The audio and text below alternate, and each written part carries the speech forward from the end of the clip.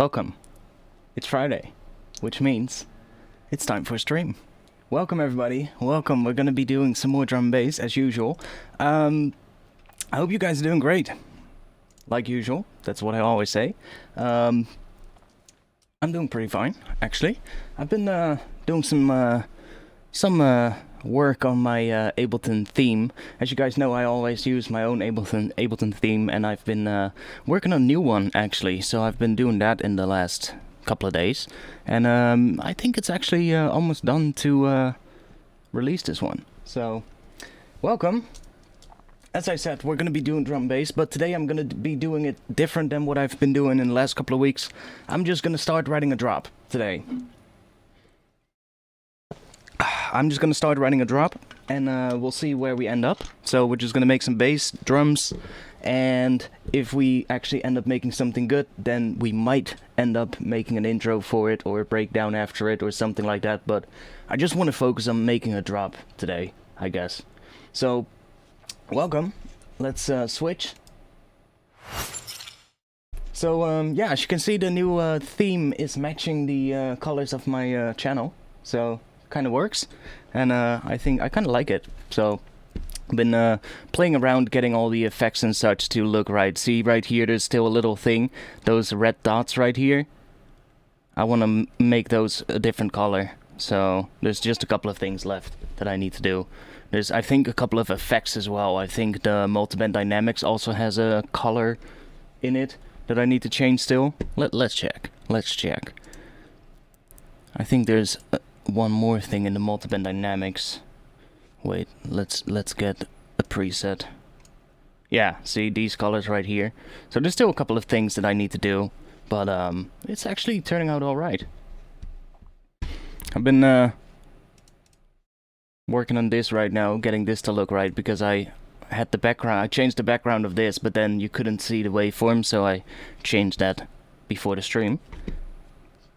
And the warp markers are a lot more, or the transient markers are a lot more visible right off the bat than in my old theme.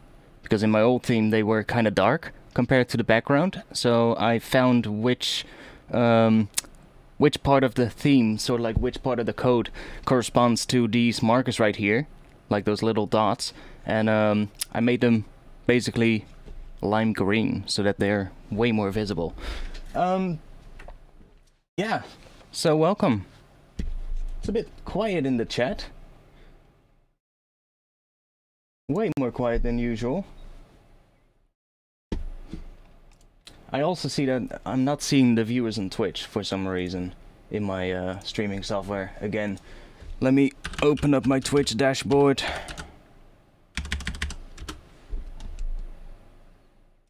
Restream is always acting up when it comes to displaying the viewer count. It always shows the wrong amount of viewers. It's really annoying.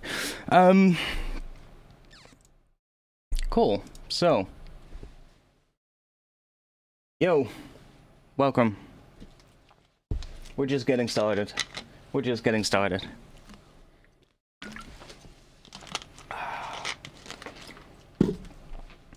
So, the upcoming OTT video is actually done. It's already up on my Patreon right now, but it's gonna be coming out in the upcoming week. I've been working a lot on that tutorial, just re-recording it because I didn't like how it turned out, and re-record the entire video. So that's gonna be coming out soon as well, and that is gonna include the OTT rack that I've been working on. So that's gonna be cool. That's gonna be a fun one coming up in the upcoming week. Now for this stream, yeah, I think I'm just gonna make some bass or something and see where that leads us. So just grab Serum. Not sure why that opens up on my other screen, but okay. I am last week I made that intro that I made, and I kind of wanted to maybe work on that track today, but then I thought, you know, don't really know what kind of a drop I want to do for that track, so I guess just start from a drop and then see where that leads us might actually work. But maybe I'll actually write it in the same key, which was that was E diminished, if I remember that correctly. So that's quite an interesting scale.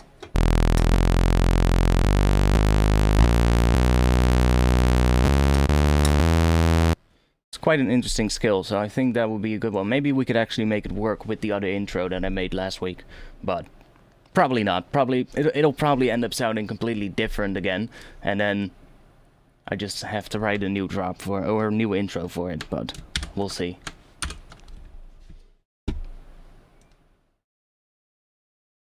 The Netherlands is finally out of lockdown, by the way. Finally. Not that I actually went out and did something, but we are out of lockdown.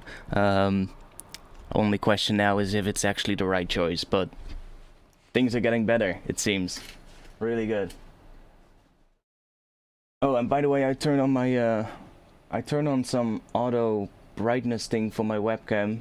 If it gets too annoying, then just let me know and I'll turn it off again, because every now and then it makes my webcam brighter, I think, but kind of wanted to try that out and see if it works better, because every now and then I have to readjust the settings. Okay, we have some more people coming in now. Bit of a slower start today, I guess. What should we make? What kind of a bass should we make? Lockdown has been too much, yeah, totally. Totally. We've been in lockdown for like, what, 6 months or something? 7? I don't know even. I don't even know anymore. That's the worst part. Like, all days just turn into the same, basically. It's just, every day is just the exact same. There's nothing else going on, and it's just, I'm just completely losing track of time as well. It's just, oh, it's just so annoying, but hey. I'm also not too keen on just, you know, going out and living my life again like I used to. Like, they're opening up again, but if we look at the actual amount of cases that we have and stuff like that, I don't really understand why we're opening up, if you get what I mean. That's the whole point. Well, I understand it, because people want to be able to do something again, but I'm not sure if it's the best choice. Let's just keep it at that. So, yeah, I'm just, I guess I'm just gonna sit it out a little bit and see what happens. It's still March 2020, ain't it? Yeah, pretty much. Yeah, pretty much. Oh. Like, it's just been like, yeah, like I said, it's just been the same every single day, and it's really annoying. What should we make? Reese bass?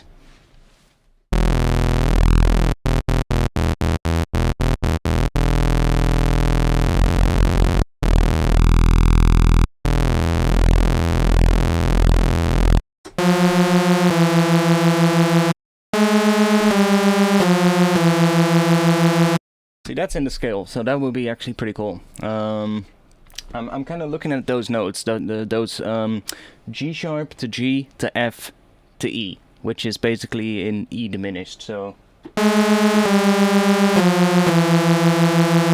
think that would be a cool little part for a little fill section or something, with those notes.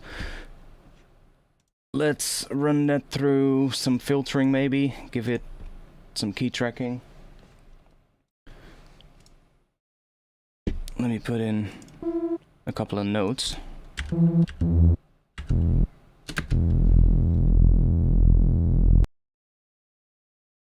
just gonna put in those notes that I was talking about, just so that I can tweak the key tracking.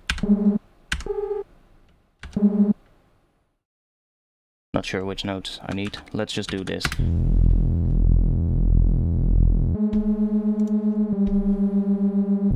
See, we want to key track this. Now I can use this, but if I want to use glide, then I kind of like using this one. Plus I get more control with the note modulator, so just do that. So now we can see where the low note is. Adjust that so that the point right here sits at exactly where our lowest note is.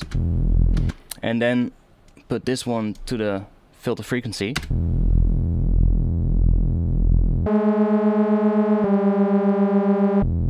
See, and we can sort of like do that.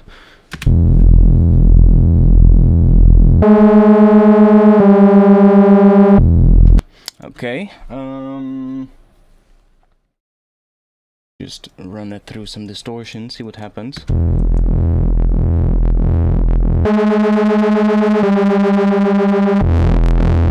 Mostly listening to the higher notes, by the way. The low note I'm not too concerned about. We can change that. We can you know, make a different patch or a good separate sub for it. Maybe even have that like an octave up as well.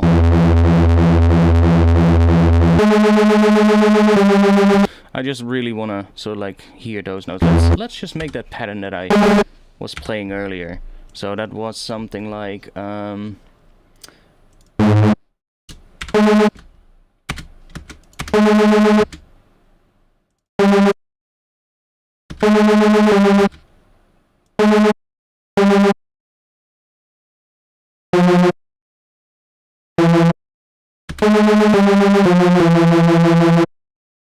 something like that, I guess.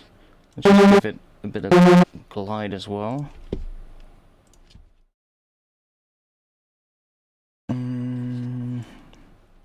Right there. Yeah, something like that. I think it would be good for sort of like a fill section, or like the end of a section. We could even do something like that.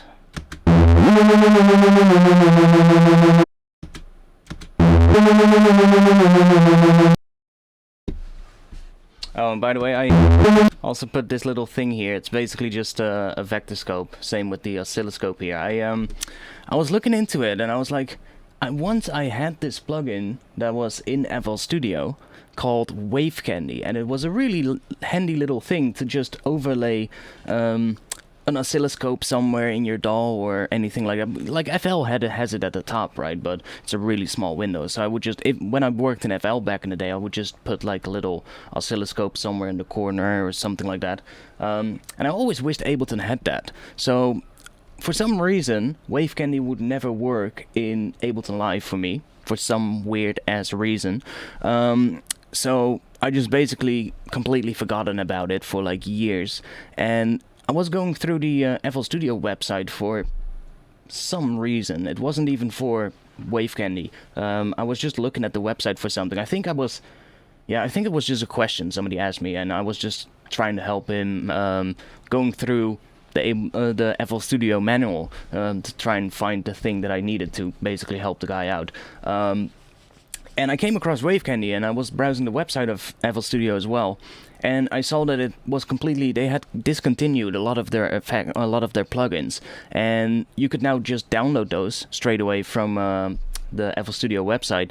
Now, luckily, I still had my registration for FL Studio from back in the day, so I just downloaded those files and I tried those out, the install files from the discontinued plugins that you could find in the download section, and it worked. So I basically just put a little oscilloscope right here at the top, which it's really nice. Just nice to have, you know. Better than having an oscilloscope open all the time.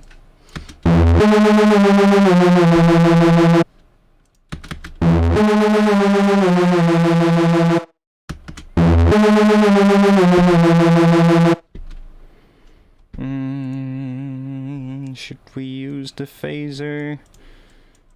Maybe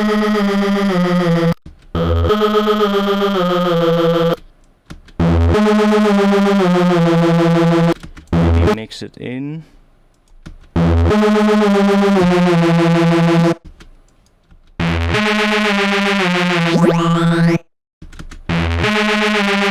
That's actually quite a nice sound as well, having the phaser all the way down. Kind of removes a lot of the low end, but it does sound quite interesting. Because I would probably use this as a top layer anyway. Yeah, it does kind of remove the low end.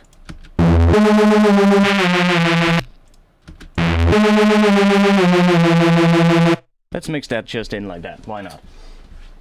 Yo, Greedo, welcome. And Crace, welcome as well. It's yeah, Crace, not Grace. I was like, is that Grace or Crace? But no, it's not. I said it right. Okay, I mean, this could maybe work for a top layer somewhere. We need to do some more stuff to it, but...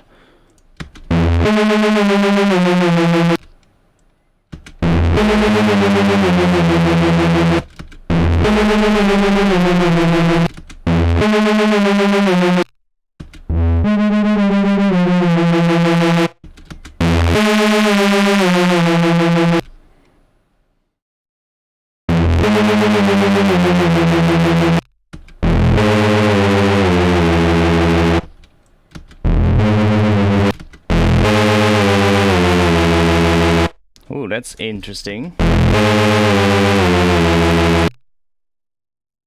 That's interesting. Adding that sub.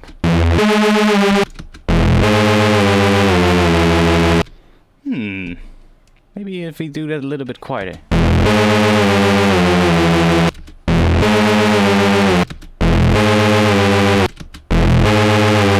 Maybe even louder.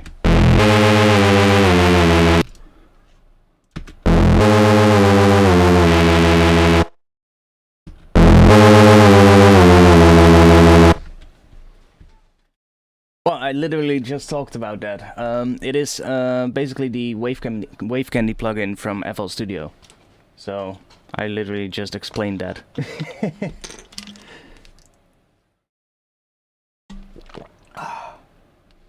Bart Jager. You must be Dutch. Yo, Marky. Welcome. You haven't been having the best week, aren't you? Well, I guess the entire Dutch politics doesn't really have the best week. Oh man, we're getting further and further into the shit show.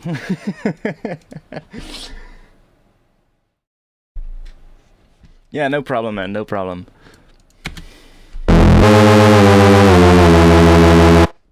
Okay, let's do some more filtering on it.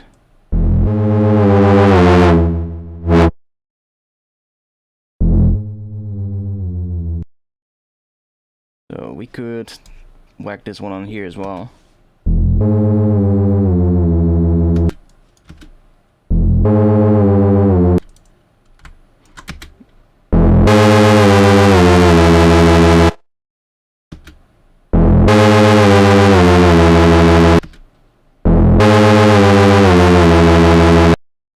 Should we try low pass and a notch maybe? Can add some more movement to it. Could use LFO for that. That's 2 bars roughly, right? Yeah. So we could use this and maybe bring that down. And then maybe do that. See, that's kind of nice. Gives it some more movement. This live stream makes it all good. Well, that's good to hear. I actually started losing track of everything that's happening right now. It's just too tiring, you know. Like I saw yesterday, they were having debates like until I was just quickly zapping on the TV last night, and I think it was like 1:30 a.m. or something. I'm just zapping about, just seeing if I can find anything interesting to watch, basically. And I see that they're basically still having debates at like 1:30 a.m. and I'm like, okay, it's one of those days again. You know, it's just too tiring to keep up with it.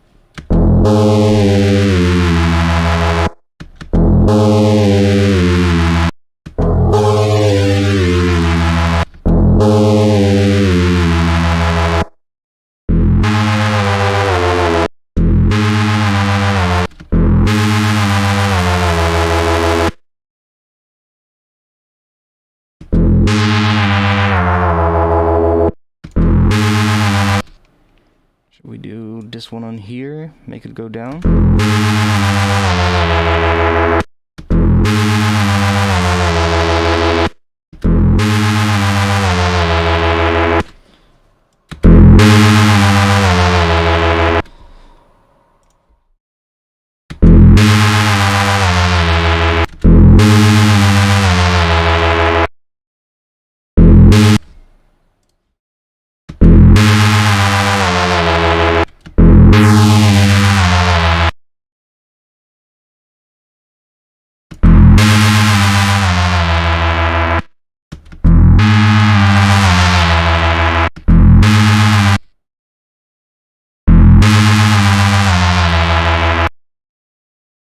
Try this one out.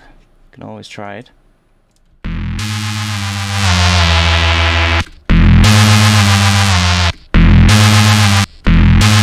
clipping like crazy, but I don't really care right now.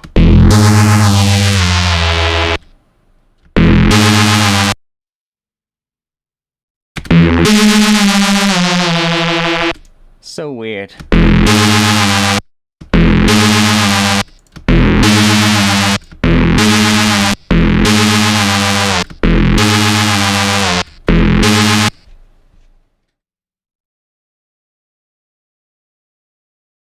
Sounds like a Scooby-Doo villain just arrived. Interesting. I'm just trying to sort of like make this bass right now. I kind of know that I want to do something with these notes right here. Like that G sharp to G to F to E. Because that sounds kind of interesting.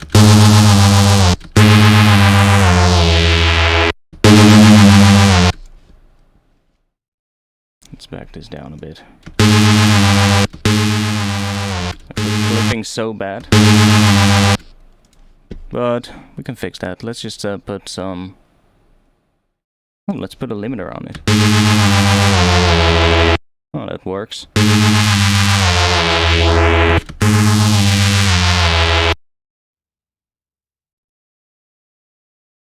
Do you plan on mixing a near finished track sometime on stream? Like, I don't... Usually with the mixing stuff, I don't do that on stream because I need my full attention to do that. And I usually do it on my speakers as well and then switch back and forth between my headphones and speakers, which is not gonna work with using the microphone. So it's like... Plus, it's a really long process. Like, it's not something that I'll do in like a couple of hours. A mix down takes shape over maybe an entire week, so I'm not even gonna be able to do it. Well, I mean, I could, but like I could like do the initial mix session or something. But that's also the thing. Like when I'm writing my tracks, I do the mixing along the way. So the mixing and writing process is kind of sort of like combined, and then at the end I'll go over the mix just one more time, but that process takes like maybe an entire week, you know? It's just going back and forth and checking your track on a different sort of like speaker setup and then maybe listening to it somewhere in a different room and then coming back to it again and changing the things that you didn't like. But yeah, that's a much longer process.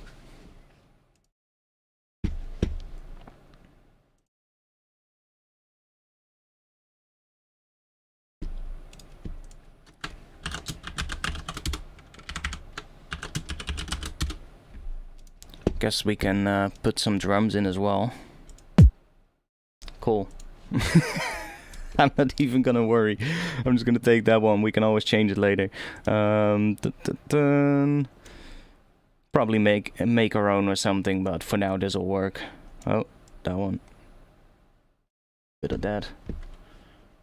Just so that we have a bit of a structure going.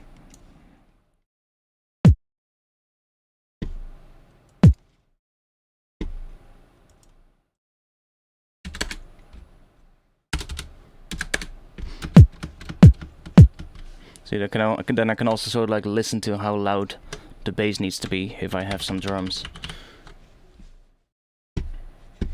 Not that it's too important right now, but... Okay, let's find a snare drum. I'm just gonna do one of these. Okay, that was not what I wanted to do, but cool, that worked.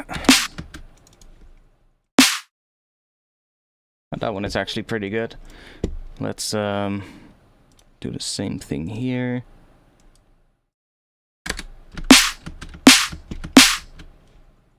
It's a bit long.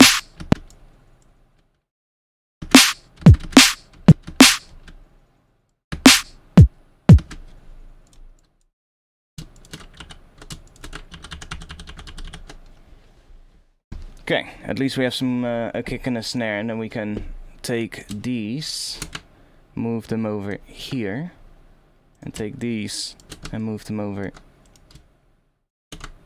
here. So that's for my sidechain, and then I can just put a sidechain compressor on the bass group real quick. so that we don't have to worry about that. Oh, let's boost the gain here.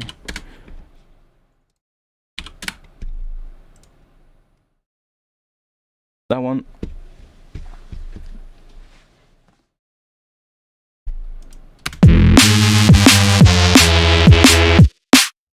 See, we can basically write the bass and make it loud as hell and not really have to worry about it clashing too much with the drums. See, we can just crank this up and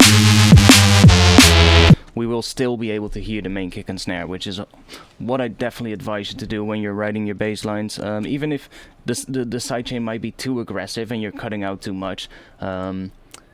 Like, I find it so annoying when I'm writing my track or writing a bass line or something and I have some drums and there's no sidechaining to those drums because there's always going to be clashing. Like, see, it just clashes like hell. And that just quickly solves it, so I'll always go back later. I might even replace the compressors with some volume automation or something, but for now this is just a quick way of doing it. I'm almost out of my drink already. I am out of my drink.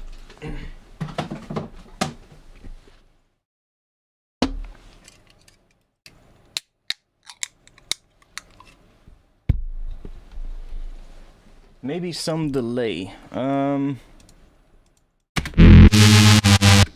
actually think I'm gonna maybe write a better one for this, but let's no, not do that. I don't want to do a take lane. Delete.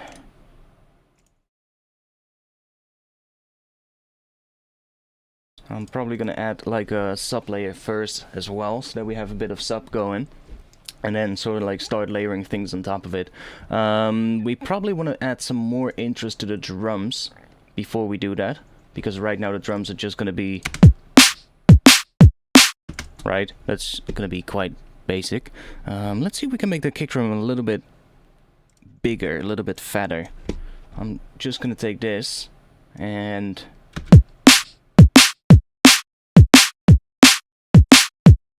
not even take that, maybe just...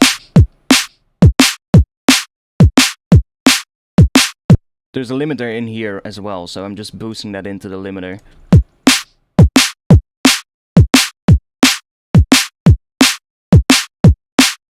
That's already too much, but whatever, maybe just...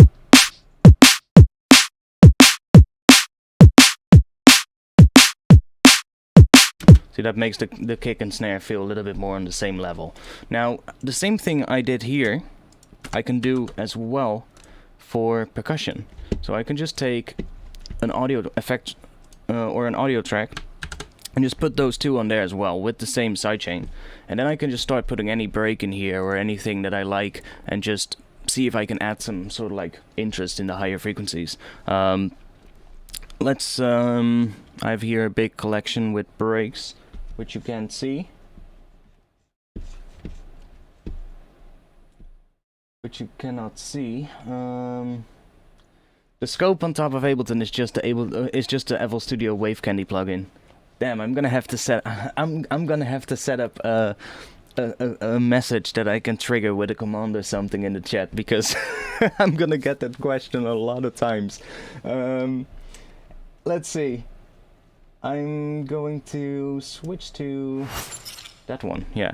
So see, I have this big ass collection with drum loops. It's just basically all the drum loops that I have in my sort of like sample packs and things that I made myself, and there's all kinds of stuff in here. So most of them is sample pack stuff, by the way, but and then just search for something. Let's do top. See if we get some interesting top loops or something like that. See? Sure. Let's just add that for now, then we have at least a head going. Like, I might replace it with a different head later, but for now, just so that we can keep the pace going.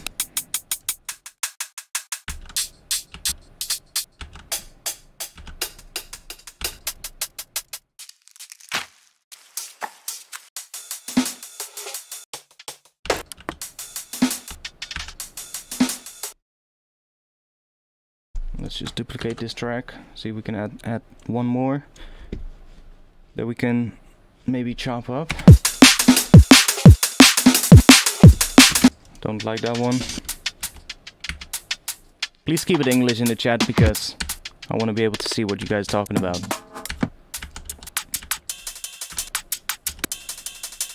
We need some faster bits, like 16 note hits.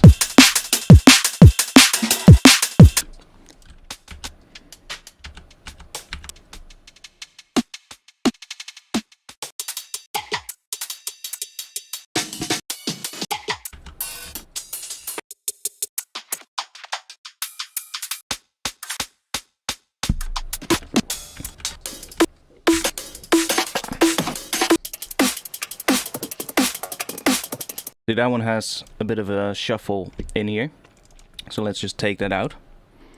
Just set it to repitch.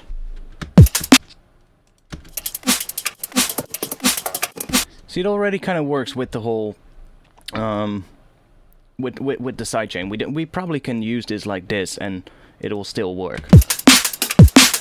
Okay, it's clashing a little bit.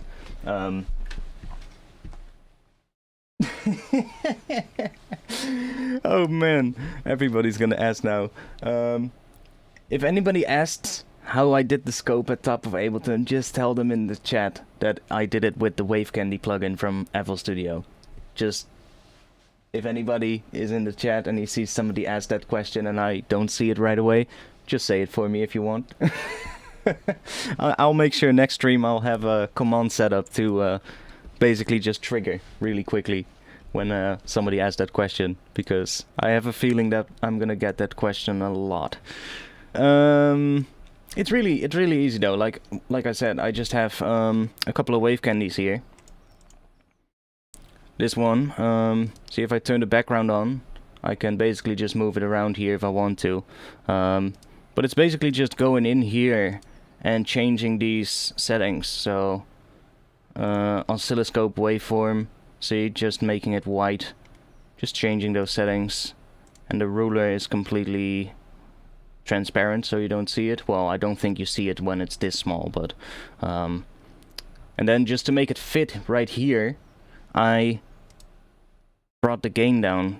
So by normal, if I bring the gain up to what it's default, then it's actually too big for this area right here and it doesn't fit, so I just brought the gain down. No, it's not a new addition. It's from FL Studio, but I just put it into Ableton. I have the same thing here, right here at the, what is it, right here or here? Oh yeah, here. See, that's just a vector scope, so, and I can just move that around to wherever I want. That's the same thing, it's just, I can put it there if I want. So that I find it kind of helps to just have that.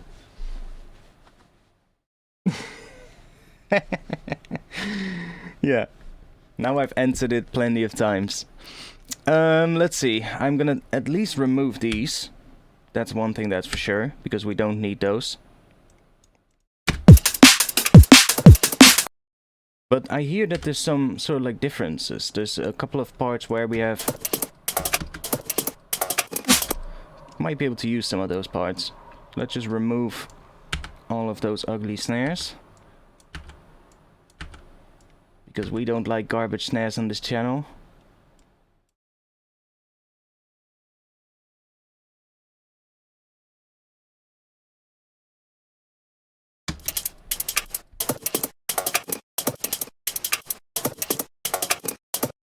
See, there's some different parts in here, but I do want to make it a bit more.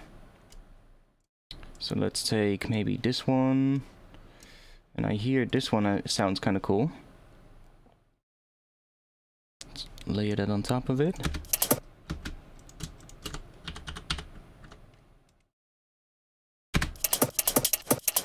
Okay, that's too much. Let's do this.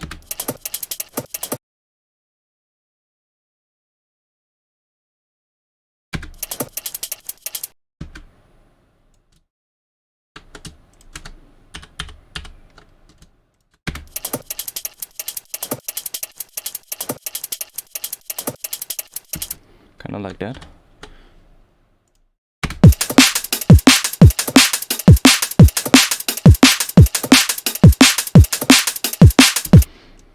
Or I could put this one maybe somewhere else as well. I could try putting it after the snare here, and then just replacing this with that one.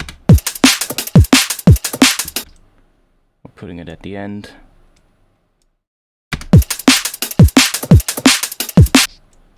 Or maybe not use it at all, and just go for these.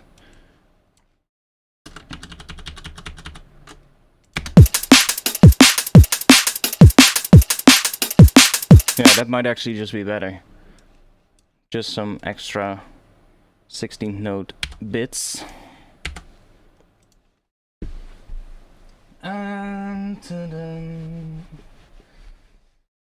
no, like I am totally, yeah. FL Studio is great. Like FL Studio was the DAW that I used a lot when I first started out. But I never really like workflow wise. It's not my favorite DAW. Like from all the DAWs that I used, Ableton is definitely the one that I like most.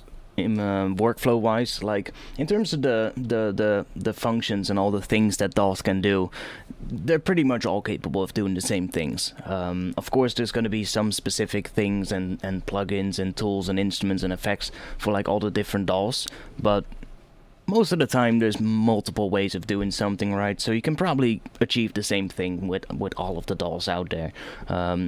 The real selling point for me when it comes to a DAW is the workflow. That's the only thing that matters, pretty much at this stage. Because I can work in FL just fine. It's just that I'll be working really slow, and well, first of all, I'm also not gonna know where everything is anymore. But it's just workflow-wise, I never really liked it.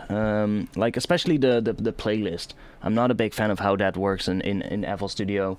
It gets super clunky and unorganized unless you organize it, which is a bit of a pain.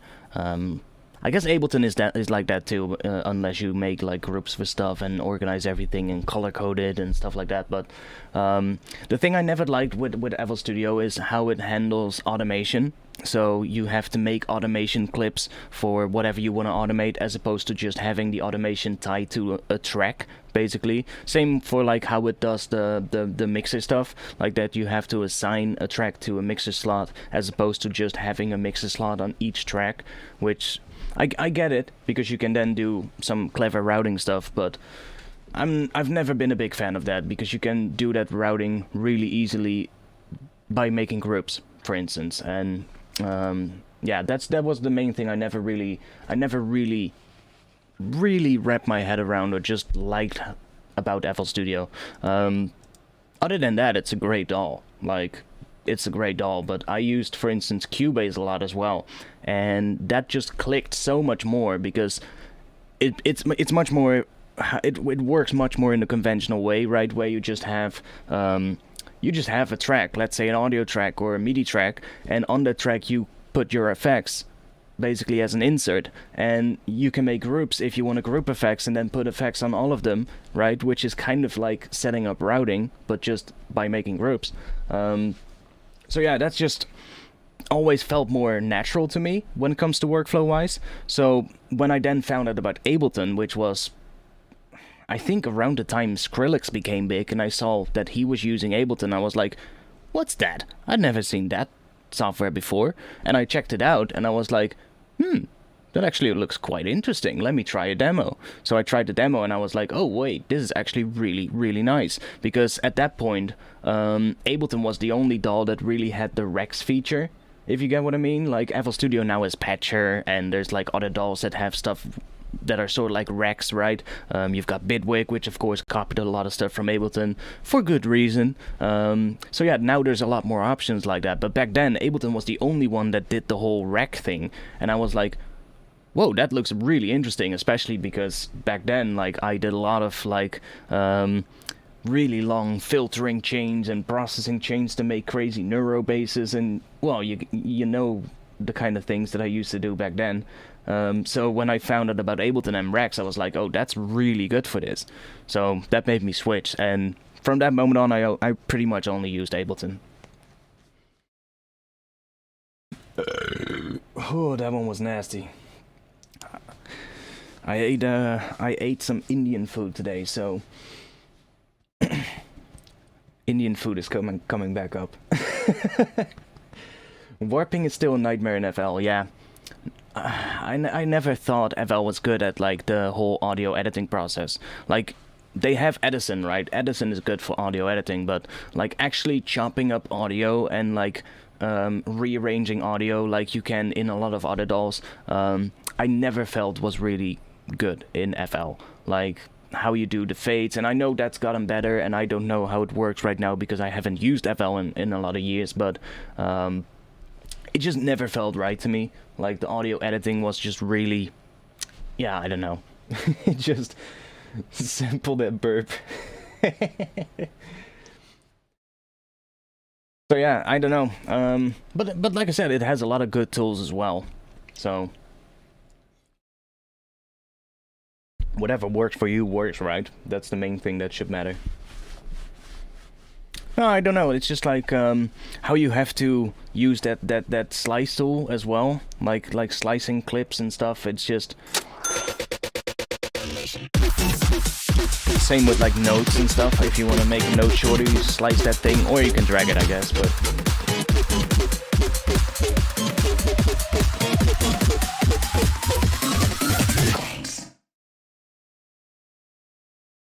who was that? I didn't see it. Was it Medic? Medic again? I didn't see it. What was the message? I didn't check the screen in time. Well, whoever that was, thanks for that. It was a donation, right? It was Medic, I think.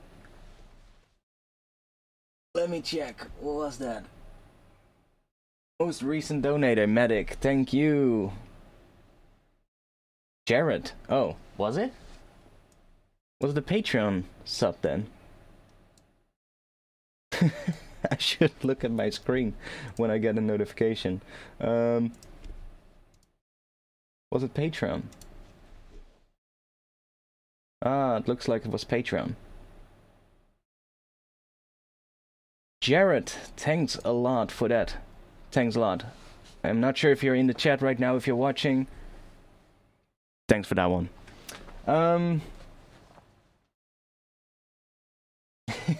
Well, if you want to sample the burp, go ahead. I mean, just give me royalties. Tell me, I want to have sound design. I want to have sound design. You need to license it from me. Just like you buy a sample pack, you basically license the samples, right? We can arrange that. No, if you want to sample that, just go ahead. I would love to hear what you do with it. Like, I said it a lot of times, people sometimes ask, like, yo, can I sample something from your live stream? Yeah, sure, if you sample my voice, like, sure. If you're gonna sample whatever I am making, and I'm making for a track that I'm working on, that's a little bit, you know, wouldn't really advise you to do that. But, if you want to sample my voice at some point, because I said something cool, then go ahead and do whatever you want. Like, I don't care. But I have to be careful, because I have to point out, like, if you're gonna sample stuff that I was making, like, music-wise, then you might wanna be careful. Because I had a couple of things in the past which were pretty damn crazy. I can say what I mean. I had in the past, I was working on a track. I never ended up releasing the track because, well, kind of was all over it at that point, but I should explain first so that you know what I'm talking about. It was a couple of years ago, and I did a live stream, I think a year before that or something, and I was working on a track, never really finished the track completely, but it was like really close to done, and I was basically just at a point where I just had to sort of like finish the final details for that track. And if I hear the track now, I'm like, yeah, better not that I release it, because it sounds nothing like what I'm capable of right now. But back then, I was quite happy with how it turned out, even though it wasn't completely done. And I think I hadn't worked on it for like a year, and suddenly I get a copyright notice on YouTube, and I get a copyright notice of a guy. I'm not gonna name who it was. Actually, I already forgot the name of the guy, but get a copyright notice on one of my live streams. So obviously I go and I check what the copyright notice is, and I've been giving a copyright claim on that stream. So I'm like, okay, so which part of the stream have they claimed? And I actually see that they had actually claimed basically the entire stream. Like it didn't even tell me like, yo, from this part till this part. No, it was just like, bam, from basically, well, all the points where you could hear the track clearly. So I was like, wait a second, what the hell is going on here? And I look up the title of the track that I supposedly sampled in my live stream, and I listen to it, and it's literally the track that I played at the end of the stream without any changes, but just a sample pack vocal added on top of it. So at that point, I contacted the guy on SoundCloud, and I said, yo mate, sorry, but this is not okay, right? Like, let's just say I wanted to release that track.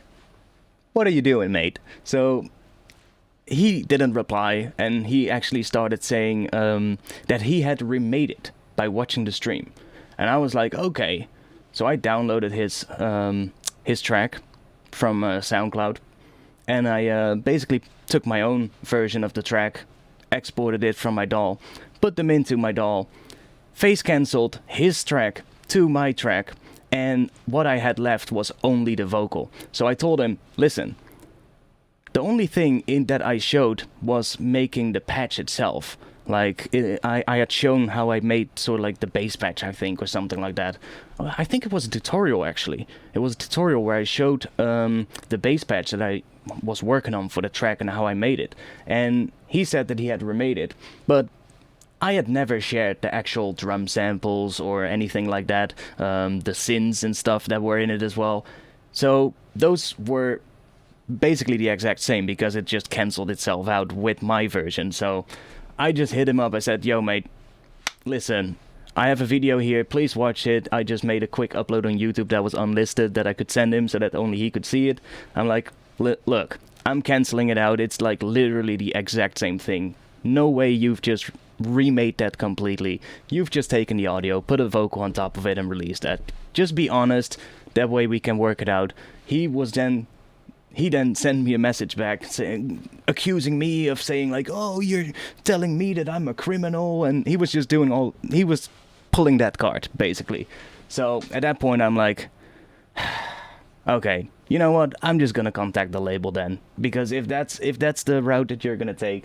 So I just contacted the label, I explained it to them, and they were like, oh, well, that's not what we like doing, so thanks for letting us know. And he basically just got his release removed from everything.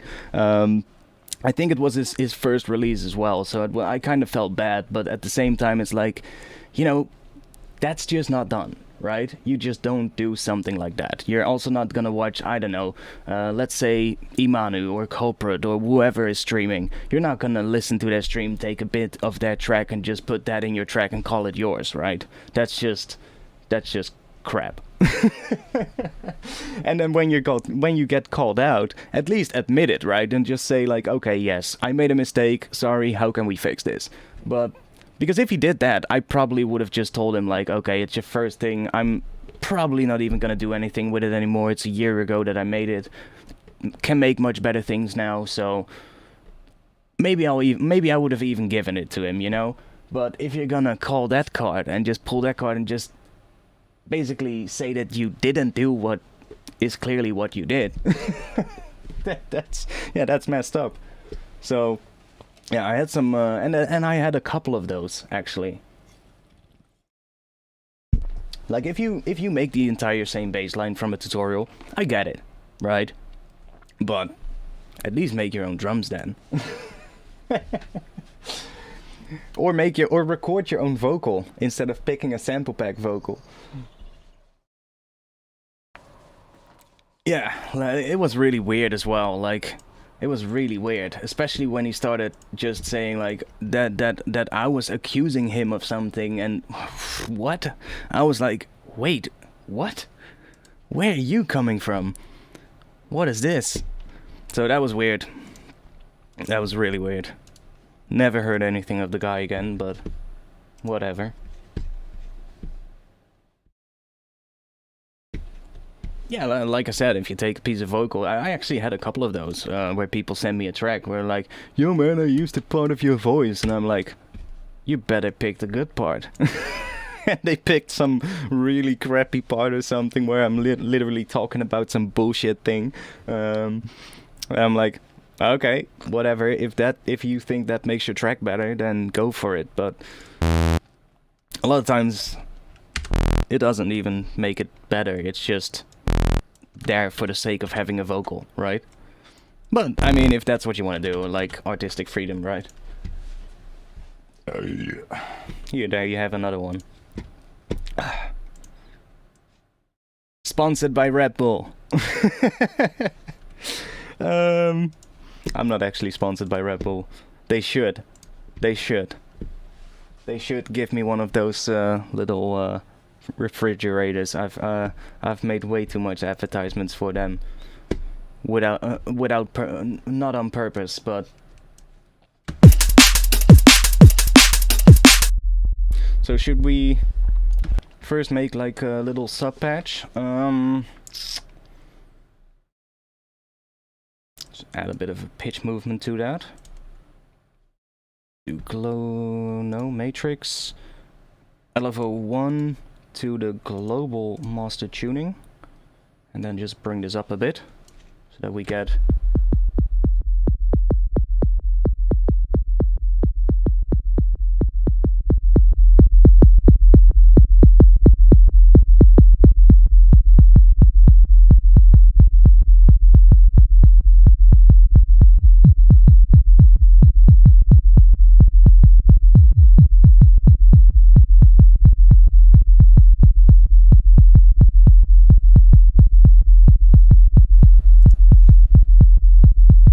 Yo, Ian, welcome.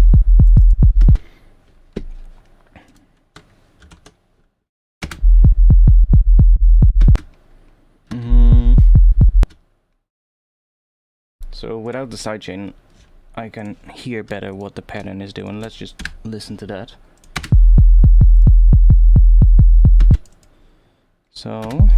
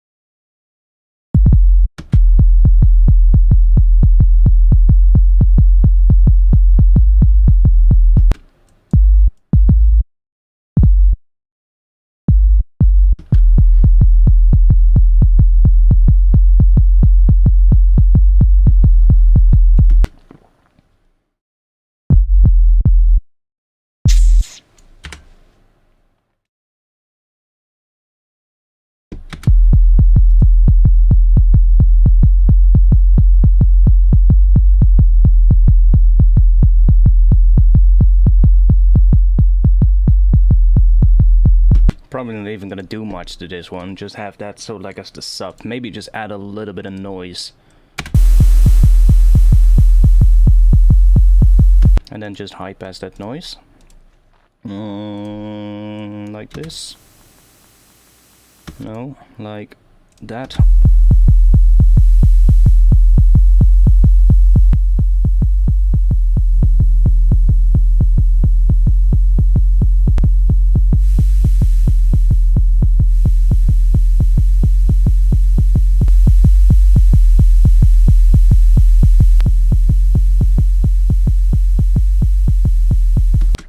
Let's try using maybe an LFO on that level of the noise, so we can give it a bit more.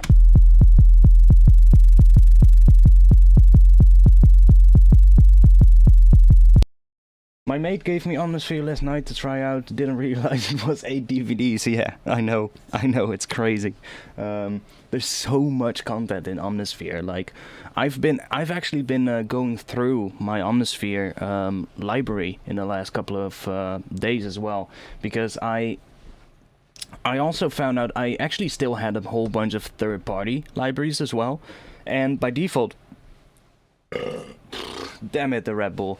No, by default, it doesn't like show you the third-party libraries. You have to actually enable those in the browser for you for it to show them to you. Basically, if you open up Omnisphere, it always just shows like the Omnisphere library of patches, basically, and you can then select for it to display all the libraries, so also your third-party ones that you've got installed. And I was going through them, and I think somewhere in sort of like transferring everything from my old PC to my new one, or maybe moving files about on my hard drive, some of the samples of the patches that are third-party libraries are missing. So I'm removing those because I never used them, and I'm basically just going through a couple of ones as well. But while I'm doing this, I'm just tagging all the patches that I come across that I like, and just tagging them with like 5 stars or 4 stars, so that when I'm making something, or making an intro, for instance, I can just sort by rating, you know, and just immediately find a bunch of good things that I've never used. Yeah, exactly, you gotta filter by all. But it's really nice. Like, there's so much content in there, and yeah, it's just endless. Like, even without knowing how the synth itself works, you can still make new patches as long as you know how the lock feature works. I explained that earlier on a different stream. You basically just open a patch, lock whatever parameter of the patch you like, and then switch to a new patch, and it will keep the settings for those parameters that you've locked. So let's say the envelopes or the filters, and it will keep the parameters for those the same, but will switch over everything else to the values of the other patch that you've now loaded up. So by just doing that a couple of times, you can just combine a couple of patches into a completely new patch, which is a really interesting feature.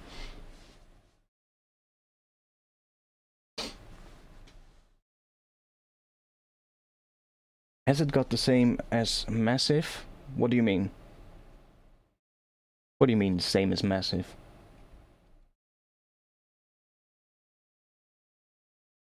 Did Massive have a lock feature? Not sure if it did. But it has that feature, which is really interesting. It's like I think it's at the top of the browser or something. And it's super simple. Like, I can show you what I mean. It's super simple to show. Just have to open up Omnisphere, which is the only thing that sometimes takes a bit of time. Oh no, the ratings, yeah. The ratings are just like, they're just in the browser itself, which is really handy. Like, because there's so much content in Omnisphere. If you're just sort of like endlessly browsing through this gigantic list, yeah, that's gonna be a pain, you know. But like, first of all, right here, see all Spectrasonics. If you click there, you get like all the different things that you have, but you also got all. If you do that, you also get all the third-party libraries. And then here we have sort, and then you also got ratings. So if I click that, it will now sort the whole list based on the rating that I've given them. Not sure why these are coming up at the top, because they don't have a rating, but whatever. But in the browser, like right here, you got these parts right here where you can just set the rating of the patch. So I do that a lot, actually, when I'm going through patches. There's one in here that sounded really crazy that I came across last week. Where is it? Hellbeast Squeal. It's from the Keyscape library. So this is if you own Spectrasonics Keyscape, which is sort of like a piano library. It also loads up in Omnisphere, and in Omnisphere you'll actually get like a whole bunch of creative patches that were made from those piano samples that they've used to make Keyscape. So they're like very interesting effects. But this is one of those. So listen. Oh, you need to solo this one. This is such a crazy patch.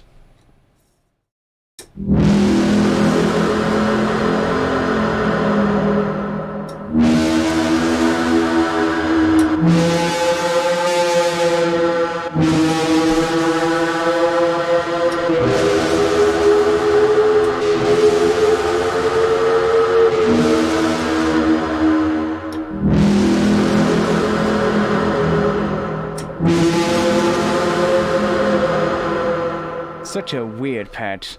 So yeah, and the beautiful thing is that it has so much of that, right? So yeah, if I wouldn't be able to give it a rating, I would never be able to find it back. Maybe I'll keep Omnisphere open. Might actually be able to use Omnisphere. Yeah, and because it's a synth, right, and not a sample player, it's an actual synth, so you can see how they made it. You can go in here and see how they did this. So, from the looks of it,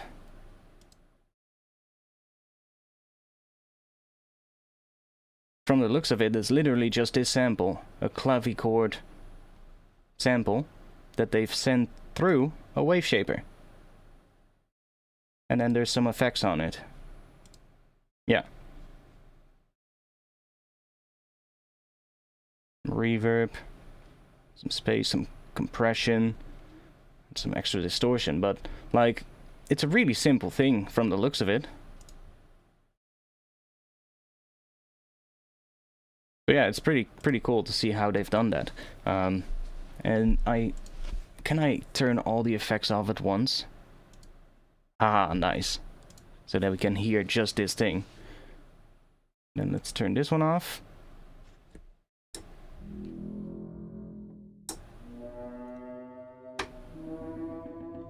Really quiet, but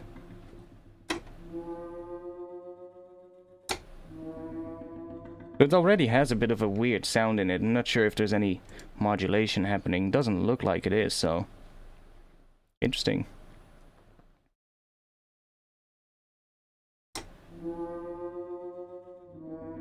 So yeah, most of it's coming from the effects, basically.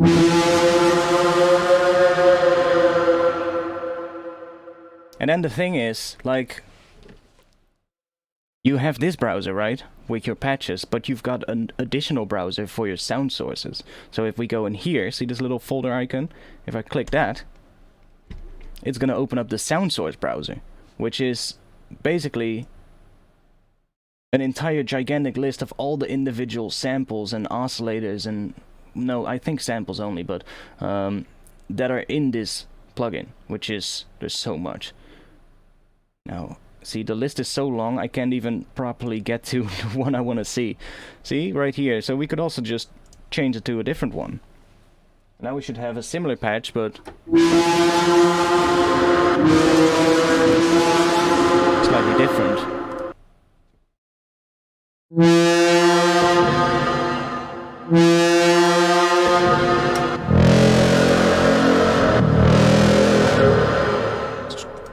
Change it for a Fender guitar. Okay, so there is some modulation in the patch because there's some pitch movement I hear. So you can literally just keep changing patches up until you find something you like.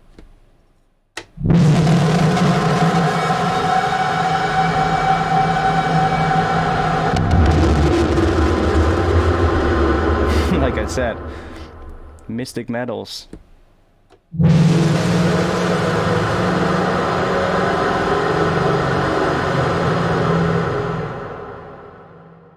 No, there's only one oscillator.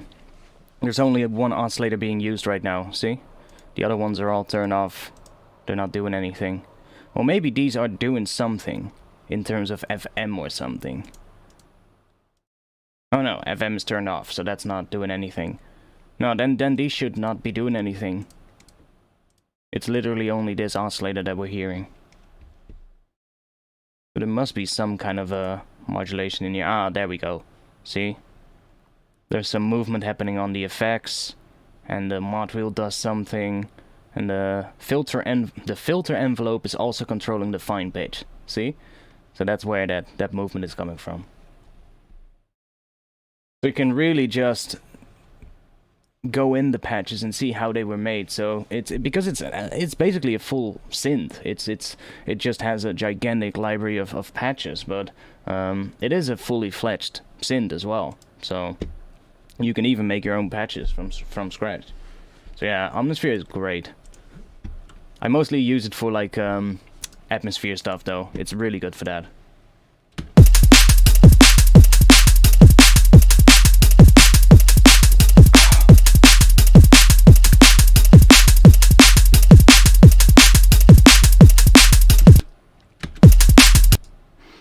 see what I'm gonna do in terms of the pattern. Kind of like that.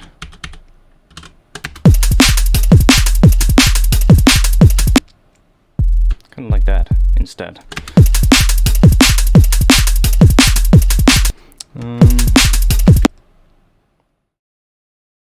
And then maybe here, because here it's gonna, let's see, here I want this one to align with the kick drum, I think. Oh yeah, let's do that. That's kind of cool.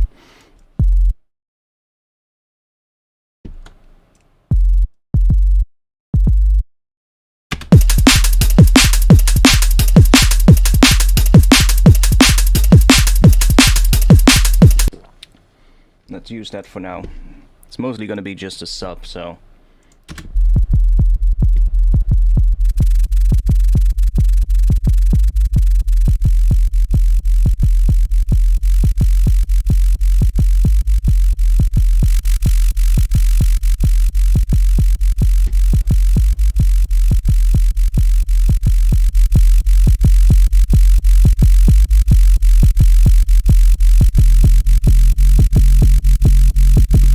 If you want to make a good sub, by the way, I got you here. Do this.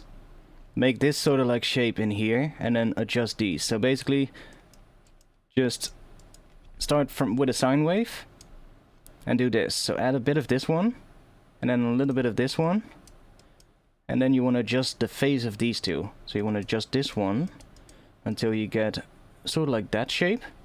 And then this one you want to adjust so that it sort of like fills up this little sort of like dip right here.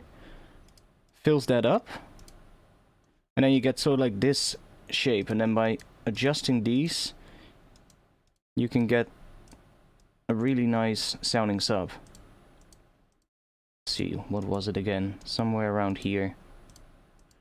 Maybe boost the low fundamental a bit. See, this looks really good. So...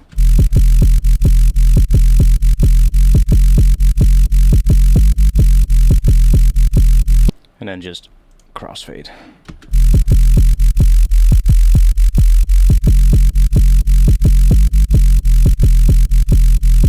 Really like that sort of like sound for the sub. Let's see how different it is from the one that I had. Let's save this one.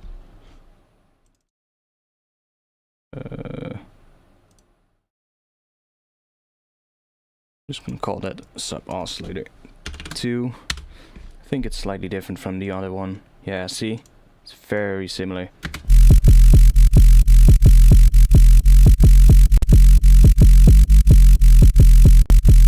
But I really like that sort of like shape for the sub. I was playing around with that earlier, and I really liked sort of like those harmonics. So like fills up the sub very nicely, especially in the low end. Well, only in the low end because it's sub. But hey, another oscilloscope question. It is from FL, yeah.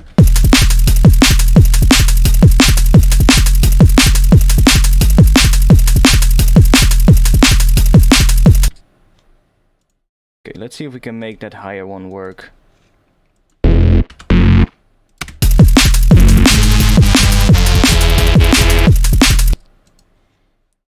Should I maybe make that one follow those notes? It goes to that G sharp and then to G and then to F and to E again.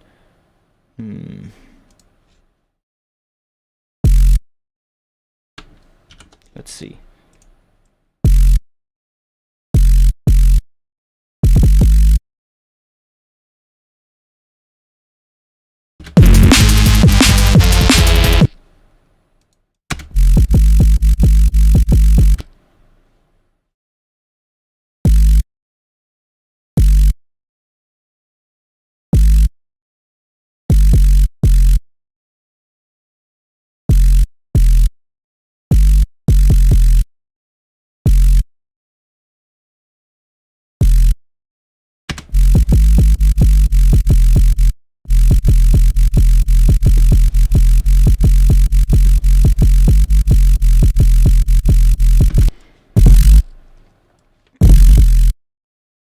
let's just focus on this first, and I'll make this later.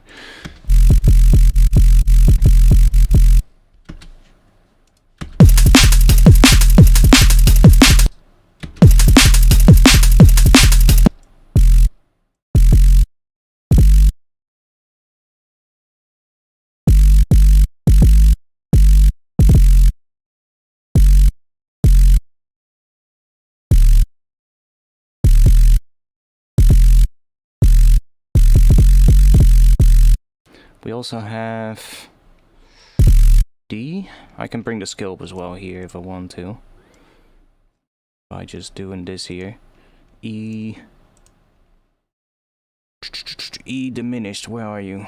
E diminished, half tone, whole tone. That way we can actually see which notes we can use.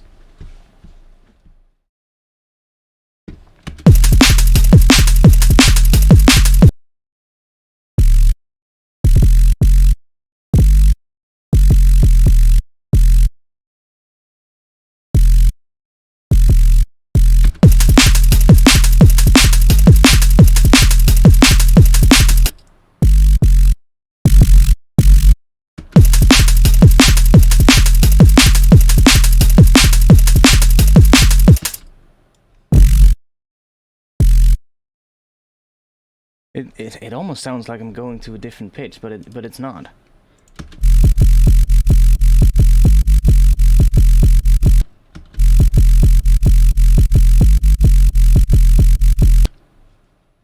What?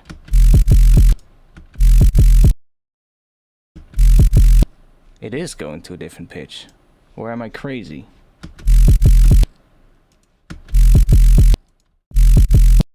Oh no, huh? I would swear that it was changing in tone or something, or in pitch, but it's not.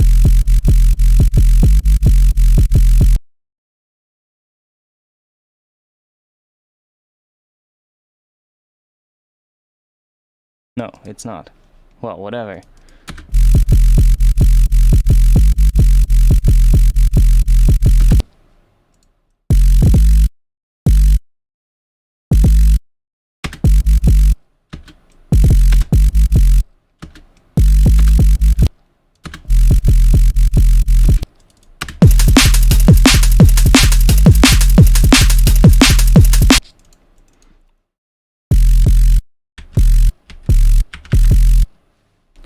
Weird.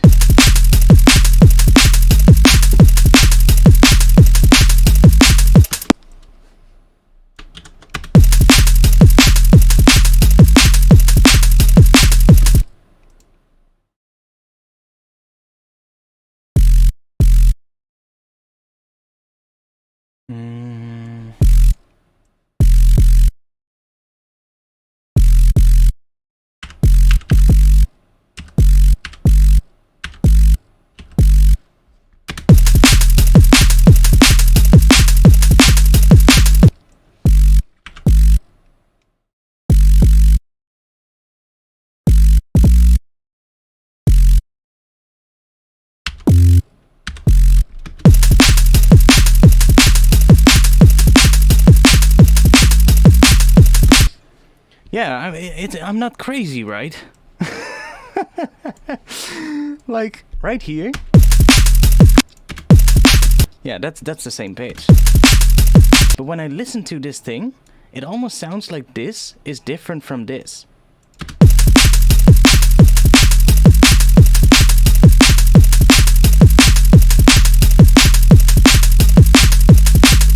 It is not, but it sounds like it for some weird reason. It's like maybe because of that movement on the pitch there in front of it, but it's weird. I'm sort of like trying to find out what sort of like movement I want to do here. I don't think that this is the one.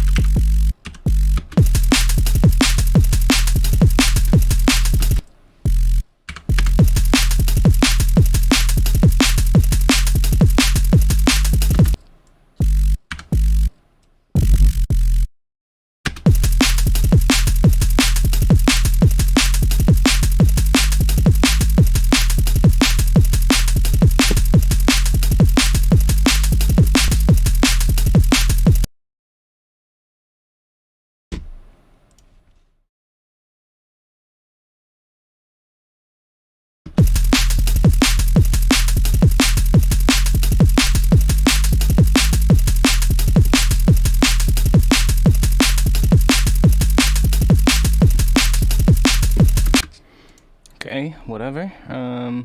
Let's add some extra layers to it. I can always go back and change that one up. Let's first add maybe a little bit of saturation to it.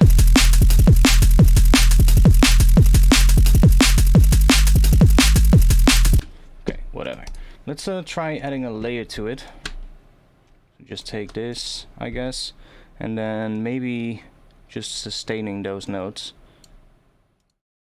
Then we'll add like a top layer to it to kind of make it more interesting. Because that sub itself is just going to be there as sort of like the base, so we can add stuff on top of it as long as we basically just high pass it.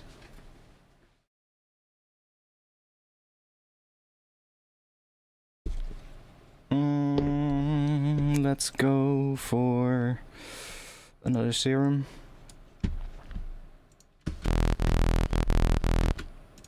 I guess these notes, I'll bring them up 1 octave or something.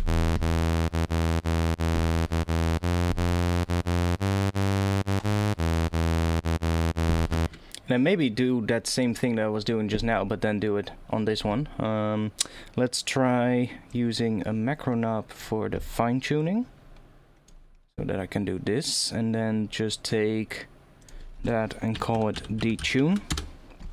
And then I need to adjust these in here, so just make them unipolar, and then make one go the opposite direction. So now they're basically, when I bring this up, all the 2 oscillators are gonna drift away from each other in pitch.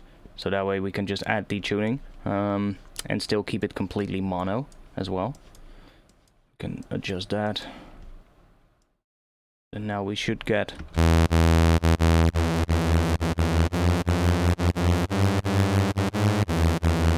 and we can also automate this if we want, of course. If we need one part to be quicker, for instance, or slower, we can do that. See? We might even have to go in here and instead of doing this, do 50, because it only has... Oh, let's do -50. Because I don't think it goes all the way up to 100 on the fine tune.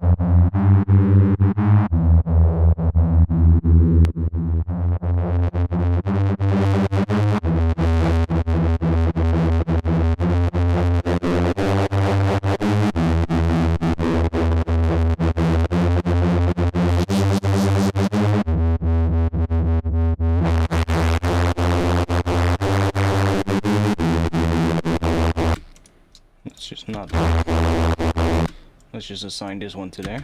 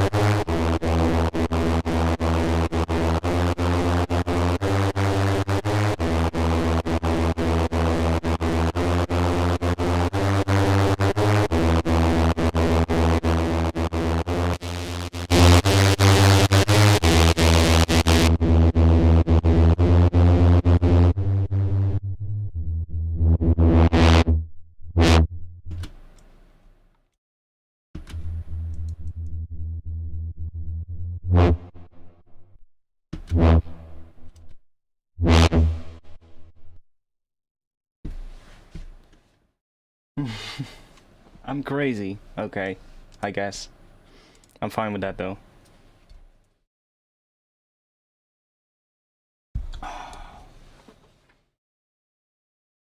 You tried the trial version of Ableton a couple of times now and it keeps crashing on you. Yeah, depends. The first thing I would look at is your computer, the system itself, and see if that would be an issue. Like I find when Ableton crashes, most of the time it's due to a memory issue. It's due to just having too little memory, or just not being able to, I guess, load whatever it's trying to load to your RAM. At least that's for me, at least most of the time when it crashes. Plus, sometimes with Serum, it tends to crash sometimes. But other than that, it doesn't really crash that often.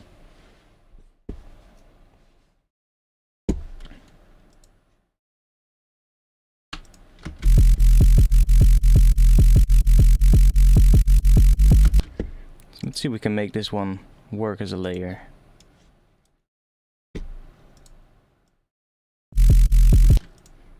Probably just high pass it like crazy.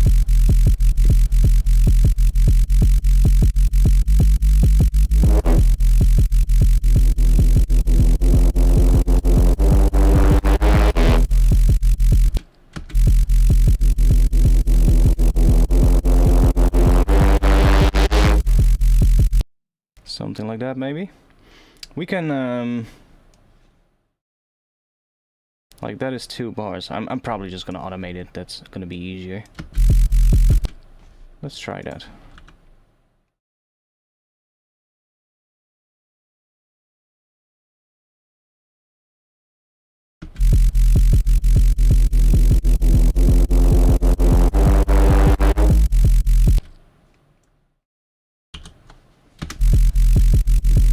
You have 32 gigabytes of RAM. Well, then that's not the issue. Yeah, but like I said, that's sort of like the what you have to do, right? Sort of like tick off the boxes what it can be, and then you'll hopefully come to what is the issue. But yeah, 32 gigabytes of RAM should not be an issue then. Like, that's plenty.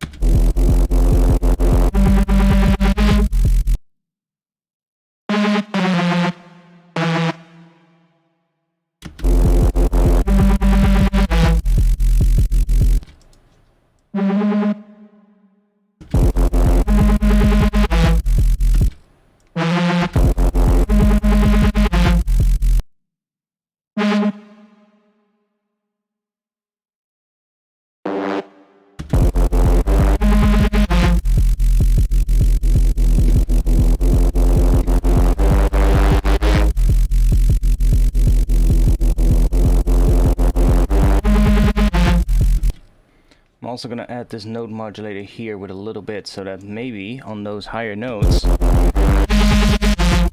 yes, it does that, so it actually goes up a little bit more on those higher notes when I go up to the high octave.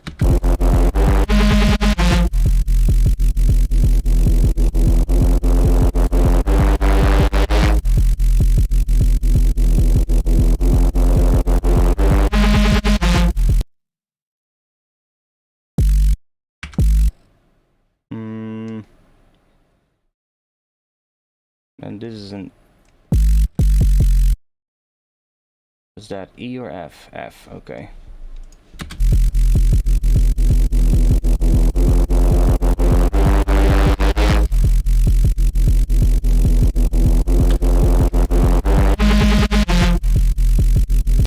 I mean, that kind of works. We got the drums.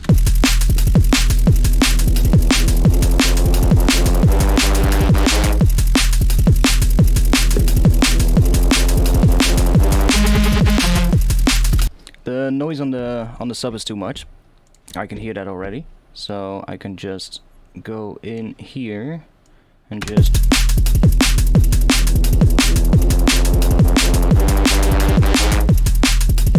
that's way better. Like I do want to have it because without it, see, it's definitely sounding a lot emptier. So just adding a little bit of crunch in, so like the background is nice. But this is way too much. Like it works a little, but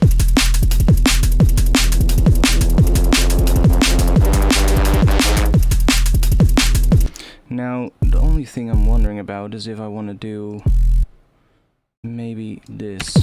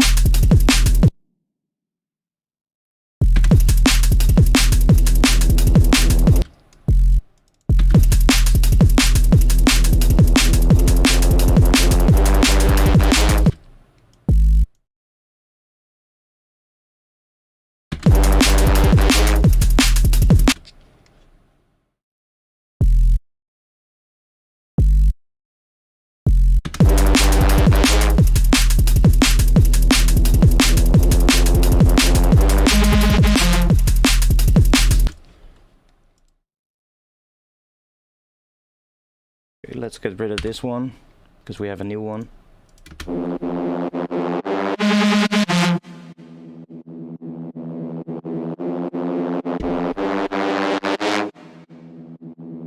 We could also do maybe this one on...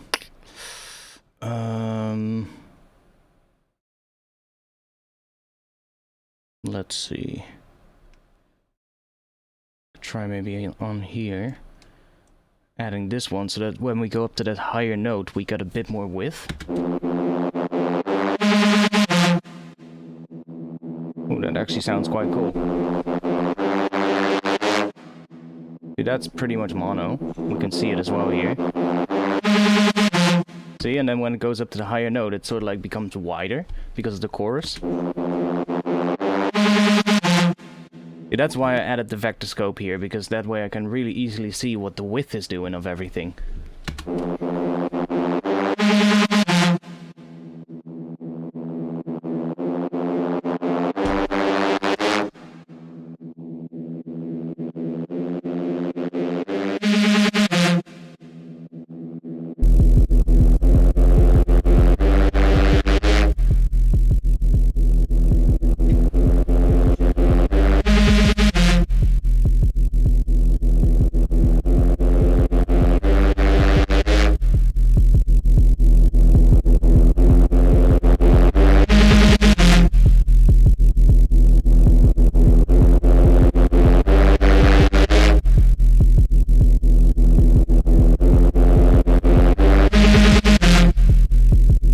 I like that higher note here. Ooh, that sounds interesting.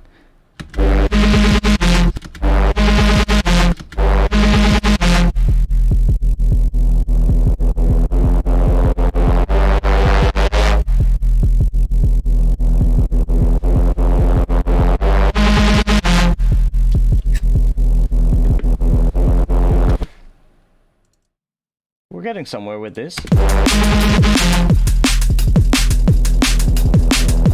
I'm not entirely liking the sub layer yet though. I think the sub needs to change, but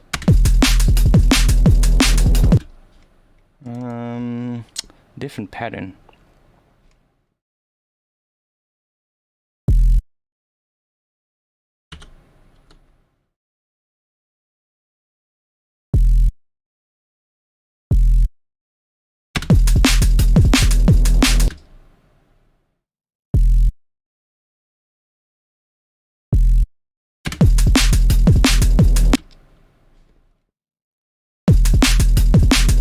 Yeah, see, that one I don't like, because then it does something weird with the kick drum there.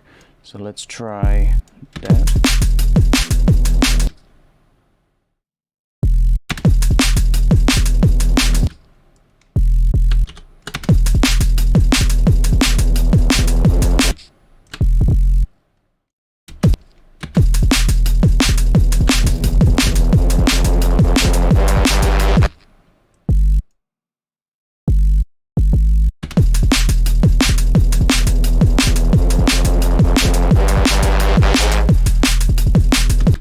I think I like that pattern more, even though I don't like the sub itself yet, but we can fix that later.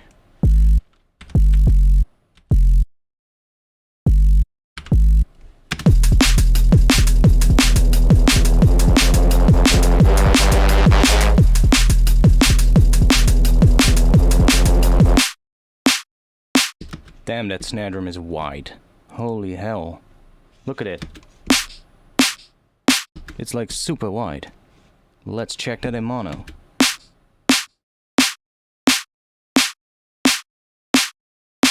See, it still sounds good in mono, but what I don't like is that we lose a lot of the high end.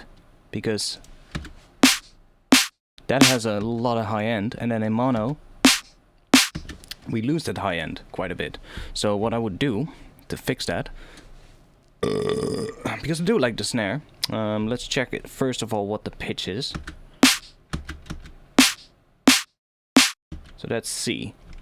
We are writing an E, so let's change this to maybe B.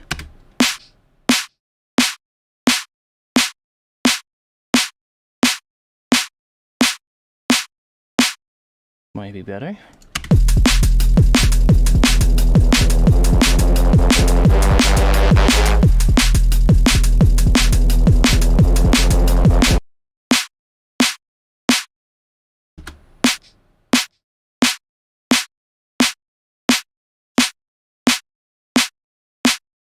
And then probably I would set this to mid-side. Make sure that I check it in mono first and then just give it that high end that it needs.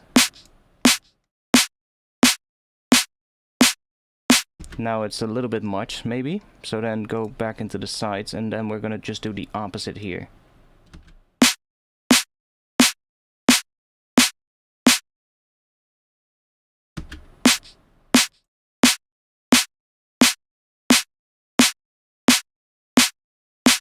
See, it's still wide.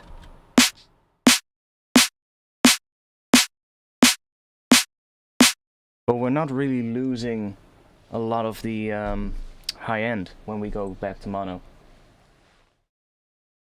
You just ended and heard a huge burp. That could be the case. That could happen. I'm drinking a Red Bull and yeah, sometimes that happens.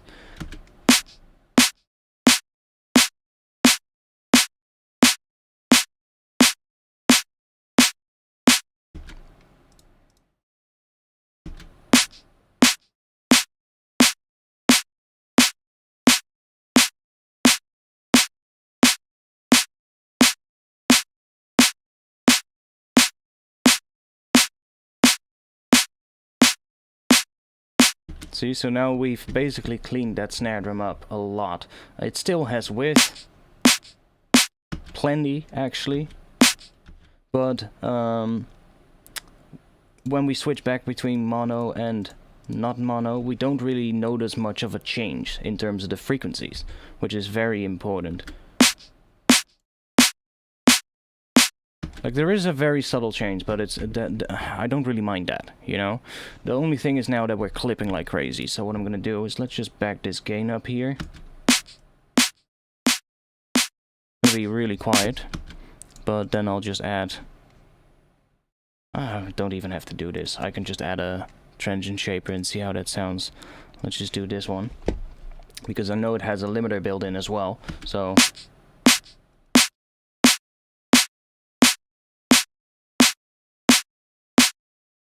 Don't really notice much of a change, to be quite honest, between the with and without.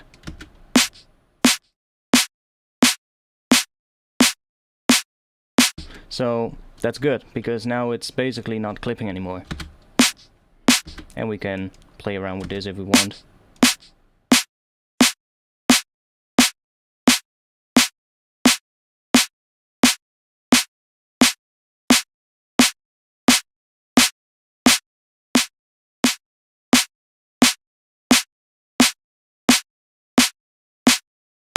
Yeah, I don't have to boost the gain because it's already clipping, but...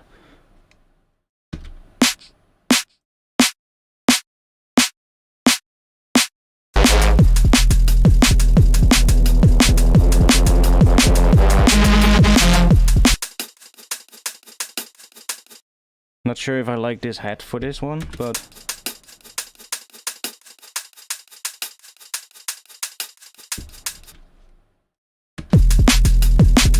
I think I want a different hat.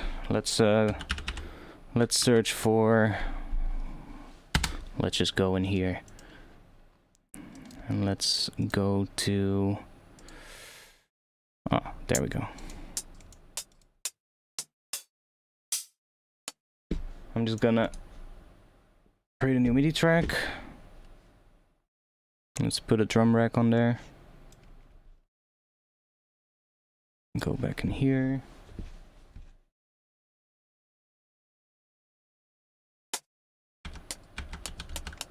Like, I'm not sure which hats we're gonna use, but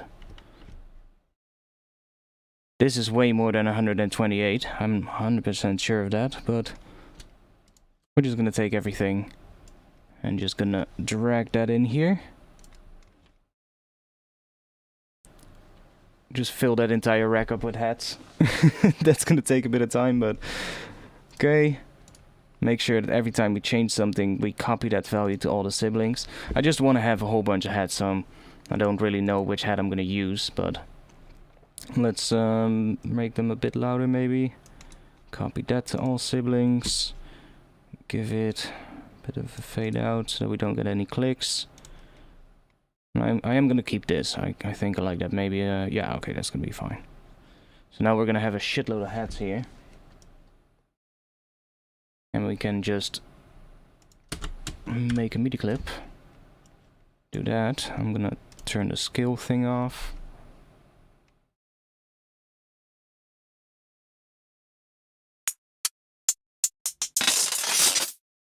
We can just choose one. Let's copy. Let's just copy these.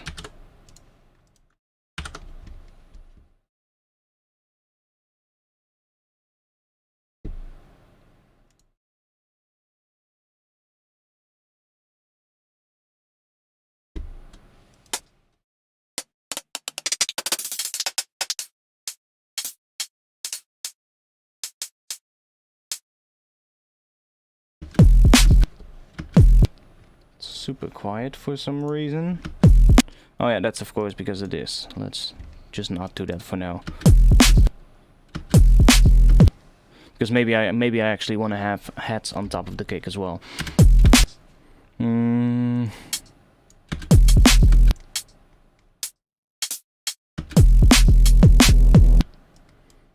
Start with those first.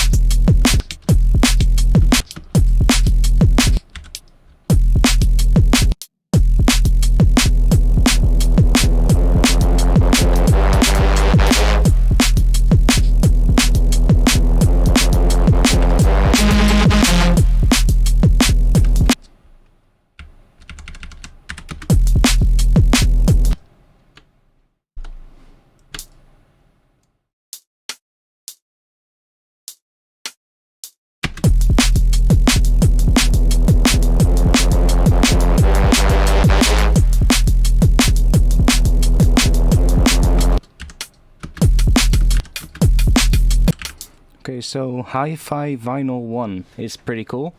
Remember that, guys, Hi-Fi Vinyl 1. Oh wait, I can just do this. And then copy those.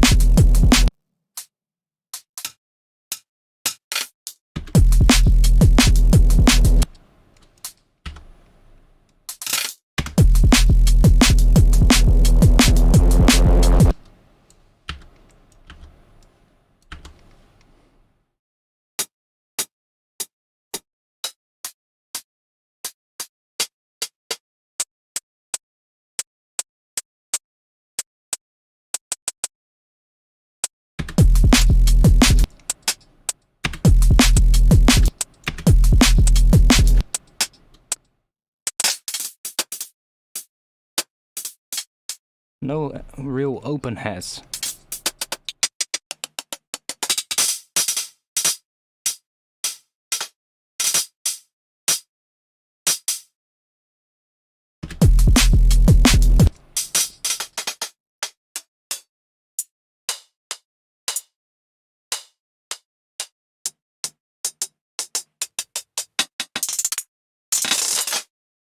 Whatever.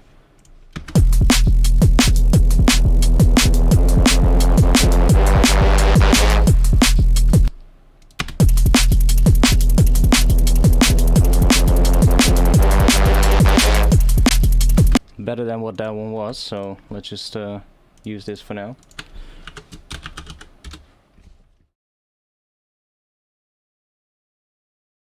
I think I want to have different ones though. I don't really like a lot of the head samples in there.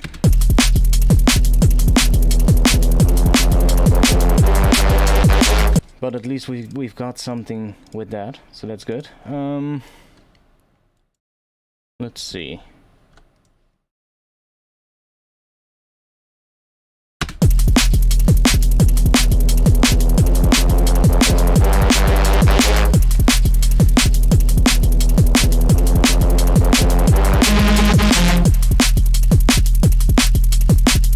Oh, we're missing something.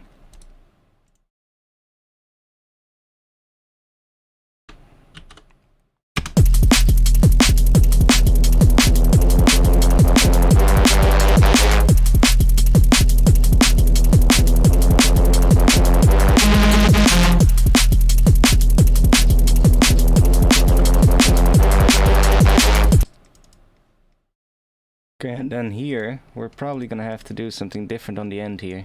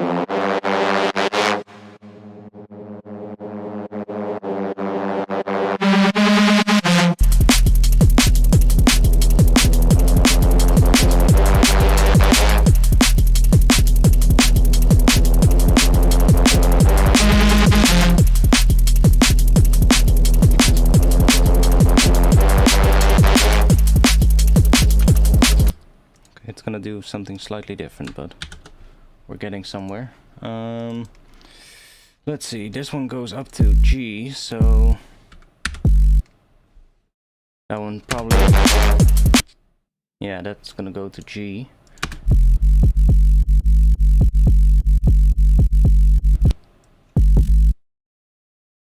I need to do it on this one, that way I can hear better what I'm doing.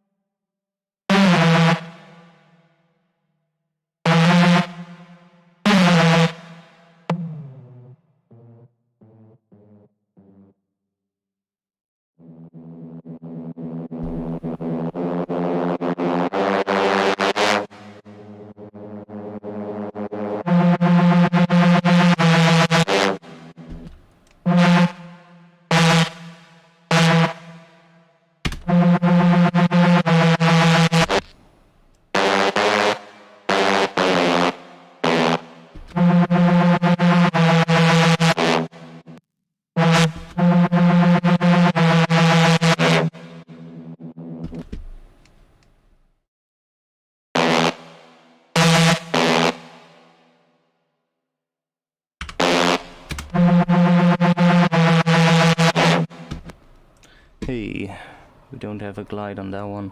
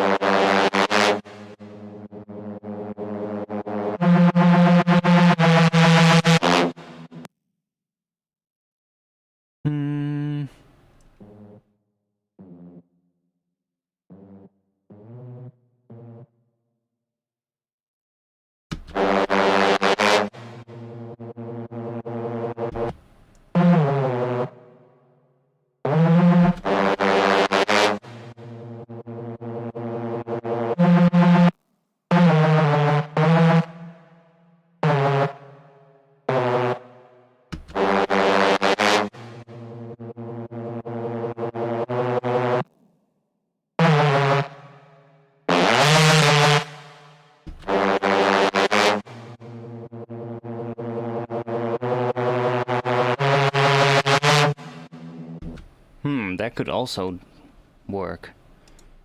Well, then we're gonna go to A sharp.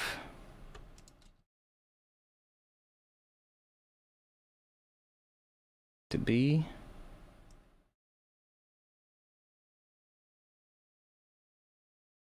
To C sharp. To D. We're gonna get super high pitch then on this one.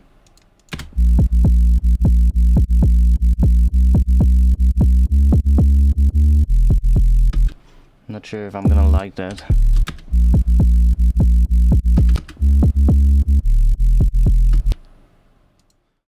Like I said, I think I want to have a different patch for the sub though, but for now it kind of works.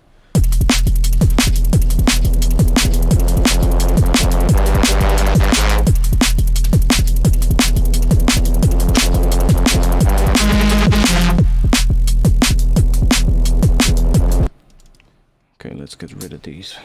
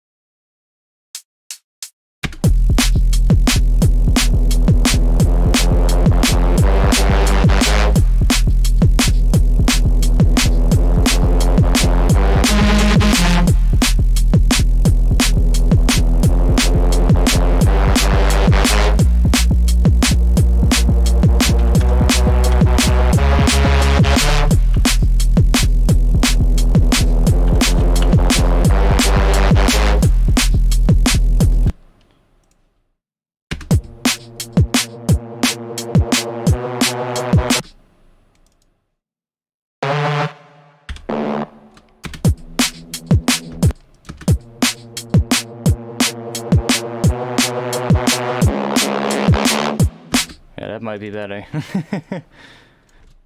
That might be a little bit low, C sharp, but for that short part that might not really be such a big deal, you know? Probably will actually work. We need some more drum stuff though. Something that makes it more interesting.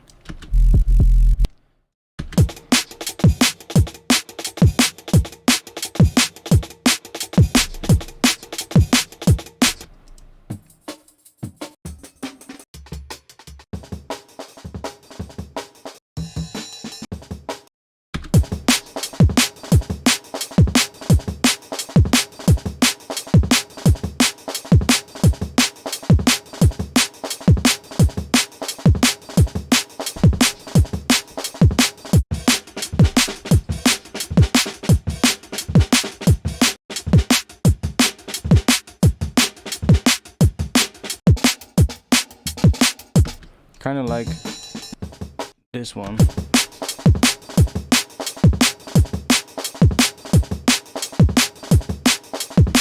Kind of like that one.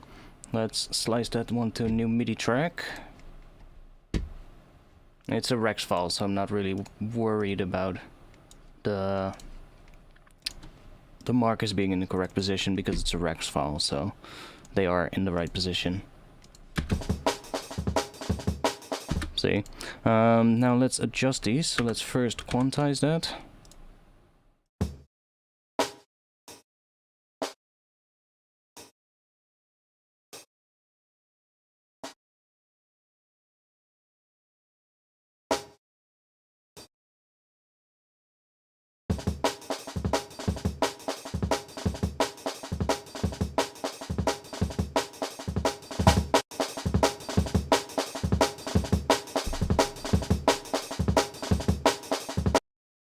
How do you feel about the new OTT killer XTT? I don't know. I haven't seen that one. I haven't seen that. What is it called? XTT?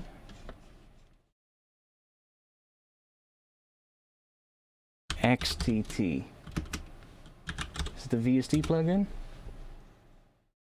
XTT by Vinay.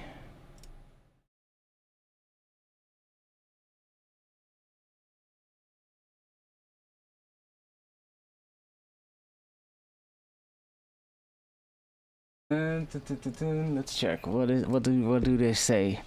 We've always been passionate about enhancing our mixing to blah blah blah blah blah. Blah blah blah blah blah. Yes, okay. Tell me what it does. Blah blah blah blah blah.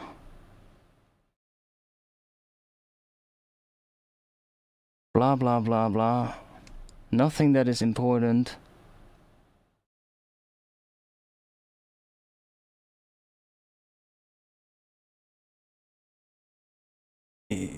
Yeah, that's...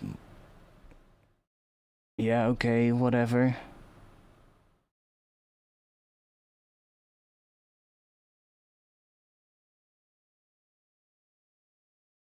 Sure.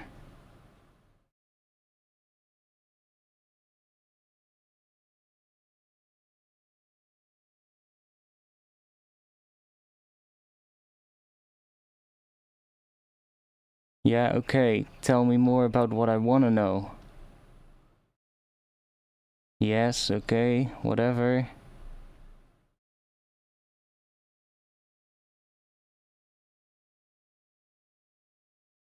Dun, dun, dun, dun. Yeah. Probably still has the same phasing issue that OTT has, so... I don't see anything about solving that. So... Yeah. I guess my whole argument for the OTT thing would also just go for this one. I don't see anything about phase around the crossovers or anything like that. Like that's what I'm looking for, but I don't see anything about that. So it's probably just going to be the exact same multiband thing as what happens with most multiband tools. Which is fine. Like, that's fine, but... Like, I've been talking about doing this in a way that preserves phase more. And I've actually been making a rack that does that. And that's fully stock Ableton. It's already on my Patreon right now.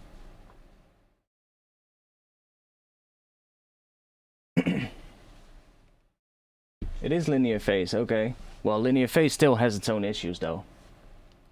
That's the thing. Linear phase comes usually with a long latency. So like how is the latency though?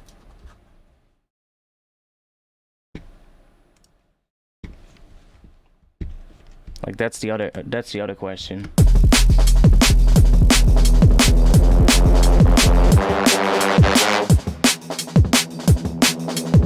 Yeah, we need a different sub, for sure. Let's just make a new sub. I do kind of like this pattern though, so let's just do this. See if we can make a better sub.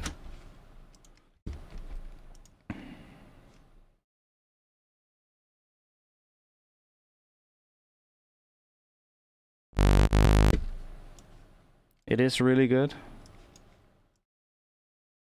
Well, I would have to see it first though, but... How much was it actually? I didn't even check. It's already gone. What was it? XT...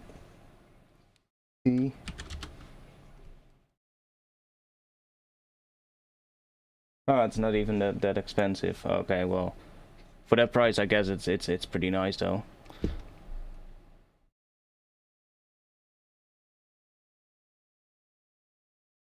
I haven't checked it though.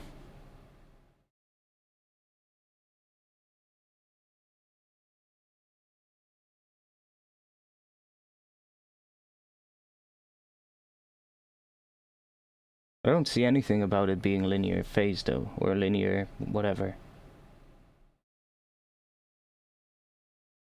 Like, wouldn't they at least advertise that if it is that?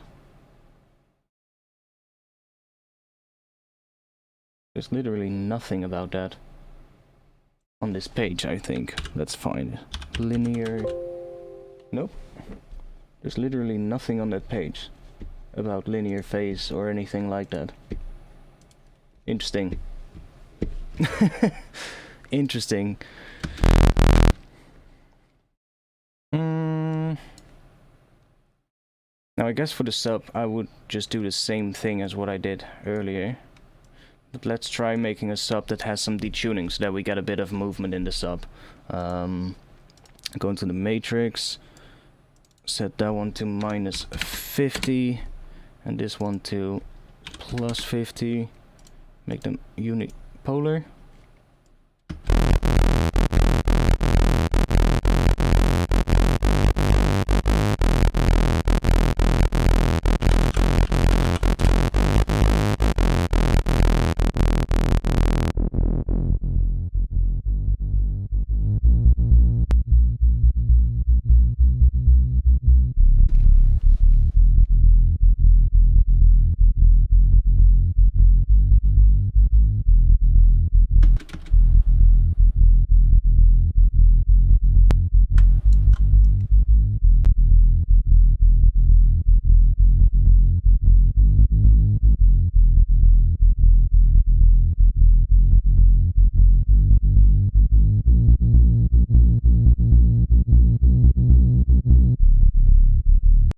I might even do this on the effects tab,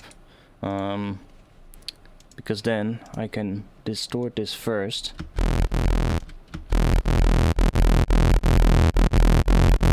See, which kind of brings out a lot more of the sort of like sine wave shape in the waveform. Makes it just fatter in general. And then do the filter after the distortion. So just take a filter.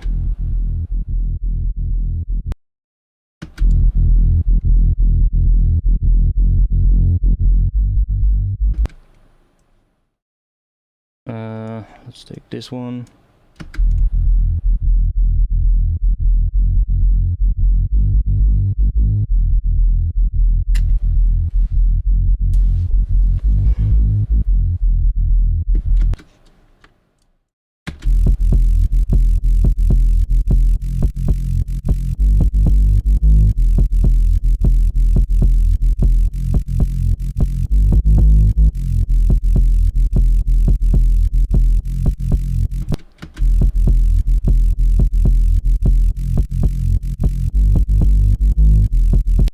It's weird. Some notes it's on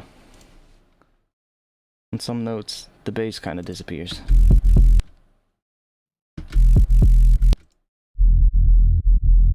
Oh, was that because I was playing it with that one? I need to play these two.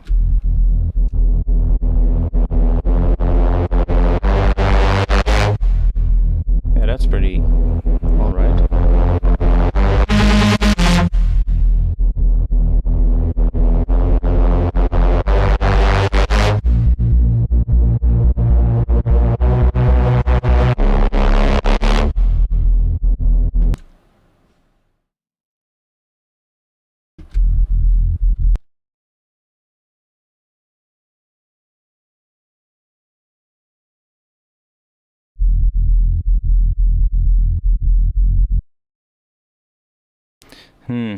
I would have to do that separate.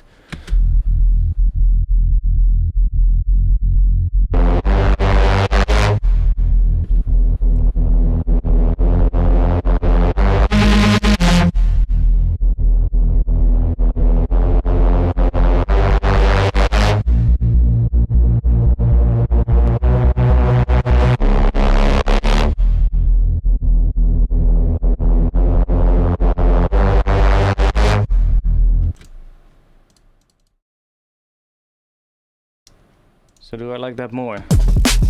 I had this one.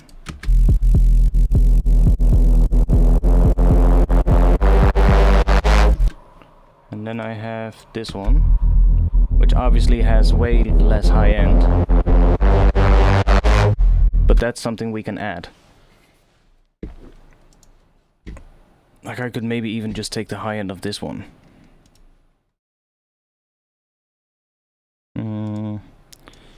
Let's do this.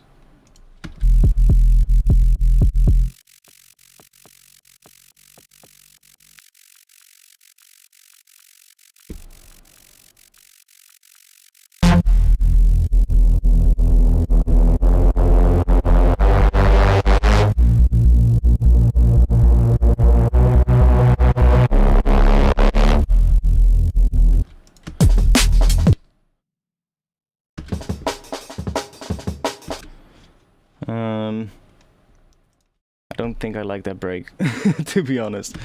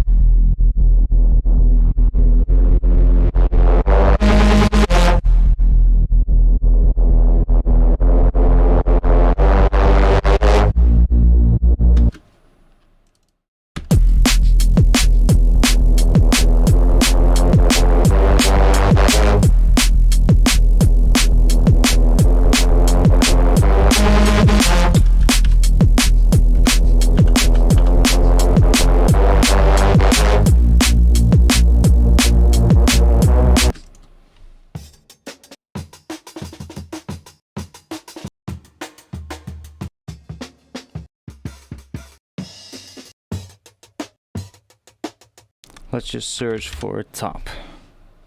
And then in my category of loops, let's go all the way to the bottom for a change. Let's see what we get.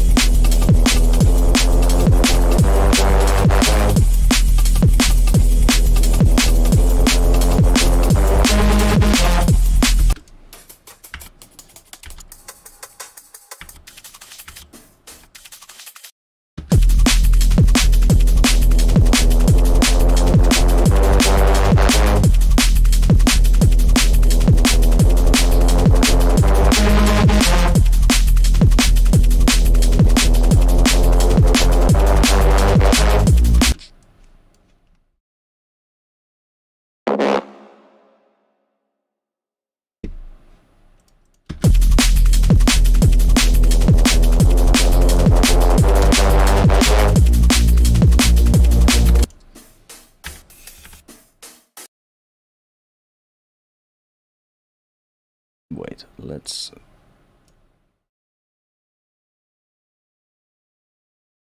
just drop it in here.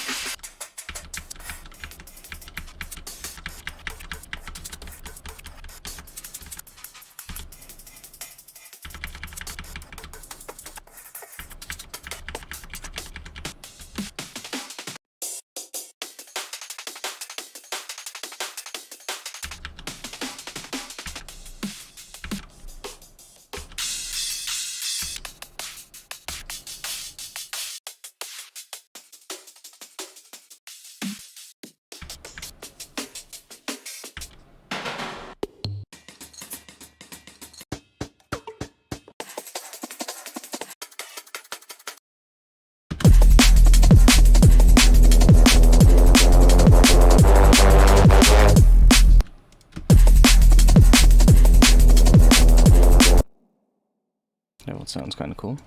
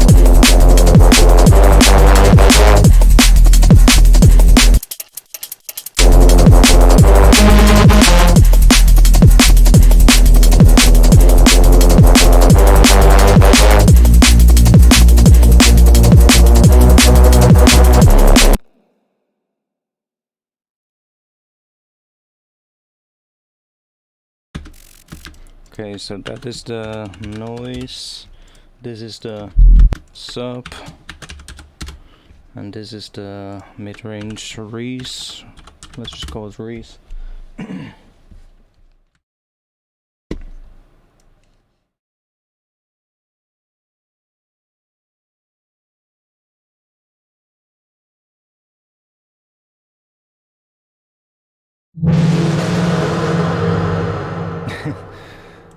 That sound is really weird now.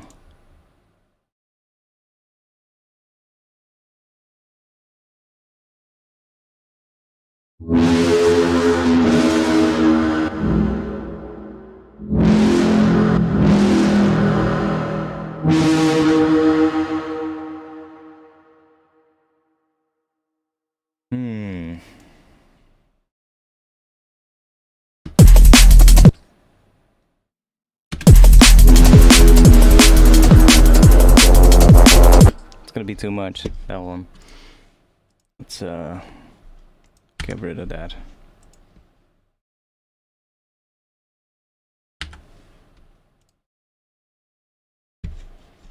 I'm gonna take a piss real quick. I'll be back in just a little bit. I don't feel like searching for some music right now. I'll just loop this for now. I'll be back in like a minute or so, and then we'll continue working on this. Let me know in the chat what you think I should be adding next, or what I should be working on next. Let me know in the chat, and when I come back, I'll continue. So, I'll be back in like 1 minute.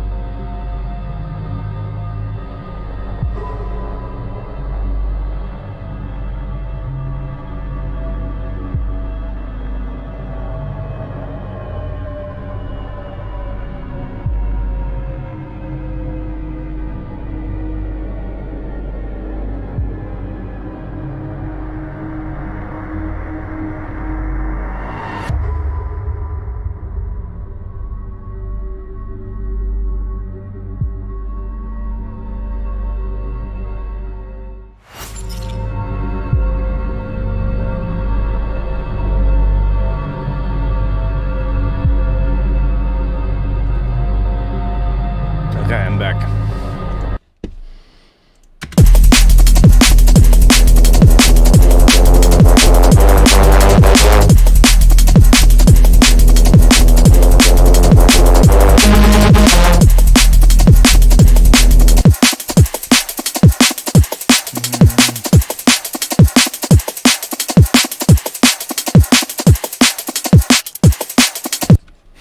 Little mistake there at the end. Let's put this one on here for now.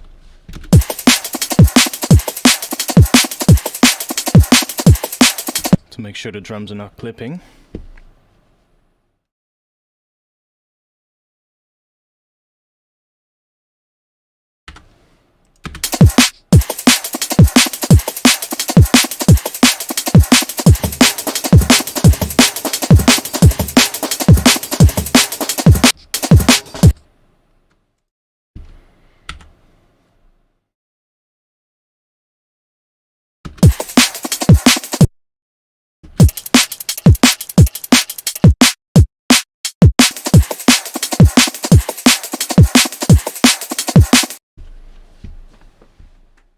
Yeah, I'm thinking what would be nice for this one.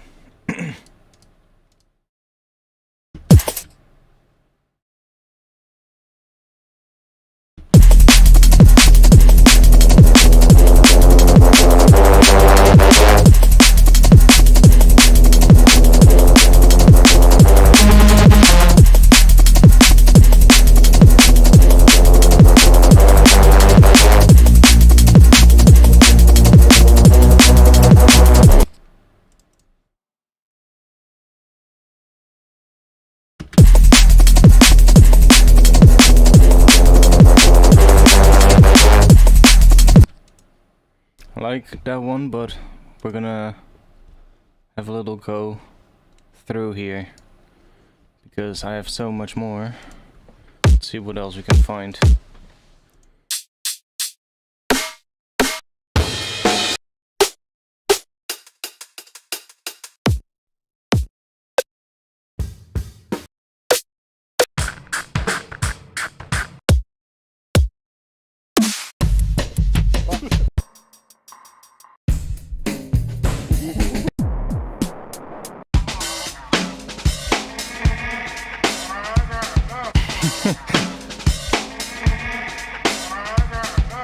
Weird one.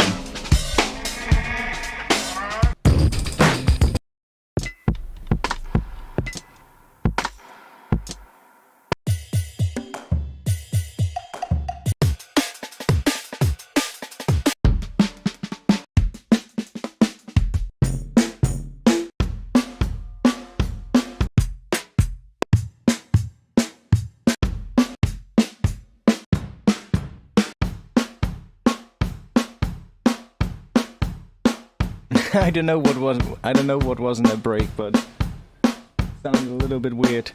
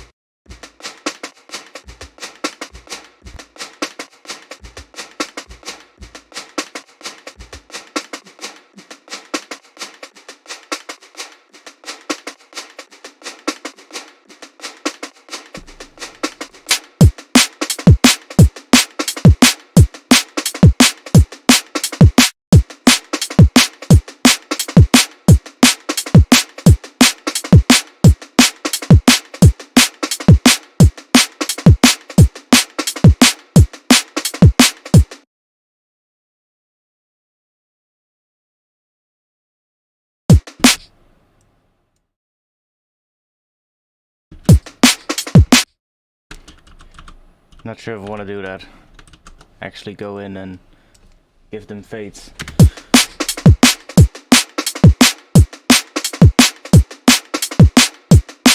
But that one does sound kind of cool, so let's see if we can make this one work.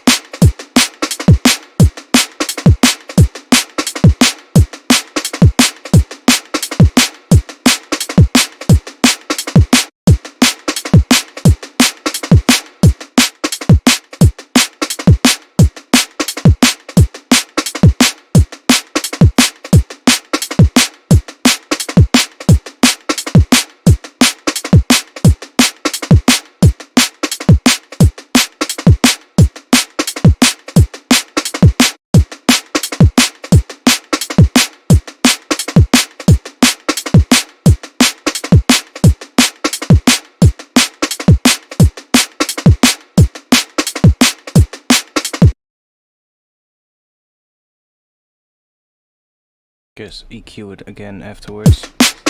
See, because we're introducing quite a bit of low end again here as well.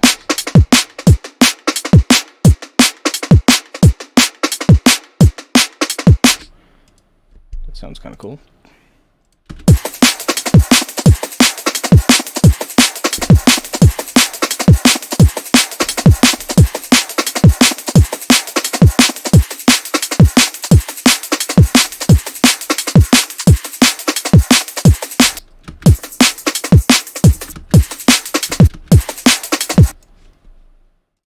Let's see if that sounds, if that break sounds nice with the with the sub.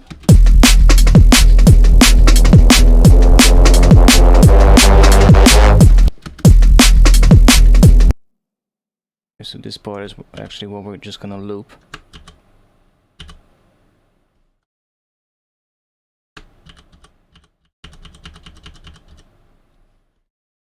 And here we're gonna do that.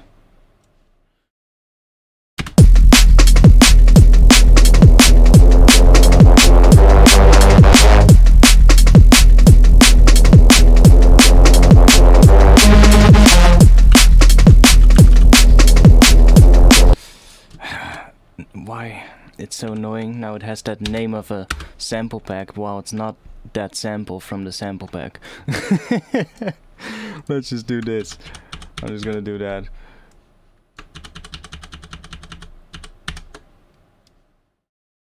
Before we have that name of the sample pack all across the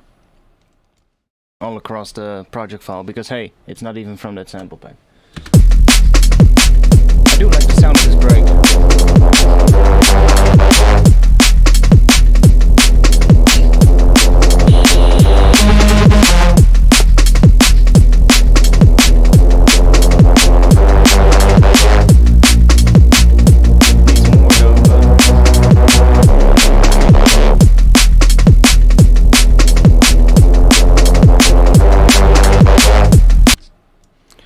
Okay.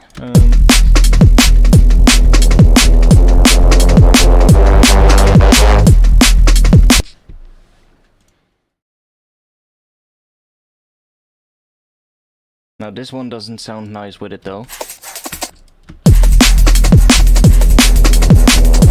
I mean, it kinda does a little, but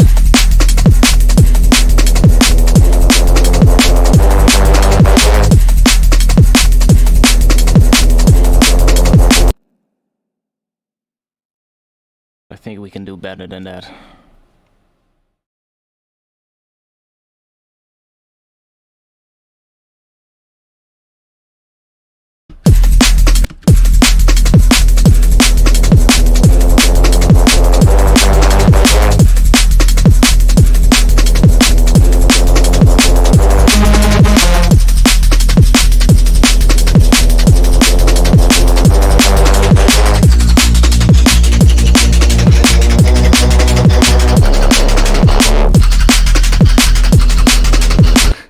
What? That was weird.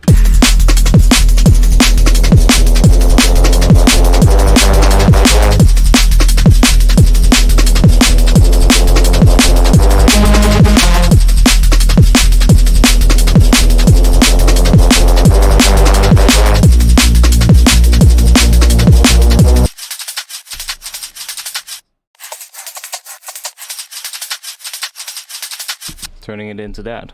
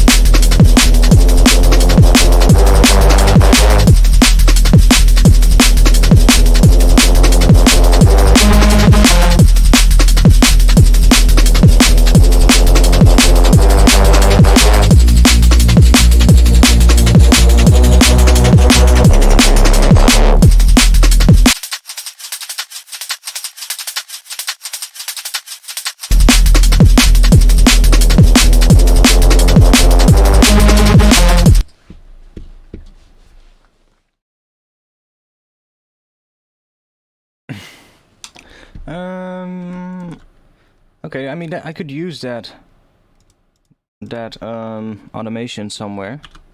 Maybe not there, but maybe later. Like maybe in the next 16. Or is this 16 or 8? It's 8. Okay, so yeah, 8. And then we can copy this. Let's do it with the automation this time. And then just remove it here, maybe.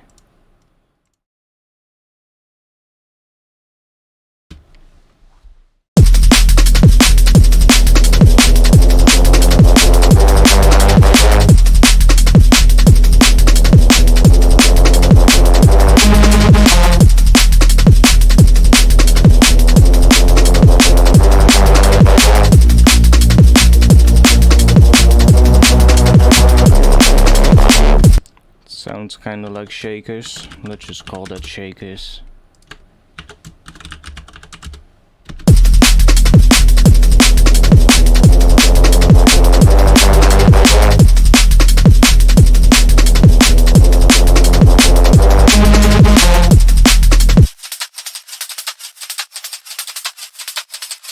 See, and then there. Yeah, that's nice.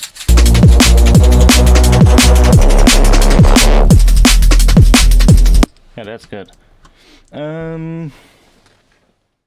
Like, it's all still pretty rough, but we're getting somewhere. Like, the bass might actually follow a little bit of a slightly different pattern eventually, but we're getting somewhere in terms of the layers and such. The pattern can always change, you know. We can always make it more energetic sounding or better sounding, you know. Well, for now we're sort of like getting a rough thing going. Which is good, because the last few weeks I, every time I got to the bass I was getting completely stuck.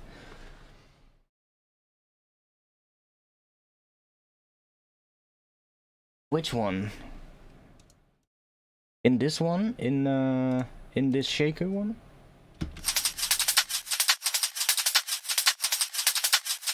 Yeah, that... It's basically because of the sidechain probably, because if I do this... See, that's actually what it's doing.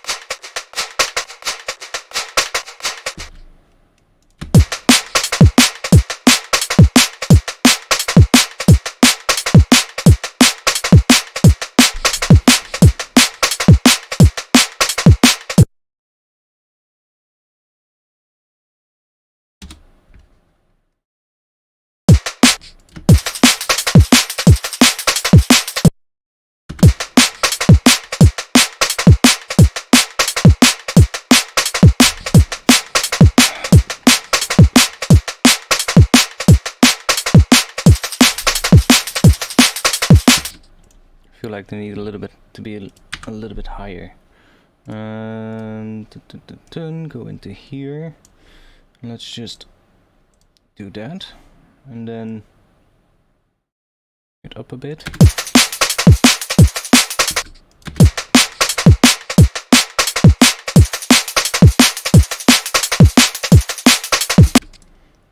And then let's just copy that value and paste it right there. Okay, cool.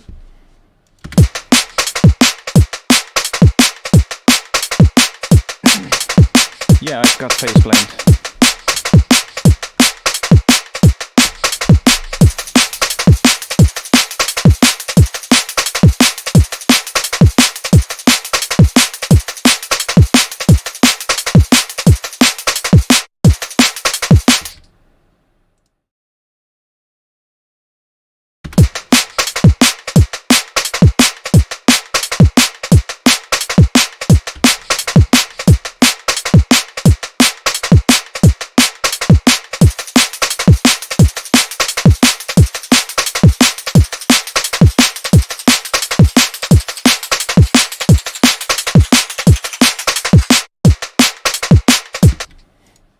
Okay, maybe that will work.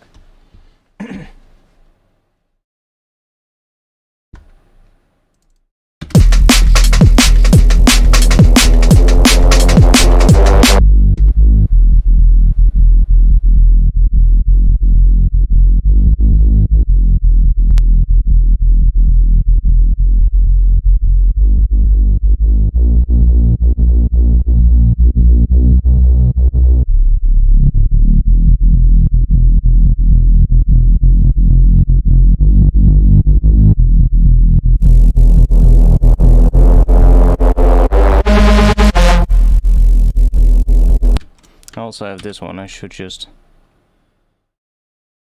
group these and put that on here, because I might want to add other layers later.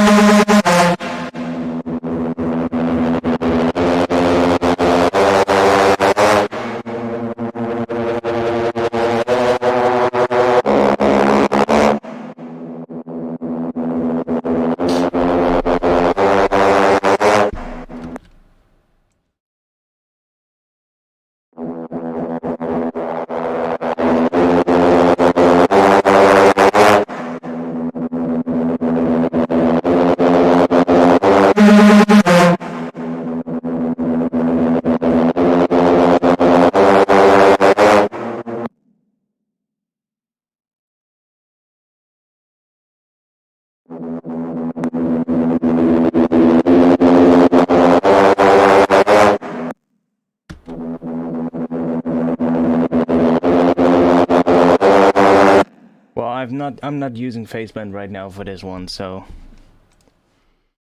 we don't need another bass at this point. We might need one later, but I first want to make this one better.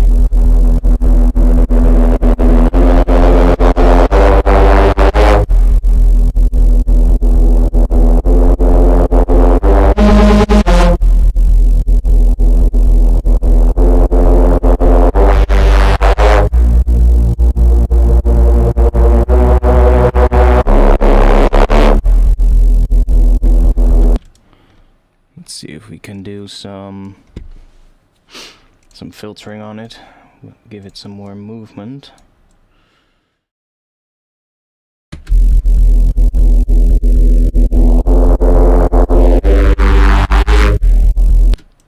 Let's do it here so we can actually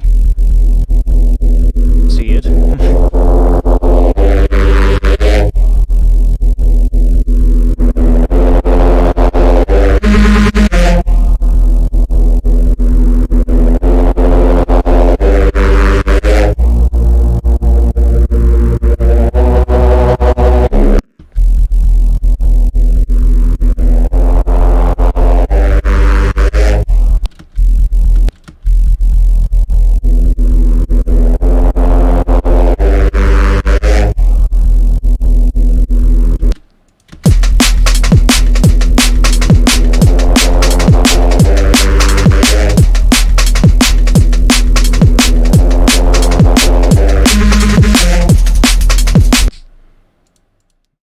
they're quite loud.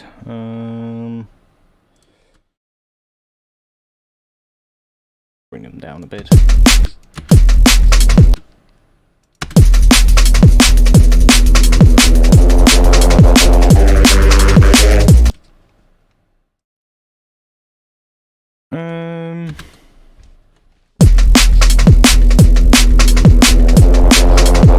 I don't like where it goes up here to those higher notes, I think. I want to do something different there. It just becomes too high.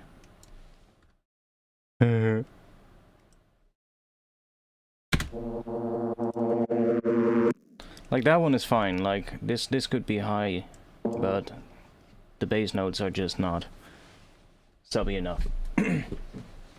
So, and if I go to a lower pitch for that, then that's not gonna work either. We could try making it a chord.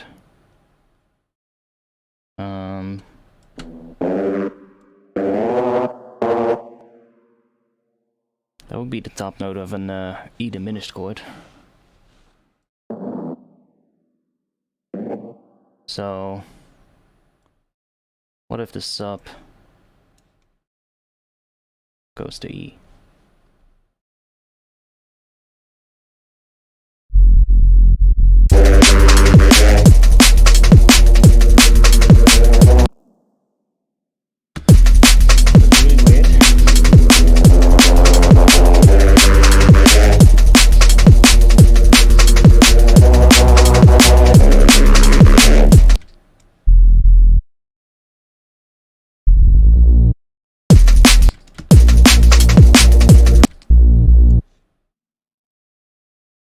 Yeah, the sub is very simple. It's just two detuned saw waves with a bit of distortion and a bit of filter movement on it. Like the filter movement is just happening when it goes up to higher notes, basically. So that's just this note modulator attached to here, so that it just moves the. See, it's very subtle.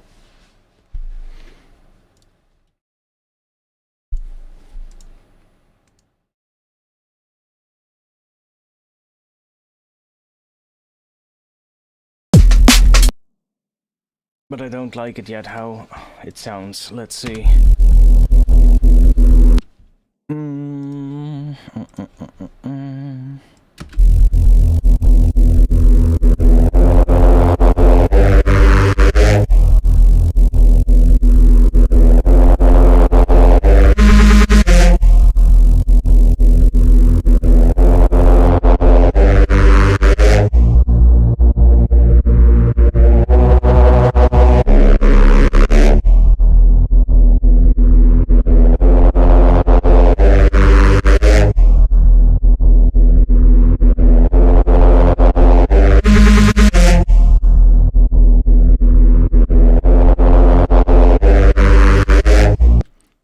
The movements in the two synths are going to be completely different as well, because they're completely different in terms of the detuning.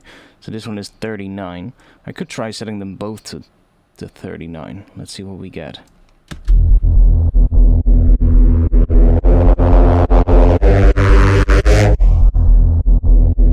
Now the sub is following with the mid-range.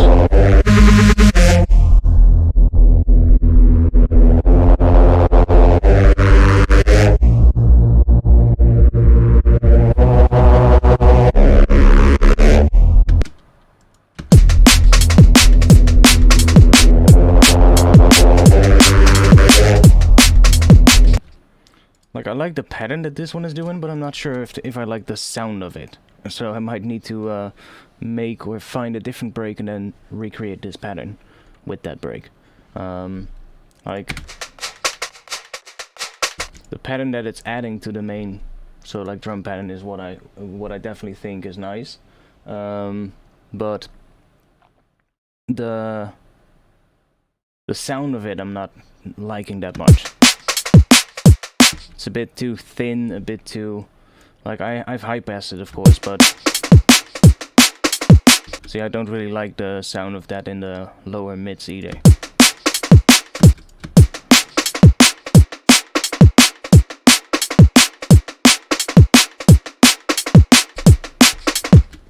Yeah, that higher note on the Reese definitely turned out really good, so that's definitely gonna stay there.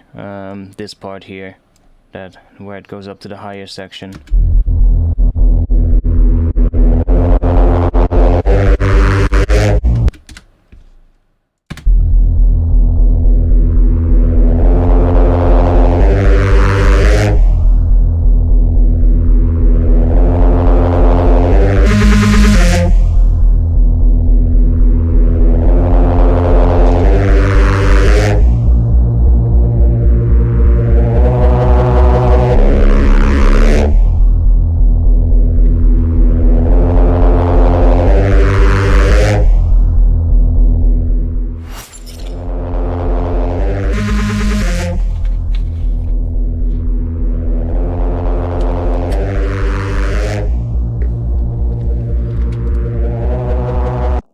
Try one thing. I'm gonna duplicate the sub.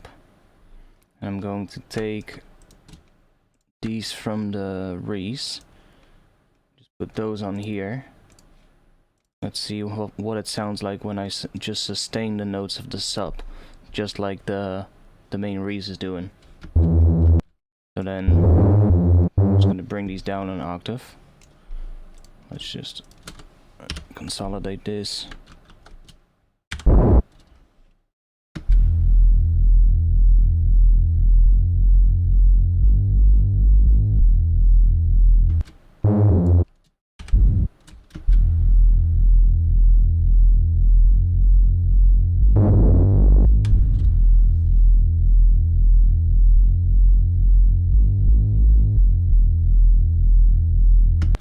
Let's see what happens if we now play these two.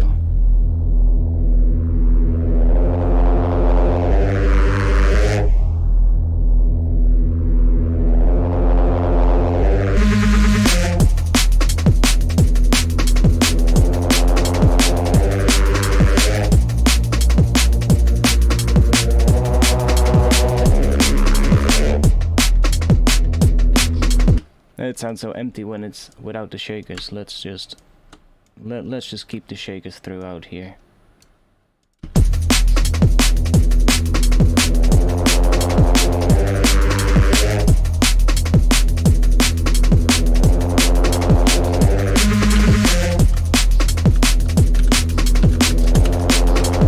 Big Reese.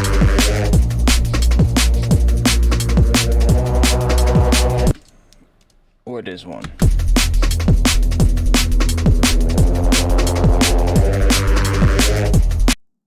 Like this one re-triggers the sub.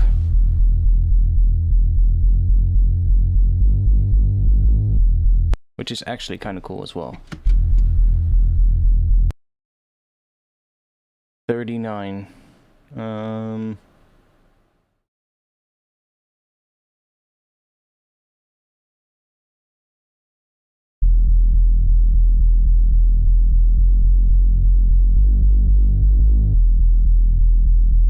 It's about roughly half of that.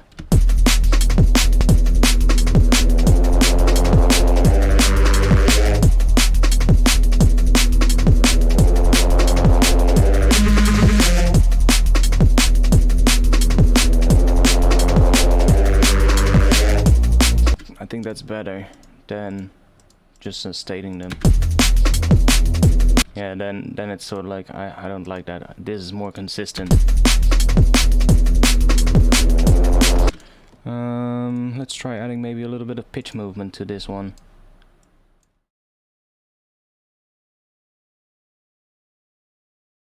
Do LFO1 on the global master tuning.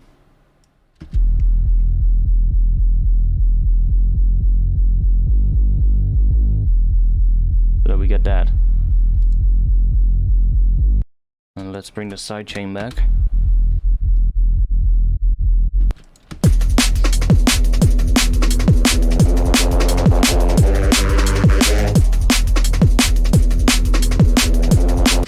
Okay, that's better than this one.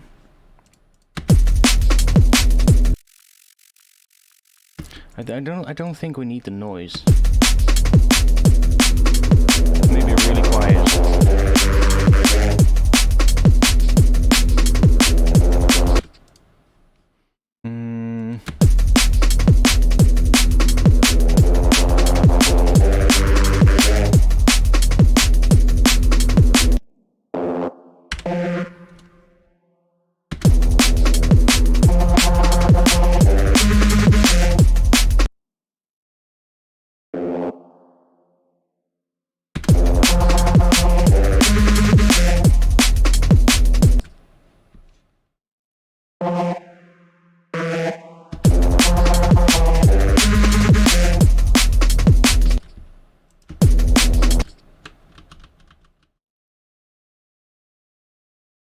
Let's do that right here, actually.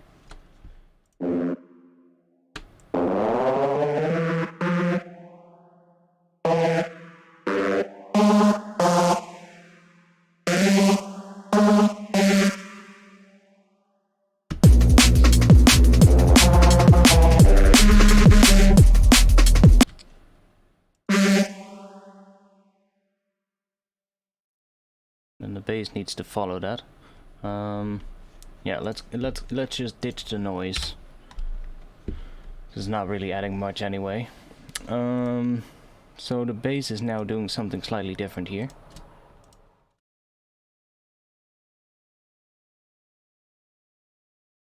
So it's actually staying on, it's going back to E. So that's gonna solve that issue as well, where it goes up to that higher pitch, which I didn't like. And that one goes to F, which then goes to a high F but stays there. So let's do that. And maybe do this. That follows that. And then we get a G.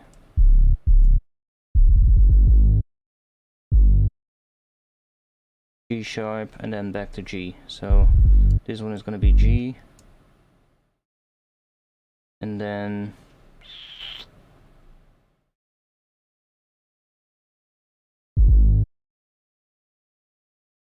let's try this maybe.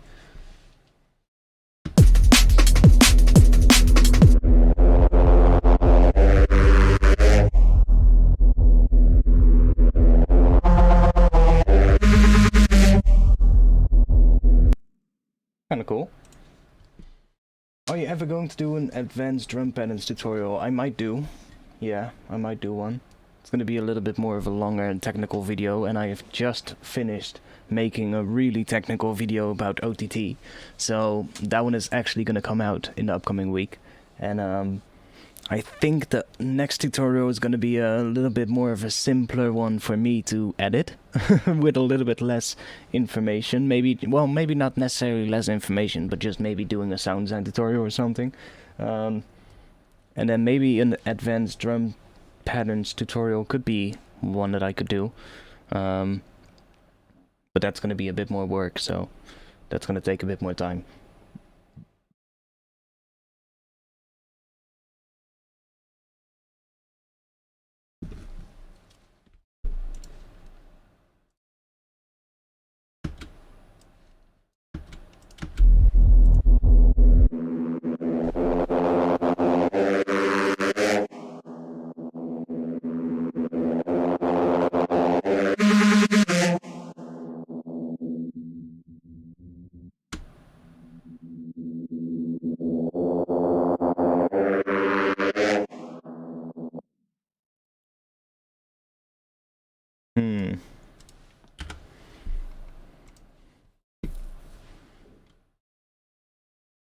Which is, do I have another filter here? Yeah, I do.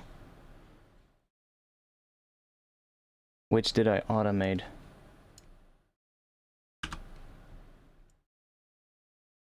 This one.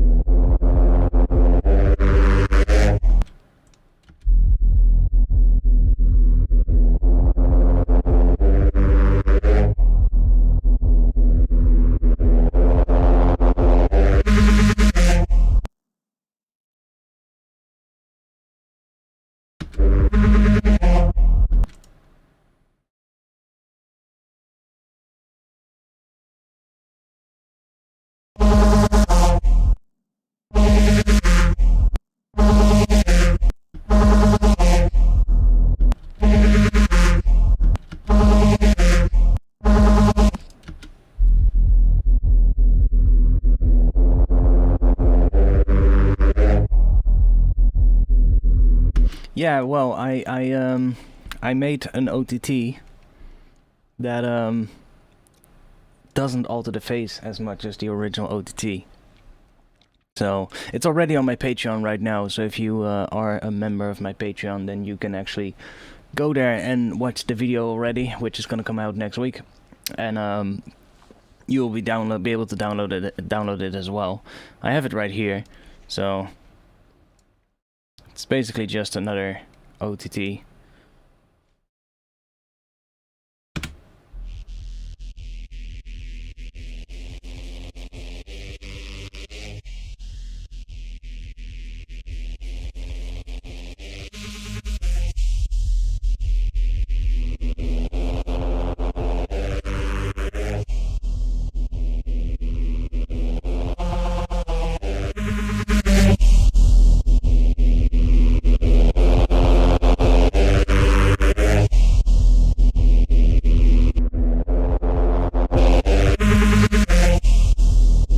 You can see, if I turn it off and on, that it actually stays quite similar. So yeah, this is well, it's pretty much. I can check. Let's just do this. Let's record this.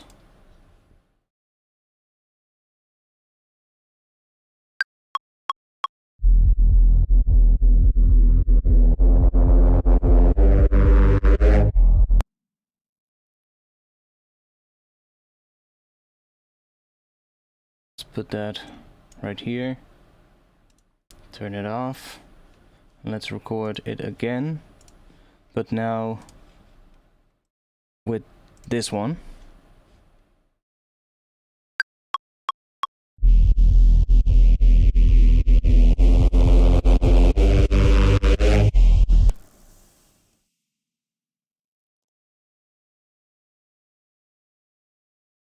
It actually, there's a little change in phase, but it's very subtle compared to what it normally does with OTT. So it's not perfect, but it's way better than the original OTT. Depending on the sound, of course, as well. Like, I can take, which one is the, this is my OTT version, right? Yeah. So let's put that here. Let's now try the regular OTT. Where are you? Right here.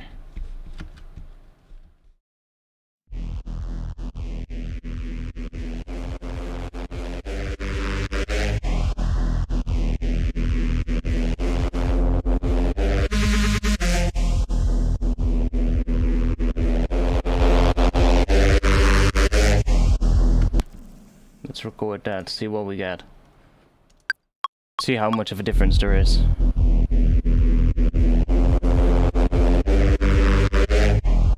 Because sometimes there is actually very little difference. It really depends on the sound as well. Well, you can see there is quite a difference in what it does. See, this one really messes with the shape of the waveform quite a bit, which sometimes can sound nice, but it also really screws with the shape of the sub. So sometimes that might not be what you want. Especially with drums, for instance.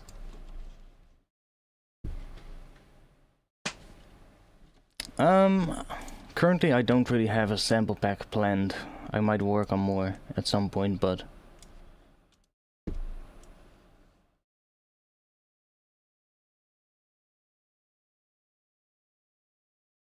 yeah, phasing happens, of course, but sometimes it really matters. Like when it comes to, well, I'm not going to show it right now because there's actually a whole bunch of stuff in the upcoming video where I completely go over it, so a little bit pointless to do that now.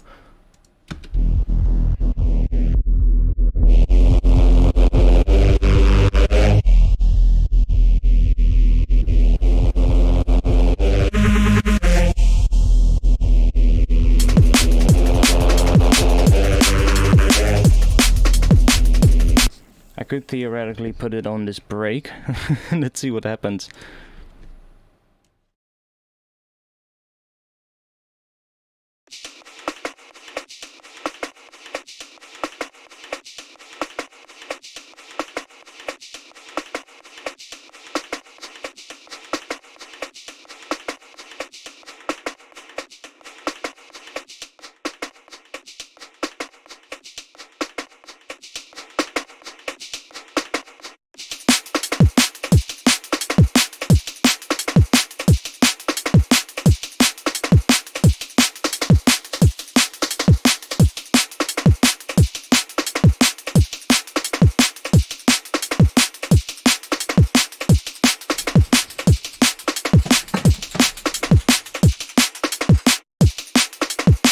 Well, the video is already on my Patreon. So if you want to see it, then you can actually see it there. But it's going to be out next week.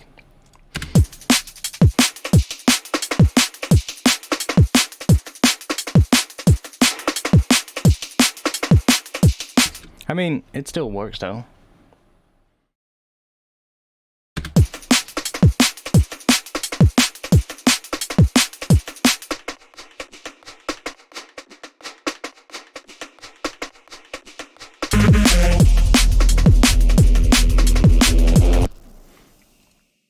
Yeah, okay. It's a bit much though. Let's get rid of these and let's do that. Because I don't want to do it to both the sub and the mid-range. Maybe on this one I might leave it.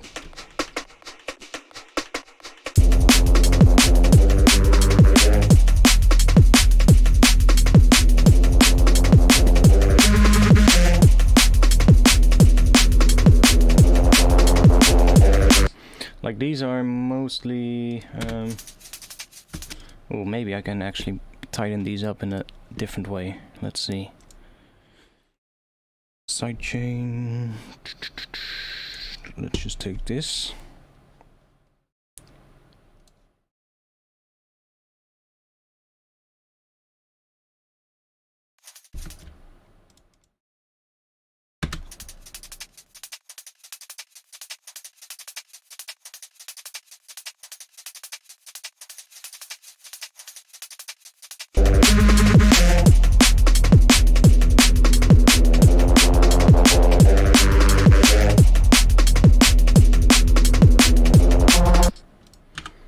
Okay, so this is now different as well. Let's see if I do that.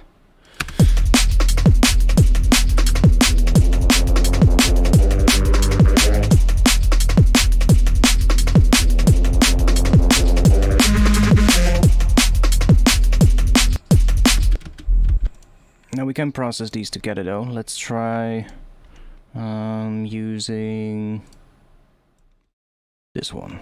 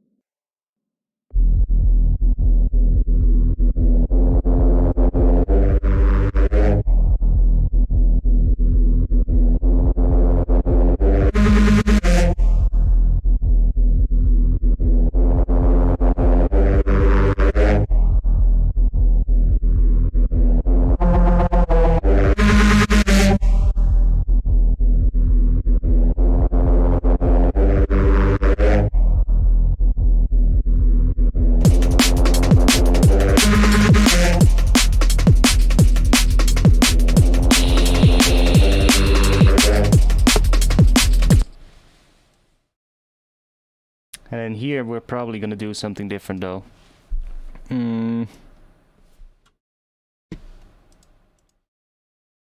But what? That's the question.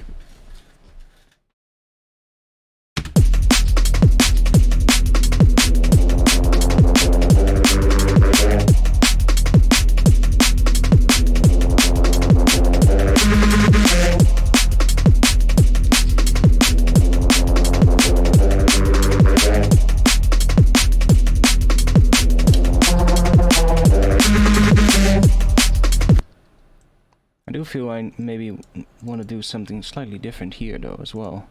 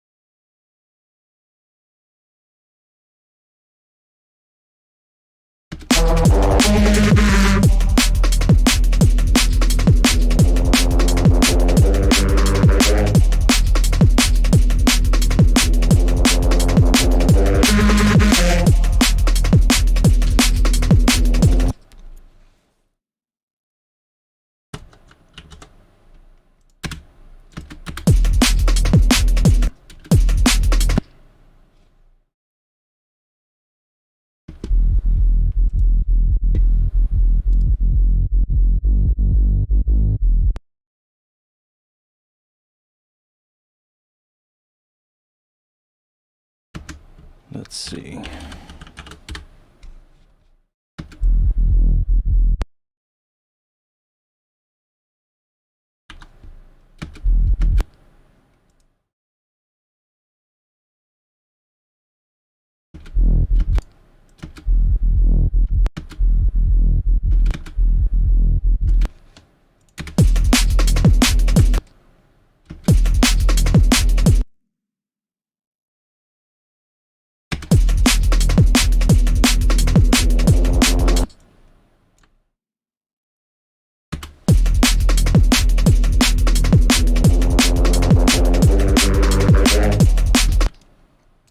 Kind of like it. Maybe a little bit earlier.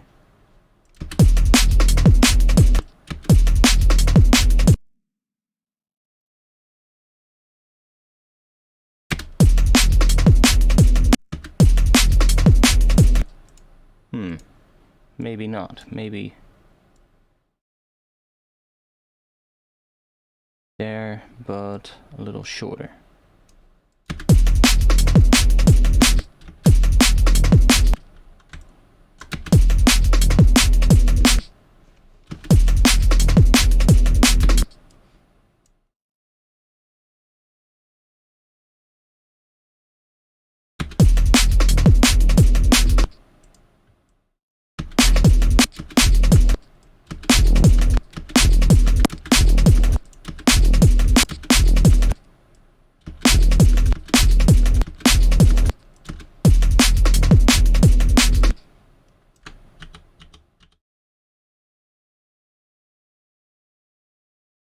Let's give that a shot.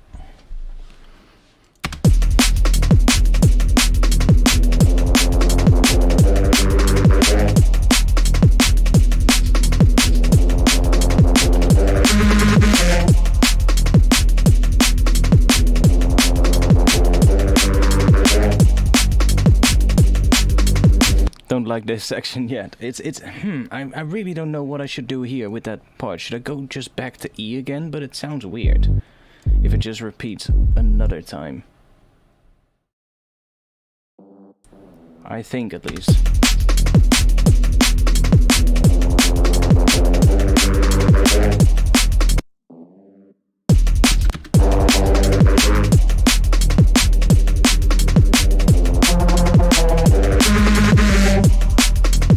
Like I could do that, have the bass do E and this do G, which is a minor third.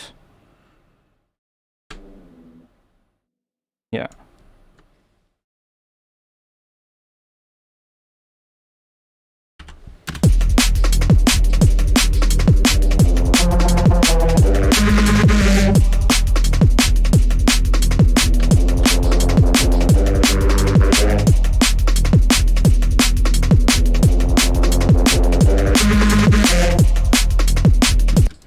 I think this one is already too much. It needs to be less.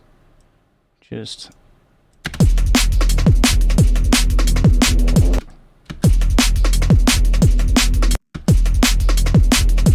It's very subtle.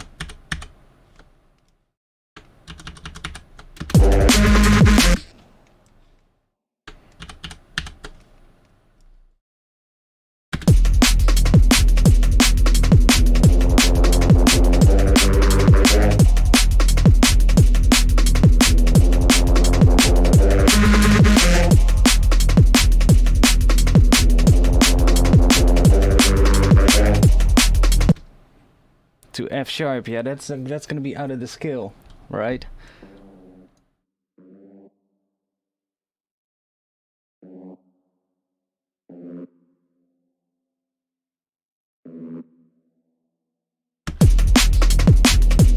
That's gonna be so weird.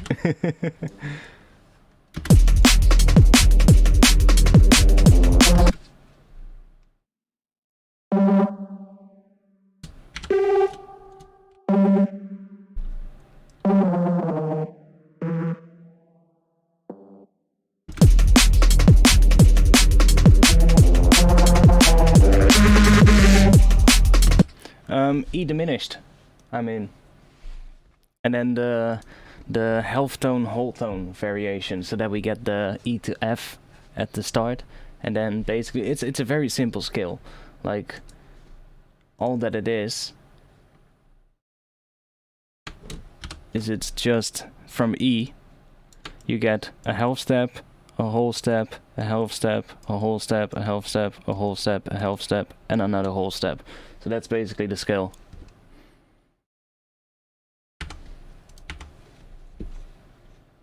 And you also have E diminished as a whole step, half step, which is the other way around. So there's basically two. I think this is the dominant diminished, if I'm correct. But my music theory is not that good. I think it's the dominant diminished. Yeah, and another way how they usually describe it is a symmetrical scale. Because it basically has that sort of like alternating pattern, making it symmetrical.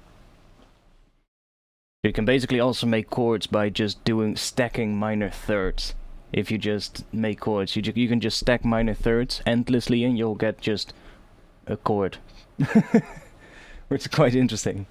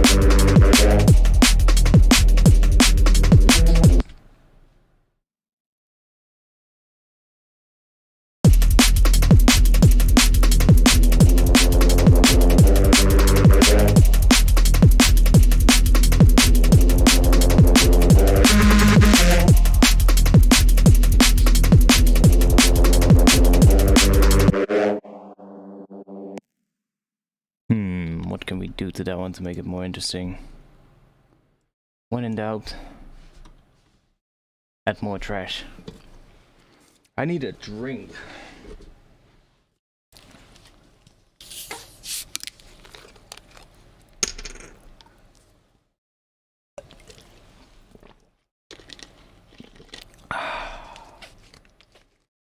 ASMR. I literally just mentioned the skill.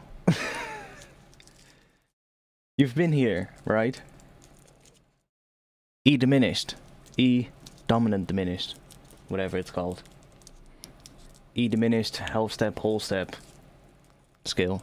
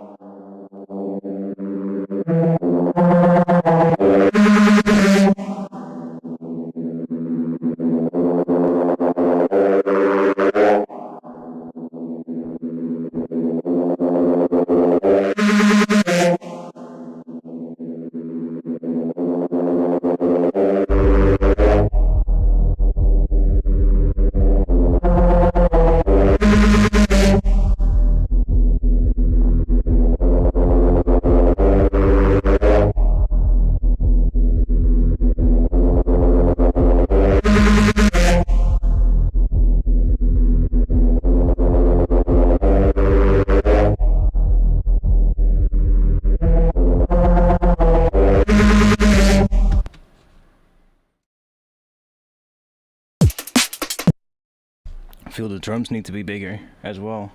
What can we do to these drums to make them big? I can try using a return track. I never do that, but let's try it out.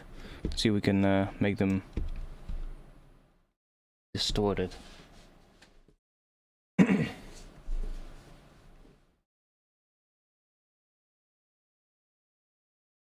Let's just do that for now.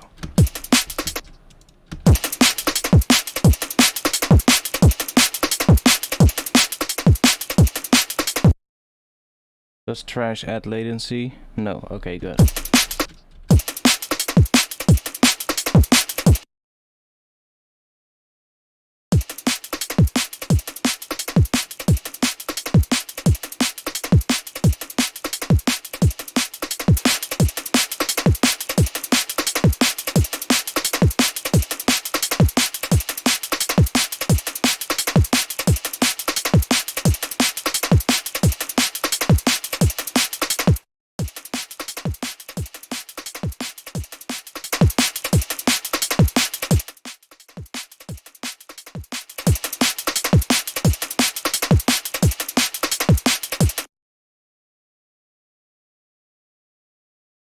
What is that? That is...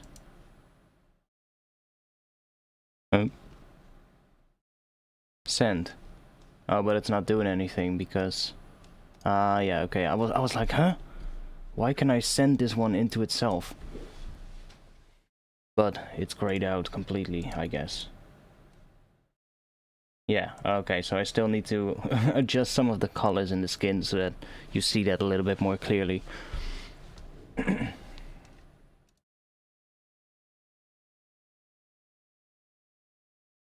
And the bass to it as well, a little bit. Sendception.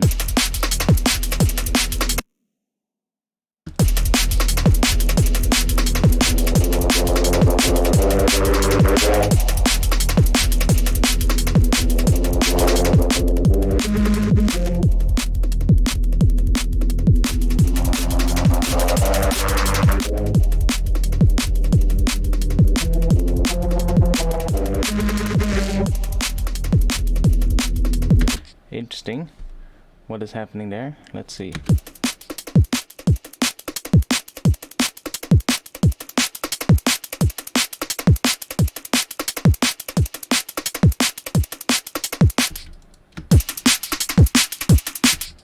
Okay. Totally crushed. Sounds like fucking shit. Let's see if we can make it work. If we can mix that in.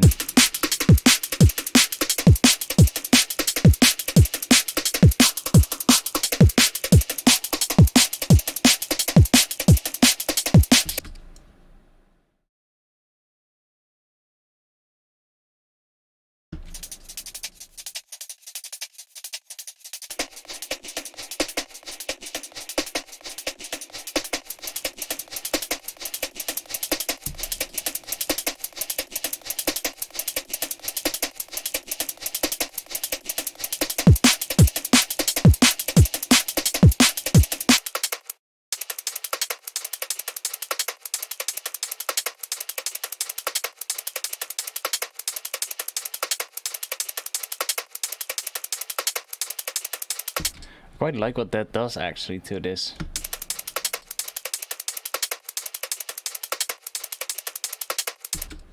I would almost say take this and put it on a group of these. Let's copy this and take that down on all of them. Yeah. Let's group these. Let's put this in here.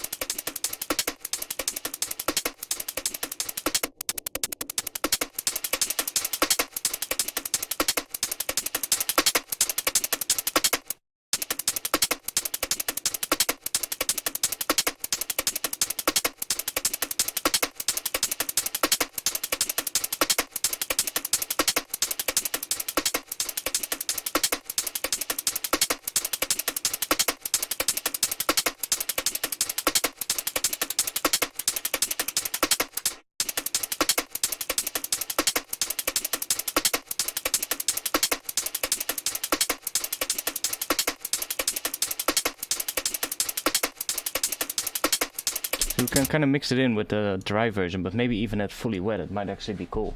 So let's see what that sounds like with this. So now we're not using this one anymore. No. Okay, let's get rid of that. I think it might actually be nice.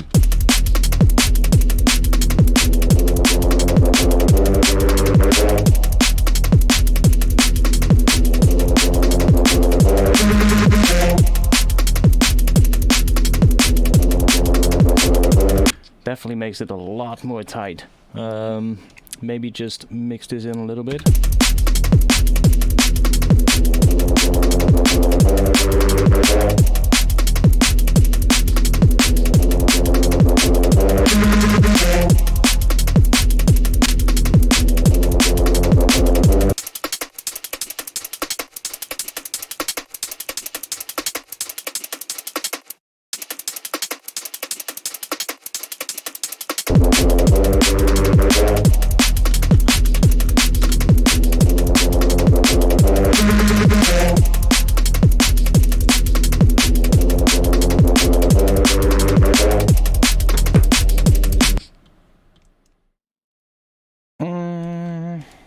Okay, we're getting somewhere.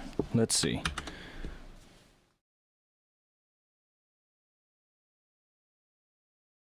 Nice shape. What shape?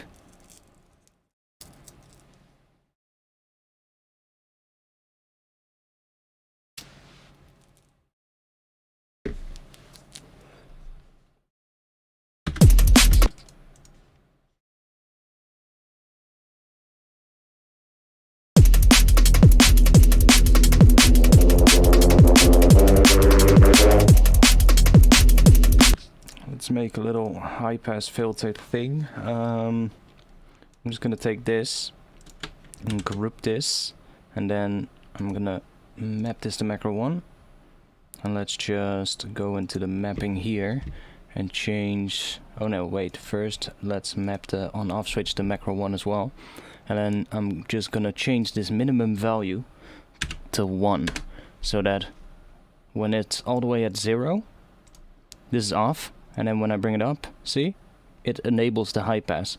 So that way, this high pass filter is not influencing the sub of the bass when we're not doing any high pass filtering. And then only in the section when we're using the high pass, it actually turns it on. So that's handy for if, for instance, let's say here at the end, I might want to do a little high pass automation. Like this. And then here it doesn't do anything to the sub.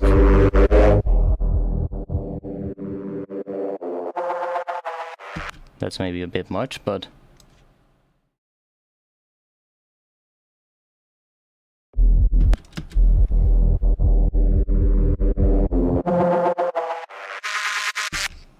maybe even only introduce it here.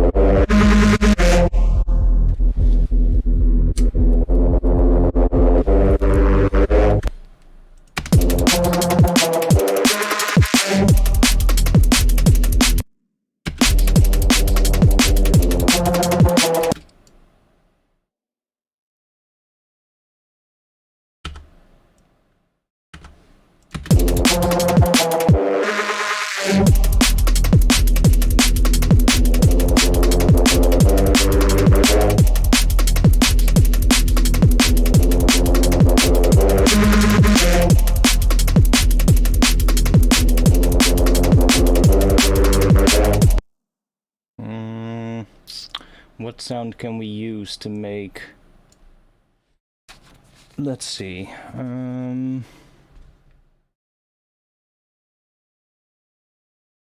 I could of course just record that Reese real quick. let's do that. Let's do this and then take the output of the big Reese track or group. Then just record that.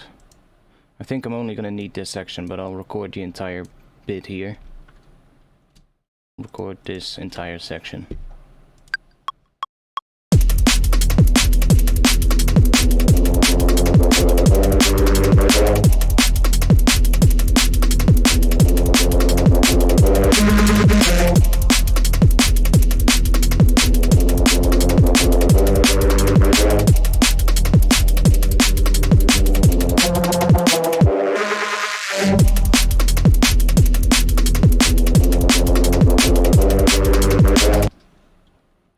Let me actually do it with this.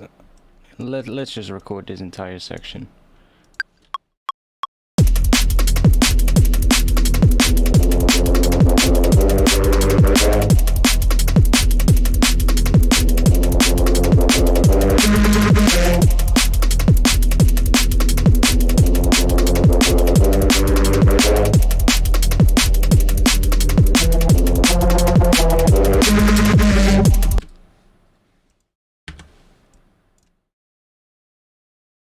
Let's see.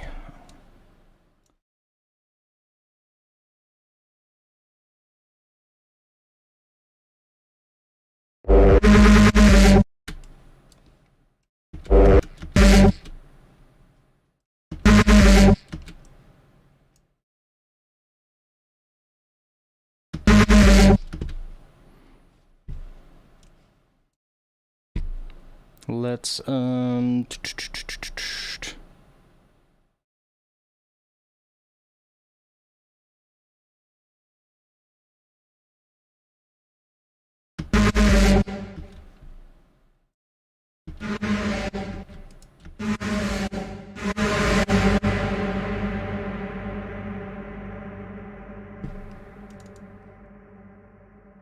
let's reverse this one. There.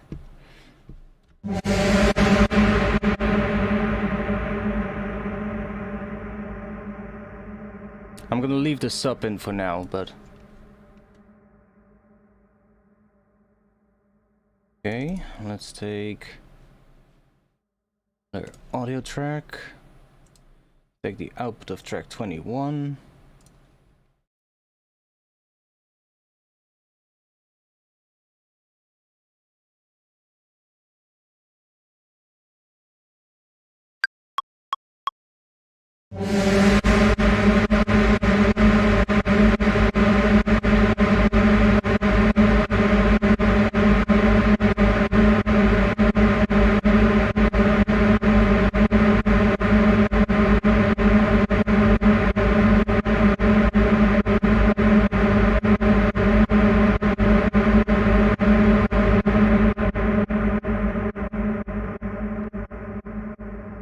A lot of sub, but that's gonna be taken out. And we're not recording in the sidechain, by the way. Okay, that's good.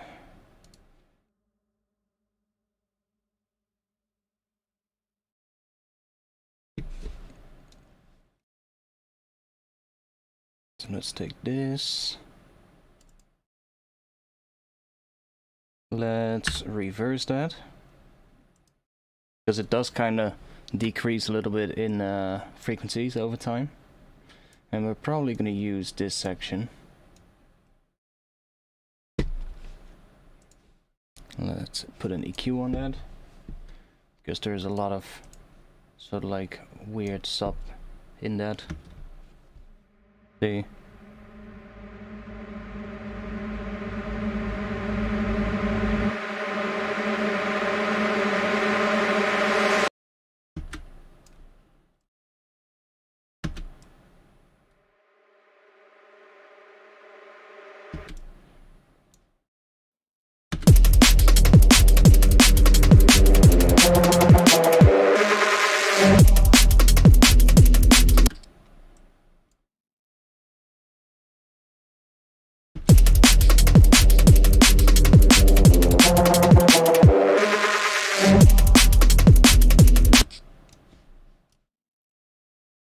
Maybe too similar to the bass itself.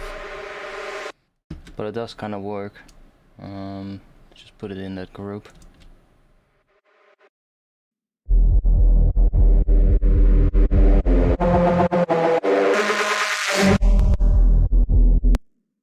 Guess it kind of works.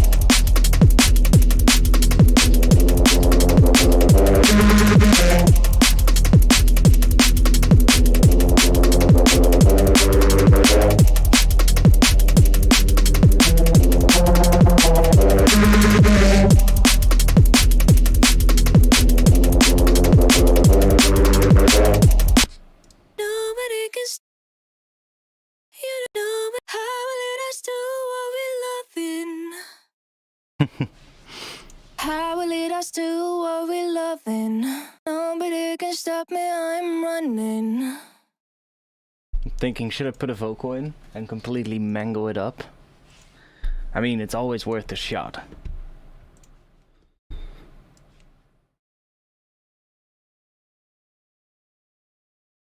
It's always worth a shot. So that is in A minor. We are -5. Nobody can stop me, I'm running.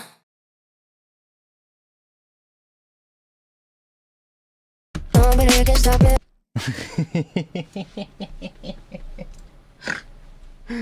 Oh, it's gonna be that one again. One of those. Nobody can stop me, I'm running. Nobody can stop me, I'm running. Nobody can stop me, I'm running. Nobody can stop me, I'm running. How will it us to enjoy, just enjoy to catch them? We always run. They're always so crap. Nobody can stop me, I'm running. They're always so crap. Nobody can stop me, I'm running. You don't need harm. How will it us to what we loving? How will it us do what we loving? How will it us do what we loving? How will it us do what we loving?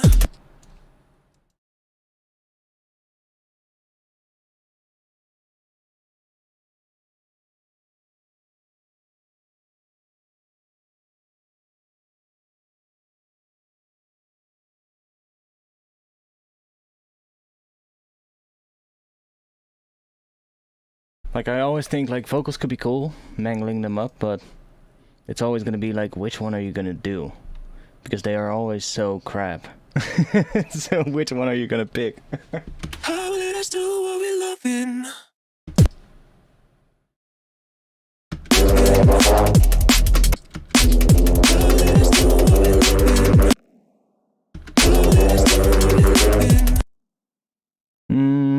Do we have something that could sound cool? When you after all frozen higher. Like, that's what I mean. Like, they're always so shit.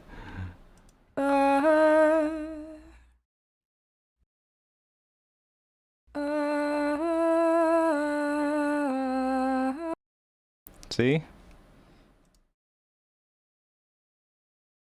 You got the night off, had a bad. Oh yeah.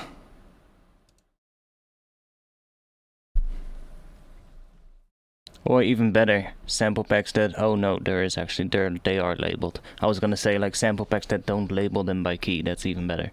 No, but they are.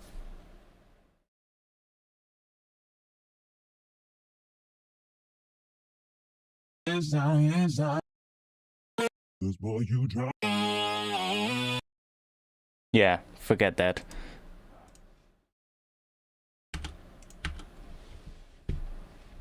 Use the elephant pigeon. Oh, the elephant pigeon. Yeah, that one was pretty cool.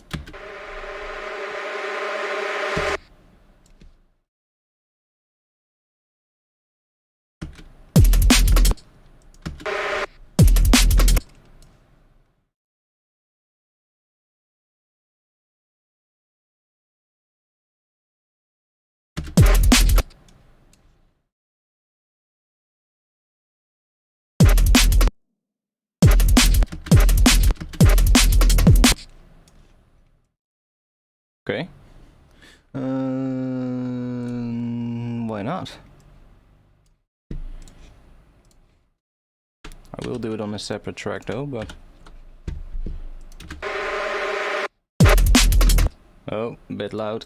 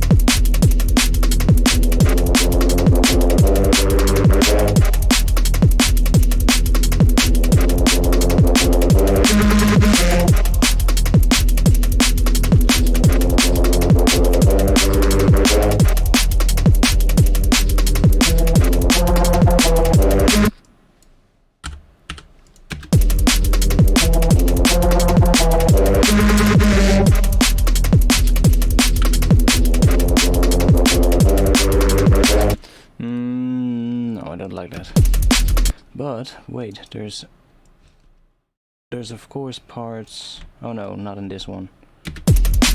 It's all gonna sound like that.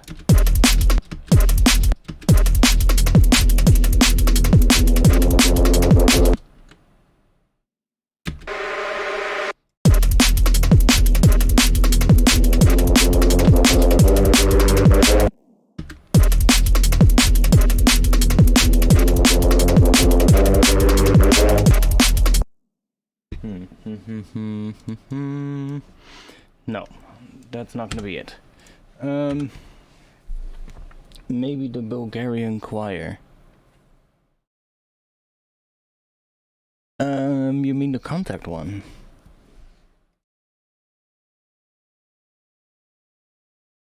I haven't tried that in this skill, to be honest.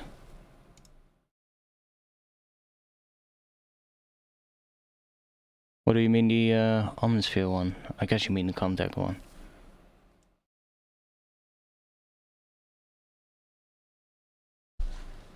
Let me grab a drink real quick.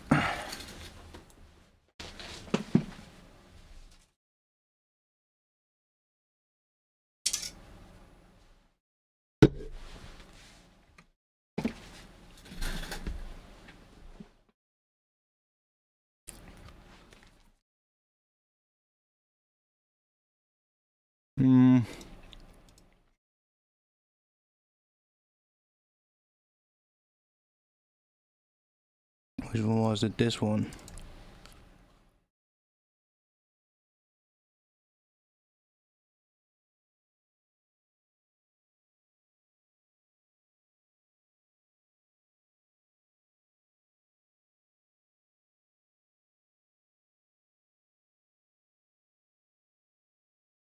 I think it was this one.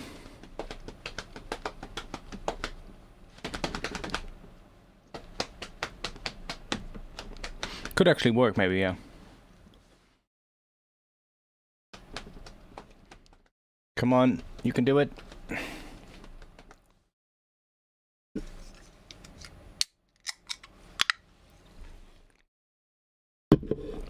Let's make that smaller.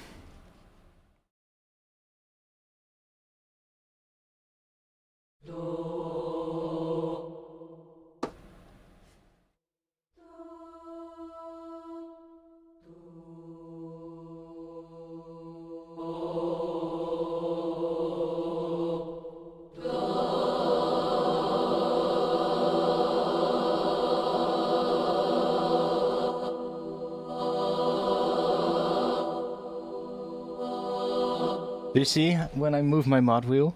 Look at the mod wheel in contact. It just glitches up and down. My mod wheel is completely broken as well. See? It just glitches. And that's why every now and then sometimes my mod wheel just goes down, which is really weird. So yeah.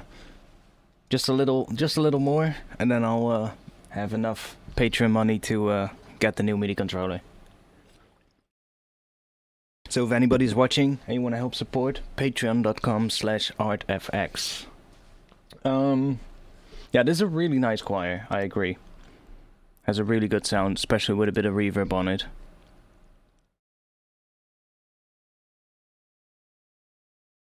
If we take maybe vintage verb, and take maybe the very nice hull.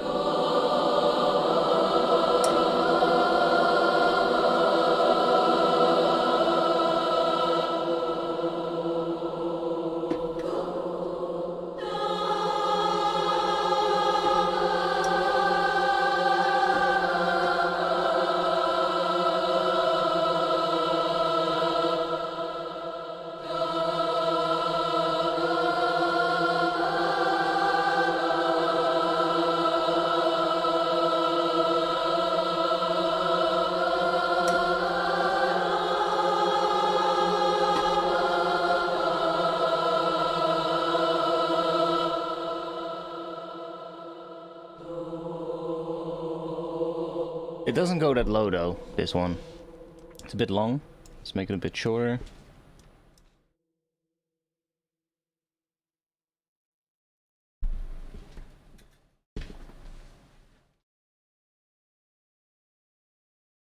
Yeah, like I really like it, having that little thing. Huh, why is it off right now?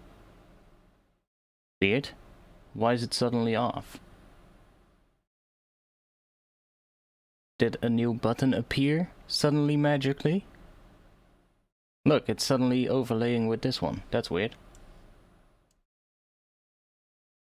Not that?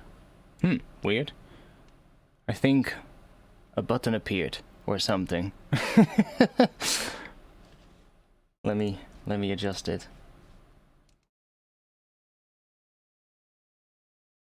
Oh, that's the wrong one.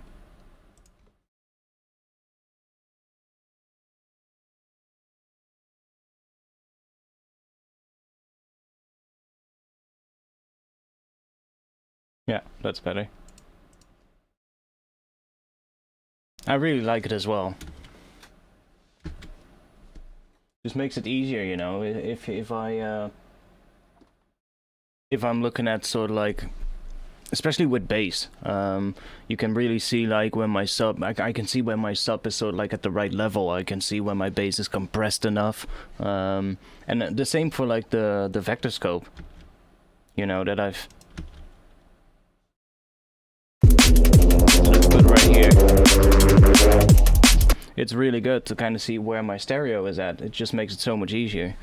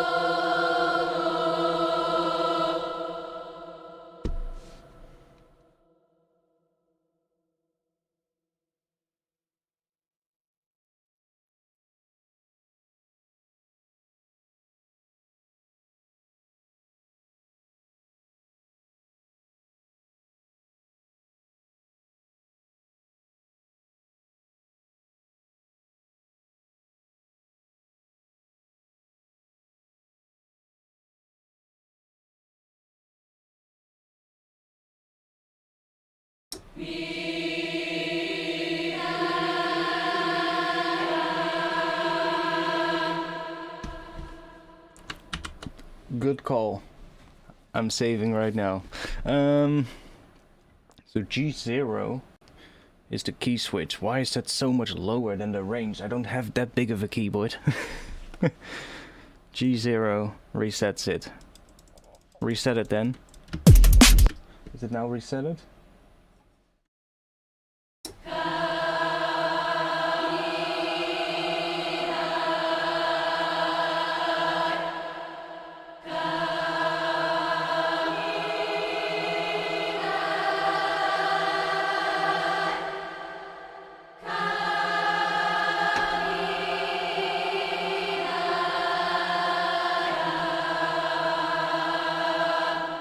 Yeah, it does sound really cool.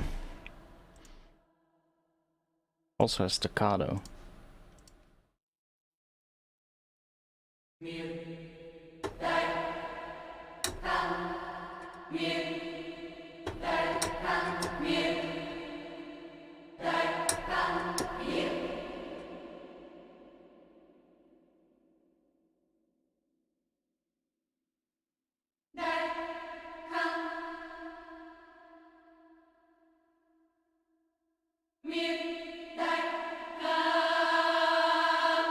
Not entirely sure how that rhythm works. Probably in combination with the legato.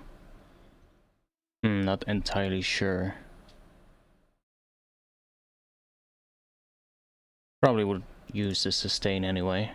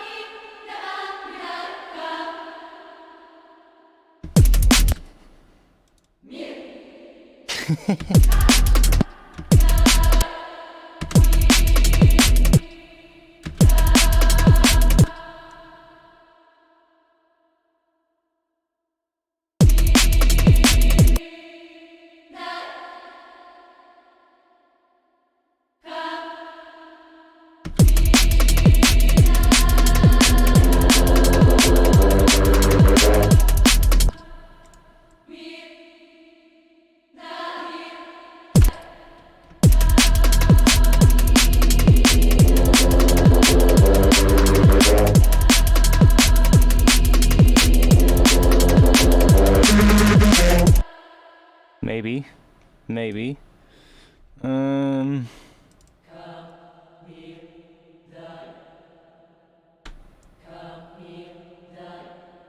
Oh. My bad. It's so annoying, that new grid setting. I'm not sure why they changed that. It's like literally... I can just copy this. It's like literally such a... You know, such a... very minor detail that they changed, but it has such a huge difference. If you make a new MIDI clip, normally it would default to the setting narrow for the grid size, so that when you have a bigger, longer MIDI clip, you would also have grid lines that would sort of like be larger sections, right? And it would not be fixed. So depending on the size of your MIDI clip, your grid lines would always be roughly sort of like the same spacing from each other. And that would then of course relate to a different amount of time. But okay, I'm fine with that, because I don't always create a really short MIDI clip, you know? But now they've changed it to the default is 1/16. So when you make a new MIDI clip, let's say this is 16 bars. Which, if you're doing something like a long choir or something, I guess that is something that you would, you know, maybe actually need a longer MIDI clip, because you might need to do a little change at the end or something. And then it always defaults to 1/16, which is like, look at it. You get like these super small tiny grid lines, and then you always have to do this now. Right click, switch to the narrow grid. Which was the old default. You can set it as a default, which is really annoying. It's pissing me off.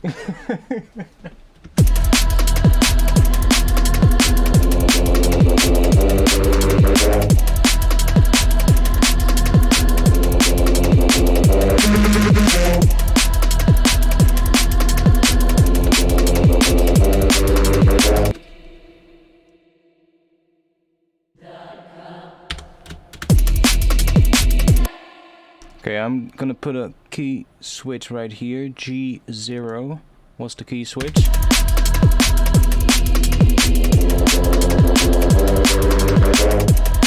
So that it should reset itself every time we start. It didn't. Motherfucker. Do I really have to do this? It has to be in front of that note, probably.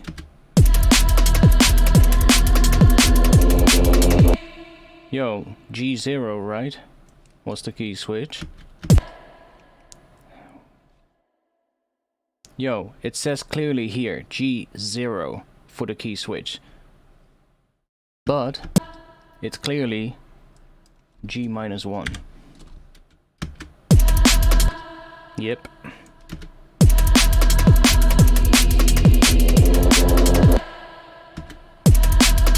Yes, okay, good. Now it works.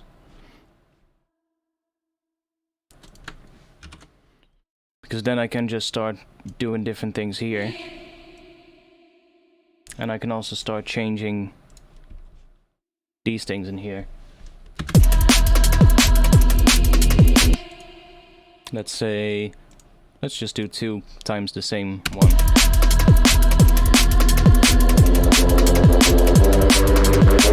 Or maybe even do that and then do that one.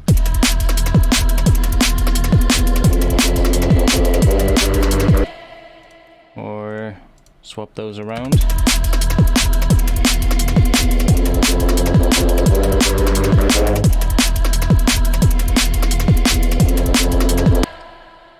Okay, I kind of like that. So let's say we're gonna do that again. No. That's basically the first 2 covered. Let's see what we're gonna do.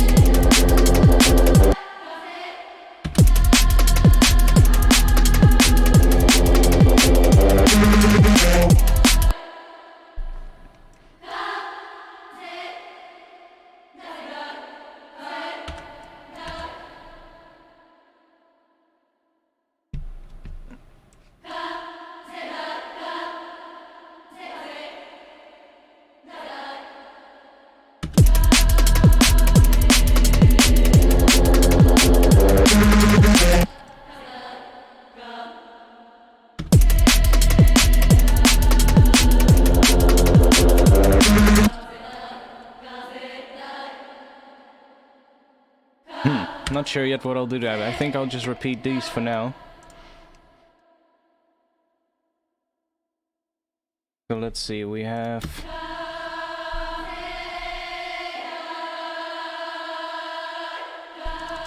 Okay, it's gonna stop earlier.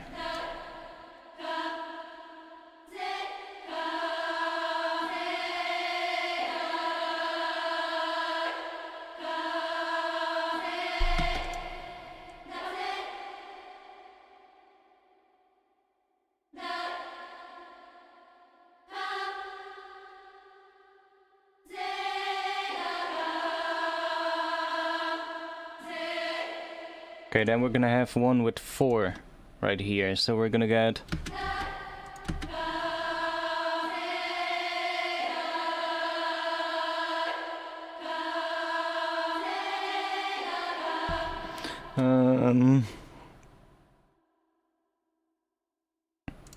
let's change this one to...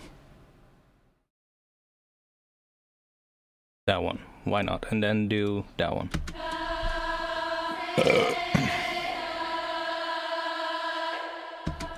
And then this one is gonna be different so that it doesn't sound the same as that first one.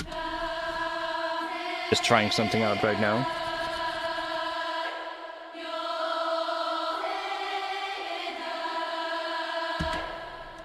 Actually.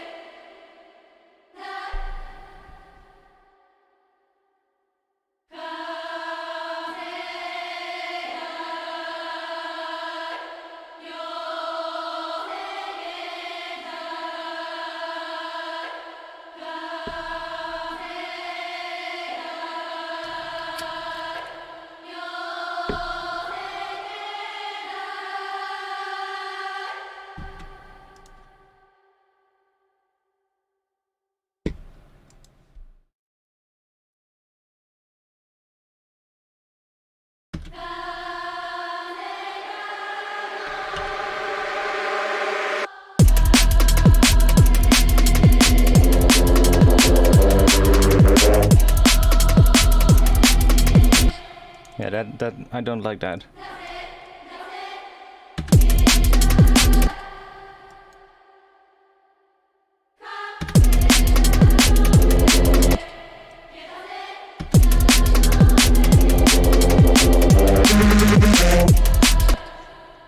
Gonna need another one.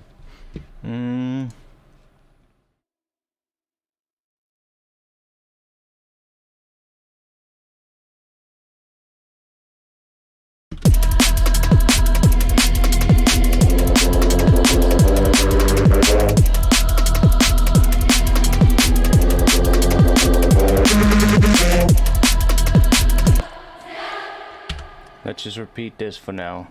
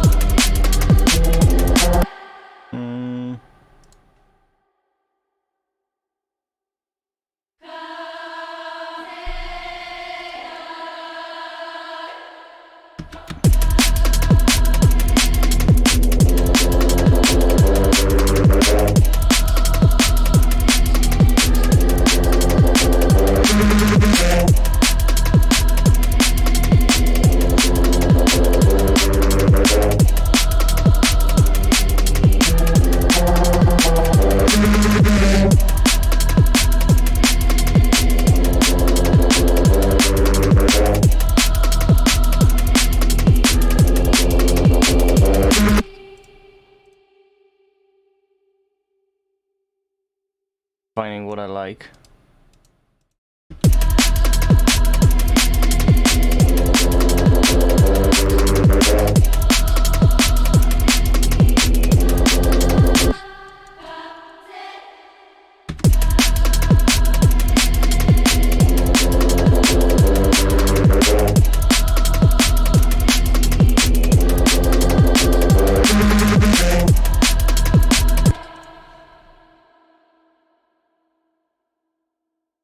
Other thing that I could do is make it follow the notes of the bass.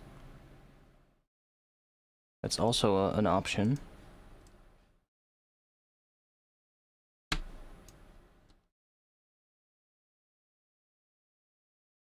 G-1.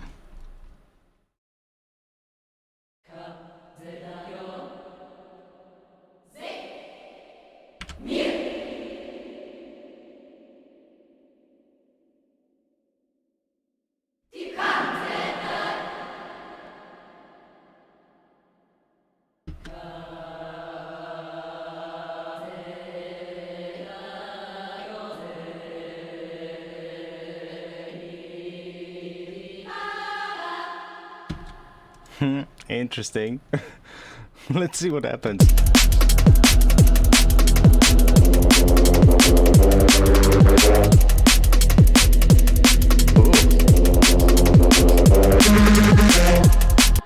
That's actually quite cool.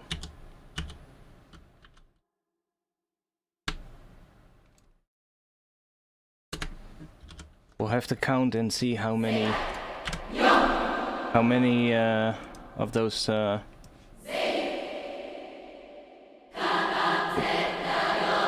words I need. Let's make sure that they're at the same volume.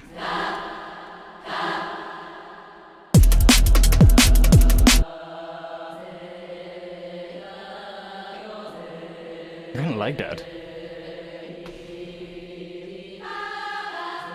And then these are probably not gonna be there. And then here, these are gonna come in.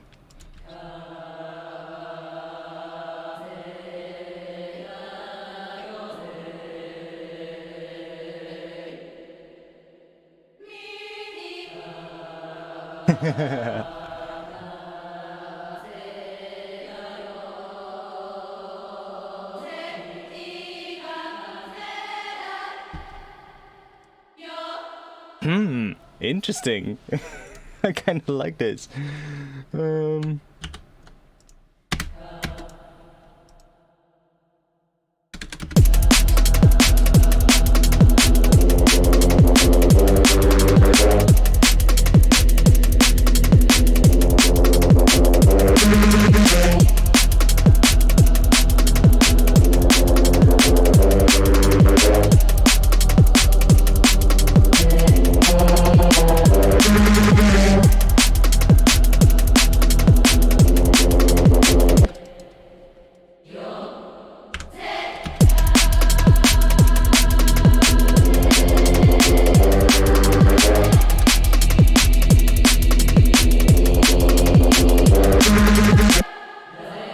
That also sounds kind of cool.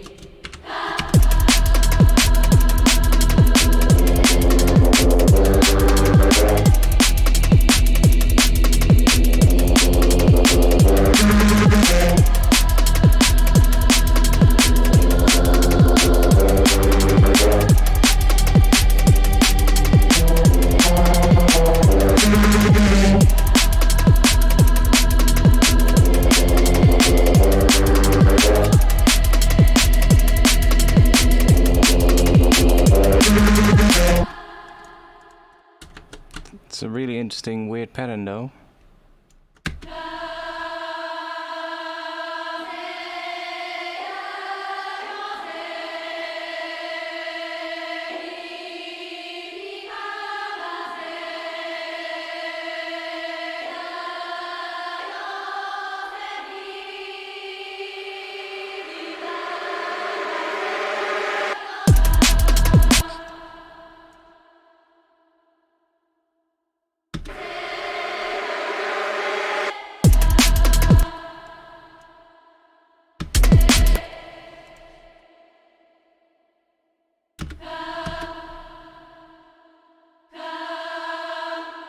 I can maybe also chop it up and make that fit in some kind of a way. I kind of like what it does though, for sure. Question is, do we like this one more? I think I do.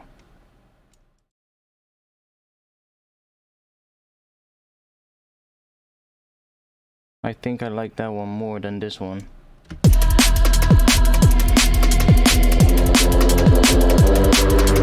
That one sounds more like it is for like a B section or something, or like a how do you say it?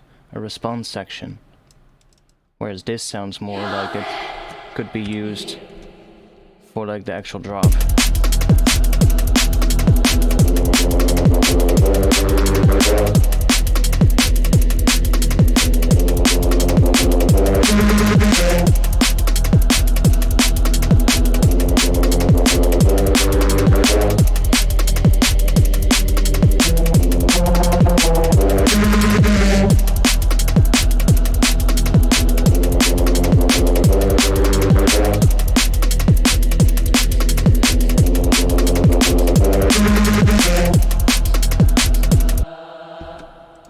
I feel it has a bit of a slow attack though with this. I don't think we can change that. We can make it shorter, but it's already pretty short.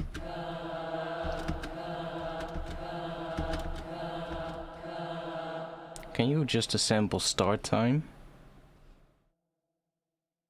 Don't think you can. Oh, you can actually adjust it for every single hit. Okay.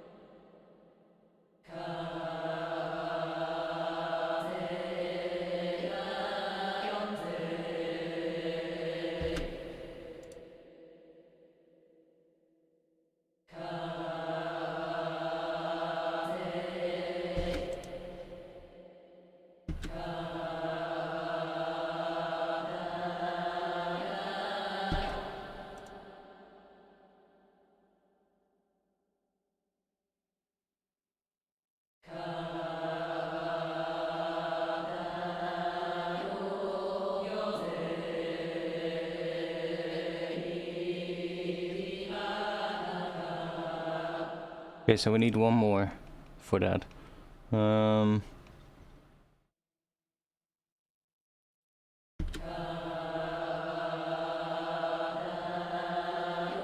See, I'm looking at that little thing here.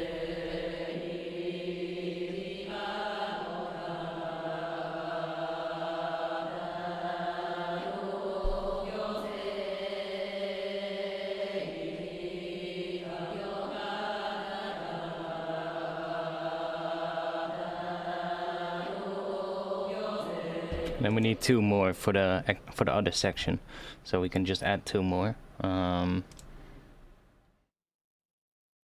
Let's just do two random ones because I'm re-triggering it as well. I think halfway through. Yeah, so it's halfway through. It's being re-triggered. So here it re-triggers it, so it re-triggers the sequence, and then this section we have two extra notes, so that's why these two come in.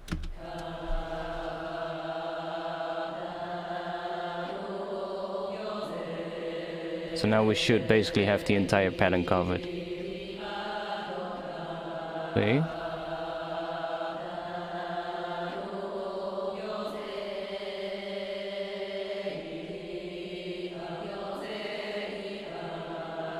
And then we can always adjust them to other ones.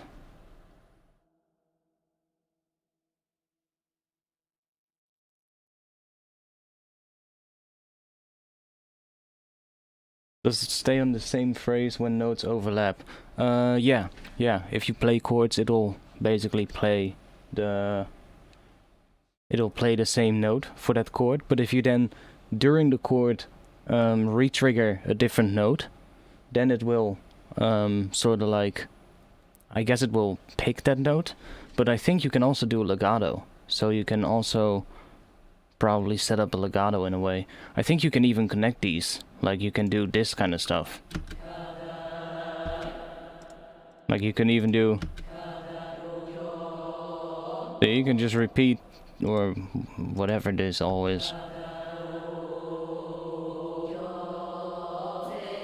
So you can even do sort of like phrases with that. And then you can use the legato, I think, to kind of change how those sort of like interact. Like I can do the chords for these. See? And then it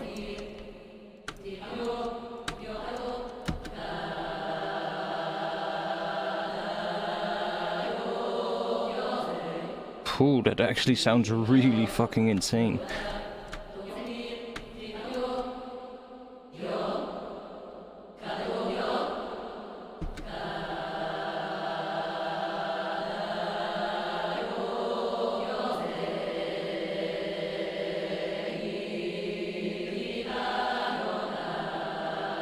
Ooh, spicy.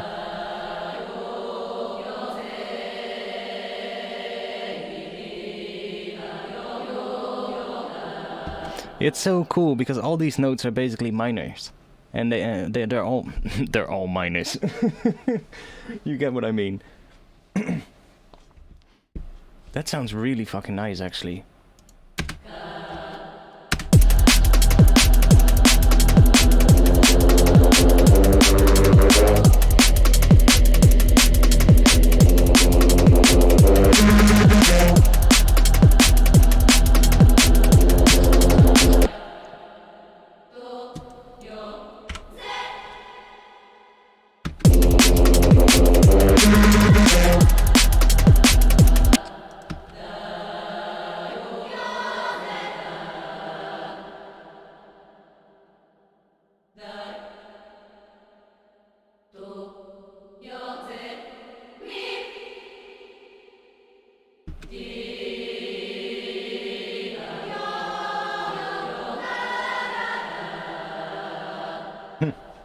I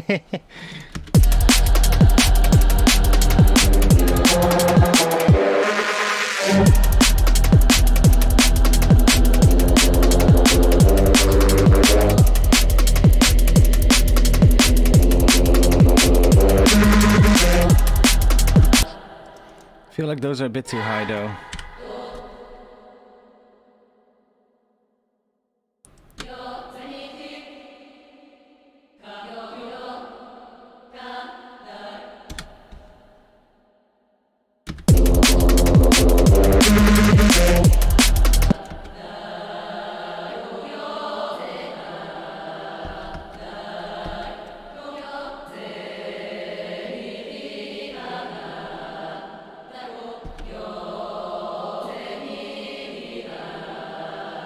Like, we can go crazy like that.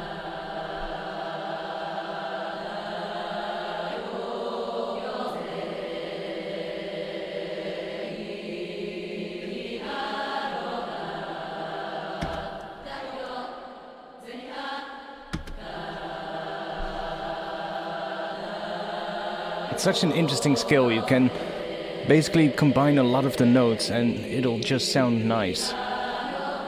See, that just works as well. And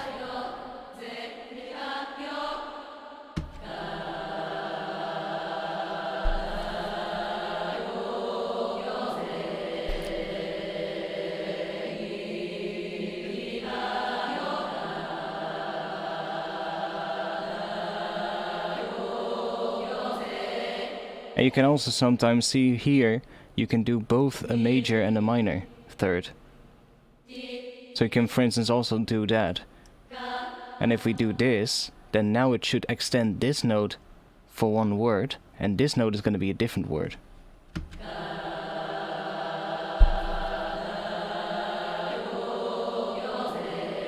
If I'm correct.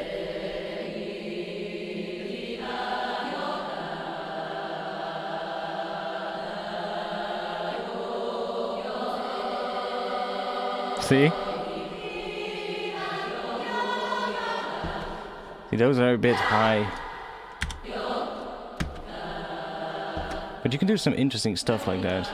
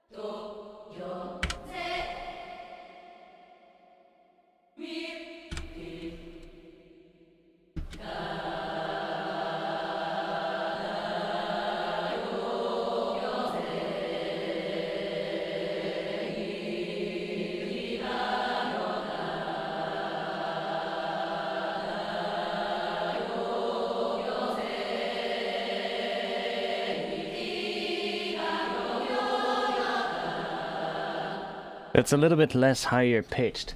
but now we're basically playing the low notes on the higher octave instead of the minor thirds. So the minor thirds are still on the low octave, but then the lower notes are now an octave higher. I think then they sound a little bit more natural than the other one. The other one was just chipmunk vocal. That actually sounds pretty good.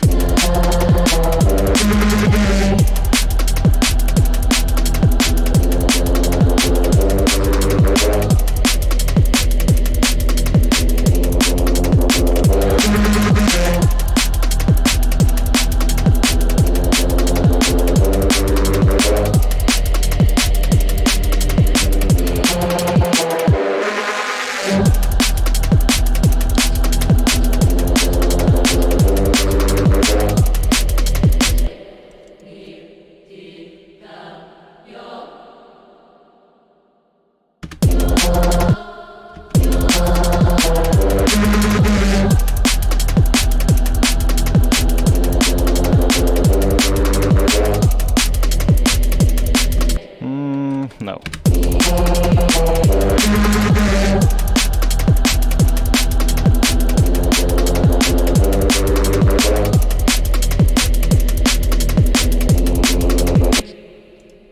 Can we select all of them? No. Huh? What is that? What is that? What did I do? Huh? Well, whatever. I don't know. I'm not sure. Suddenly a plus with an edit icon appeared.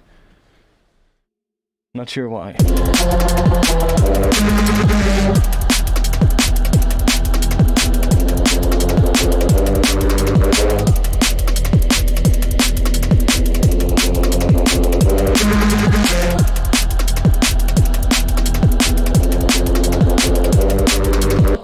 But I might even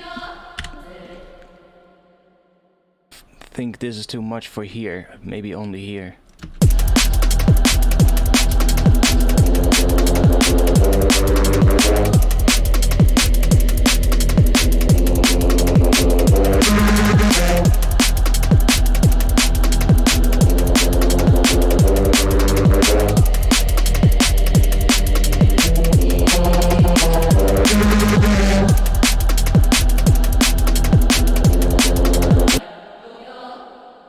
To try one major chord there.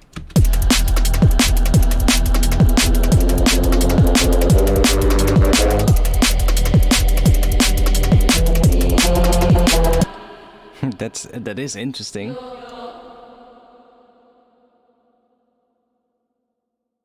Should we try a legato?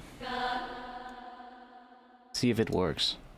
I don't think it'll work because see, it just triggers the note there. How do you do that?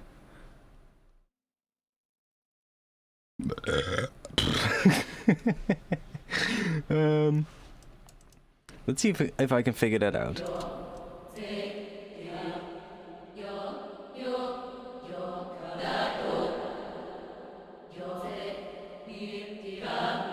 God damn it.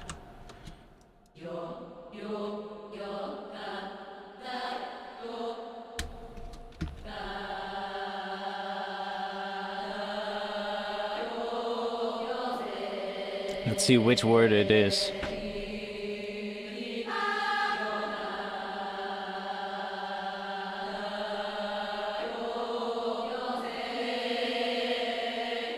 It's this one. So, legato fast. What? Set the legato duration used only at the beginning of a new note. Okay.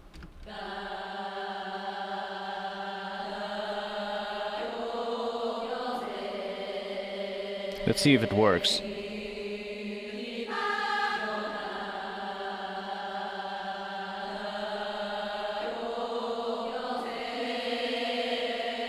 Didn't work.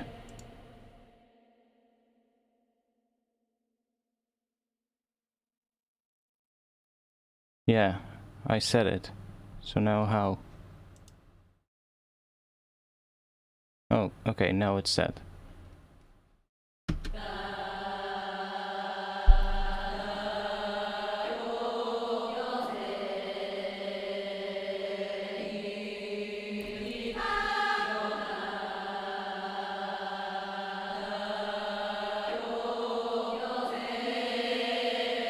It doesn't do it though. That's the only thing I don't understand. Why doesn't it do the legato?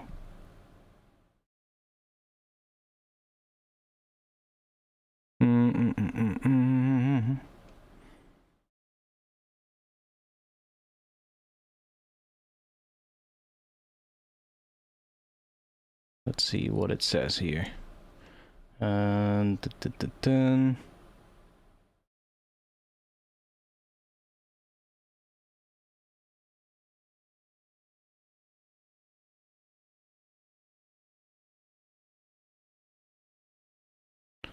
Let's see. Oh, maybe.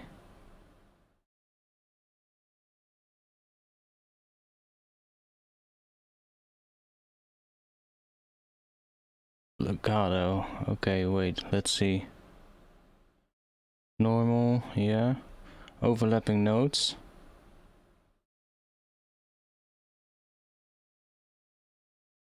If switched off, overlapping notes that are not part of the chord. In example, a new legato note will cut off last chord note. I think that is what I need.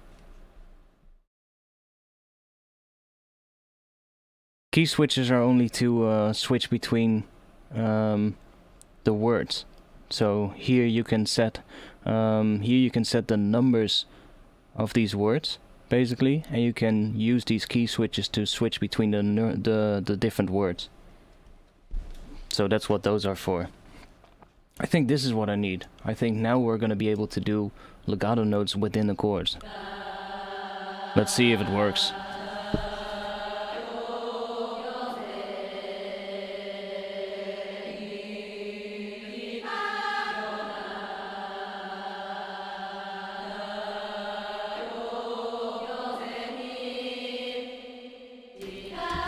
It did do it. It just went to a different word as well, but that's not a problem. It actually did the legato. So if I do this, it should actually go back to that note now. Now the question is, does that work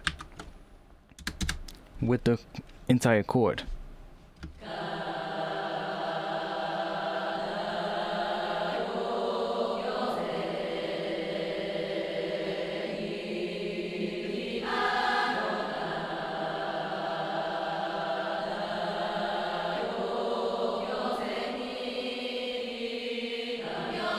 It works.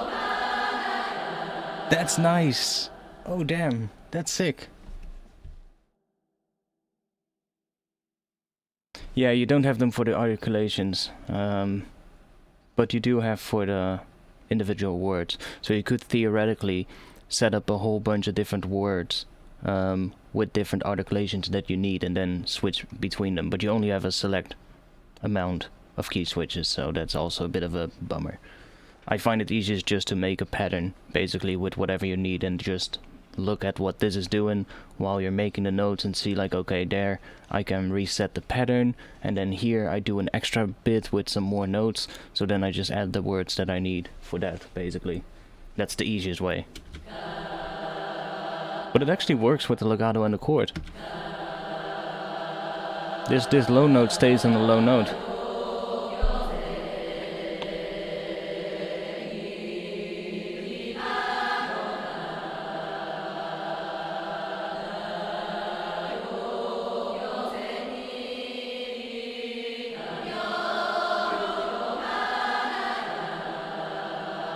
And it actually sounds quite alright with these two being the last two.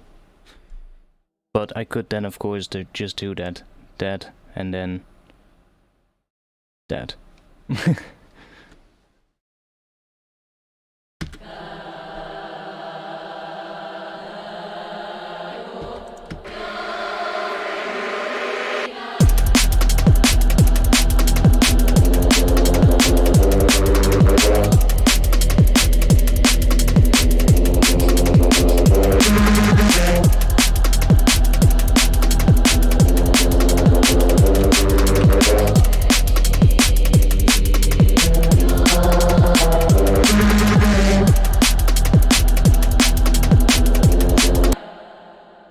I could do...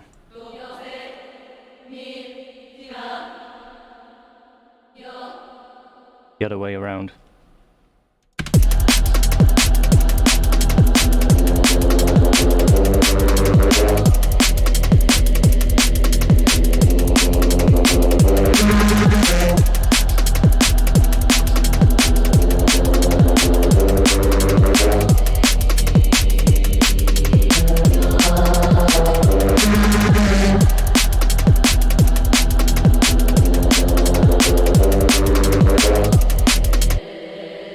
I do quite like it. Let's try out a little bit of this. Let's see what happens.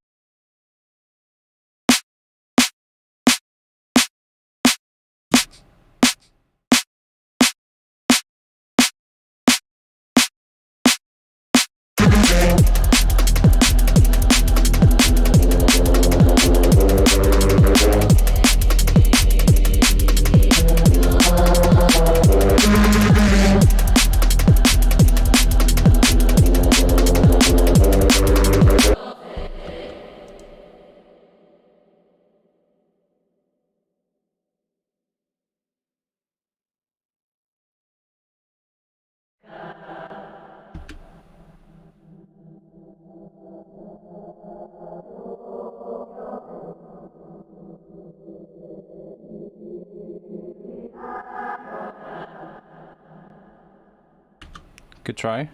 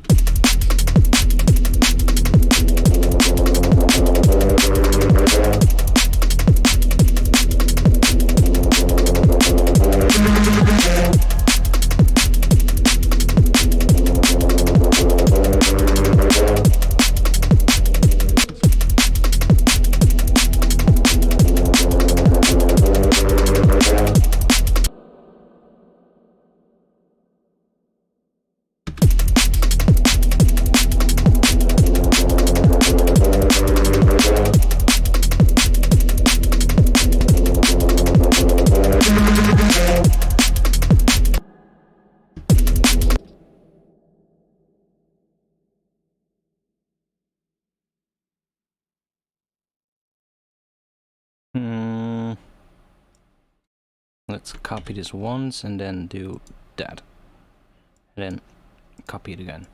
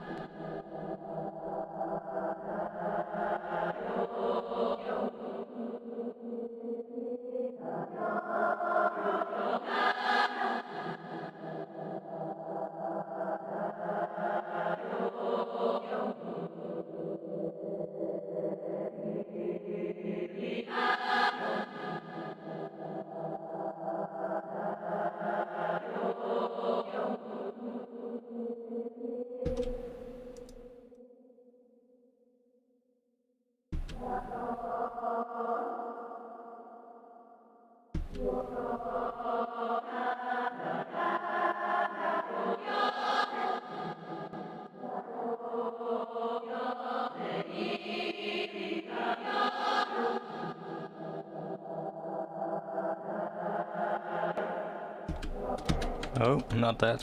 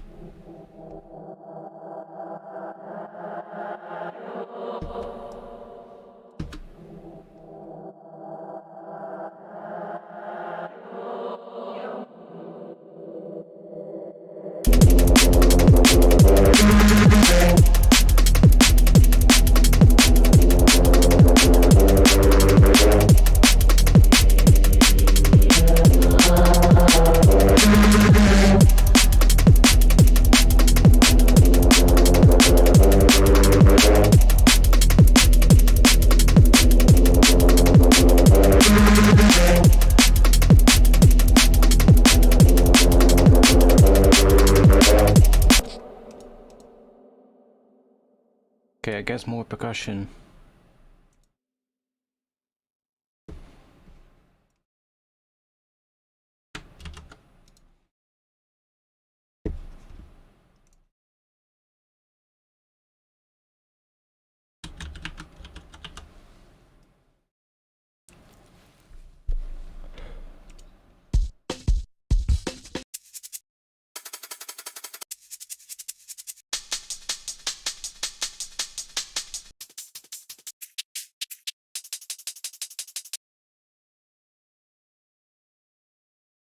More shakers.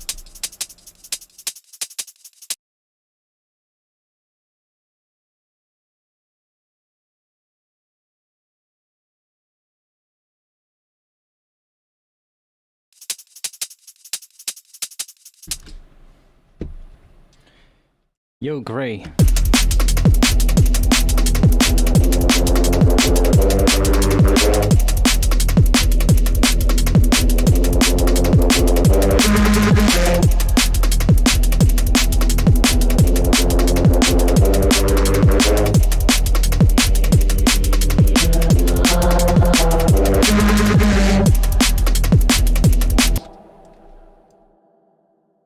Sure, why not?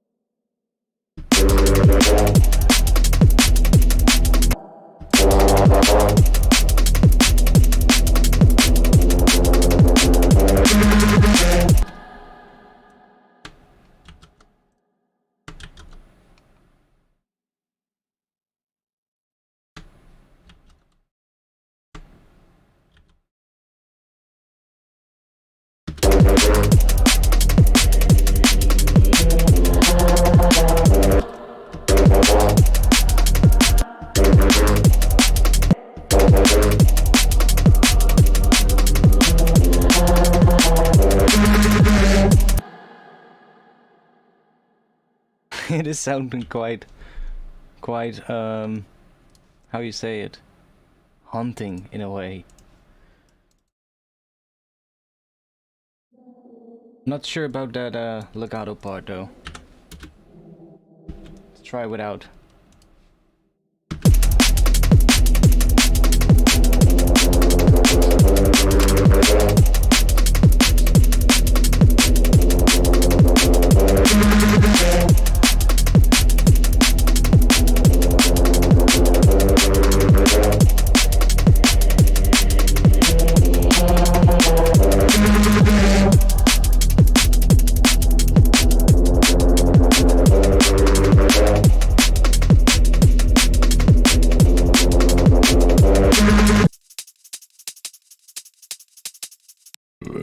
question is, can we make this one good? Yo, why are you not making the loop shorter?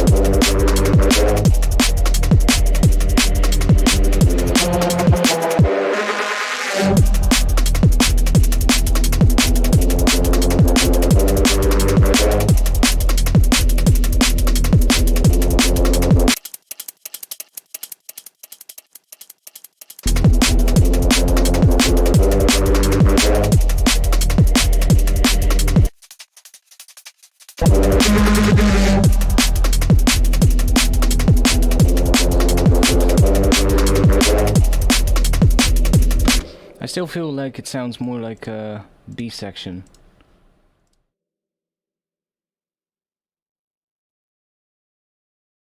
Okay, we've established that. Okay, that I'm gonna get rid of that one. Let's do that. I still feel like this sounds more like a B section.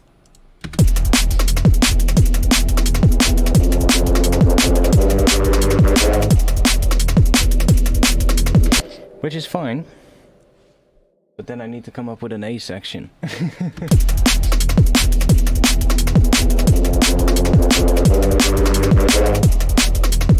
I do like it though.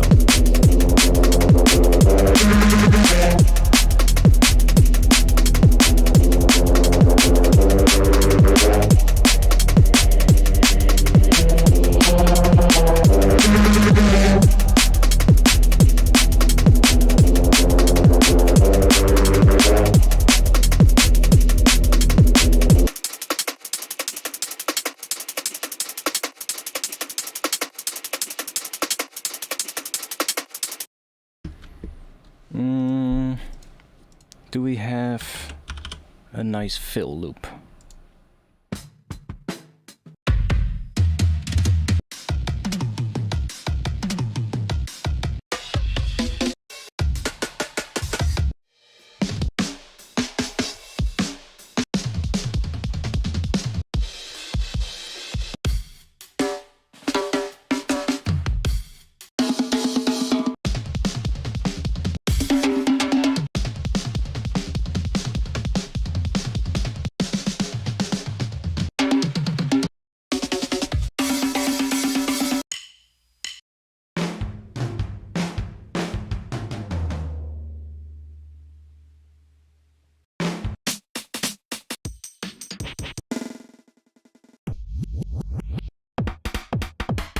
Those are pretty crap.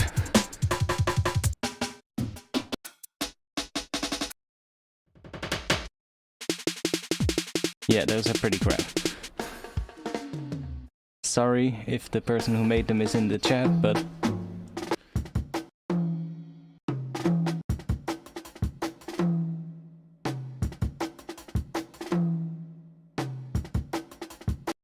the first part actually sounds pretty cool.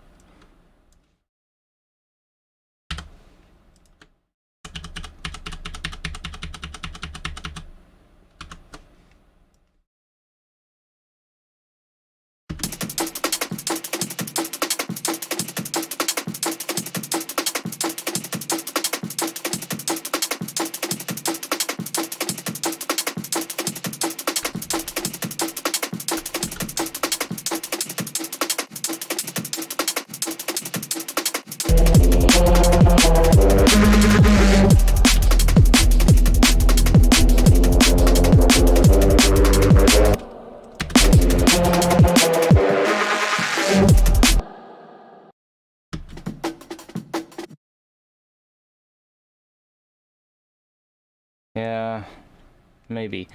I'll leave this one in here because I don't want to lose it, but I was more sort of like looking for maybe a break to fit in the end there.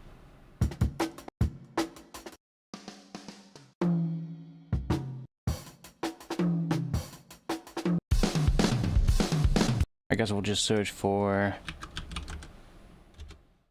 Damon.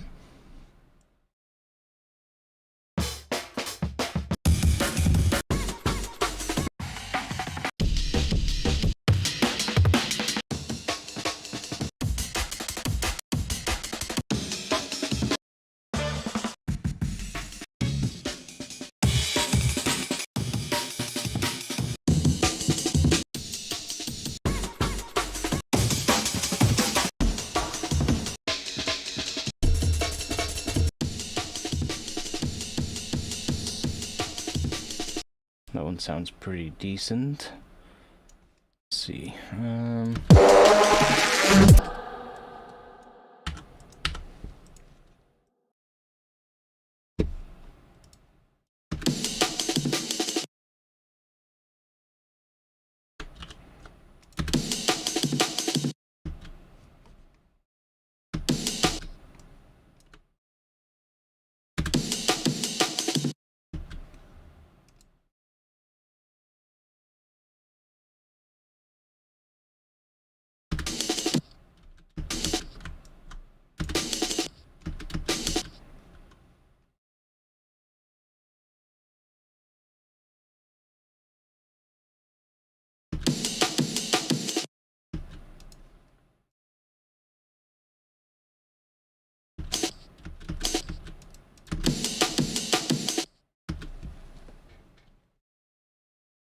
I'm not sure if Synthesizing is from the Netherlands. Not sure. It might be. I'm not sure though.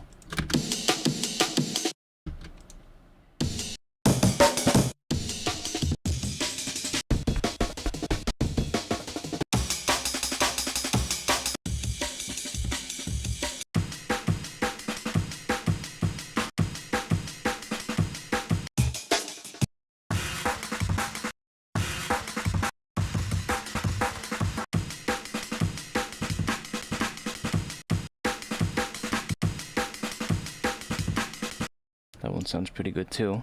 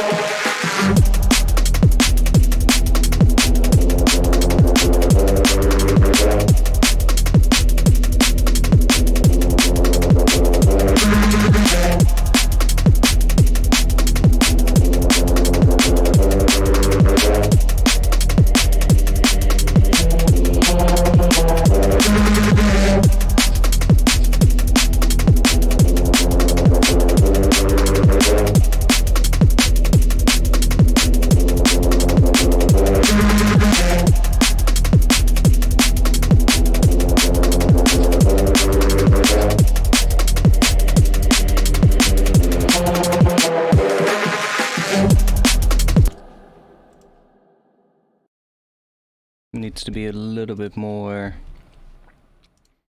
let's see, maybe a bit of overdrive on it or something, just to give it a bit more grit, because it is a little bit lost in the mix there. So maybe just give it some more high-end crunch with that.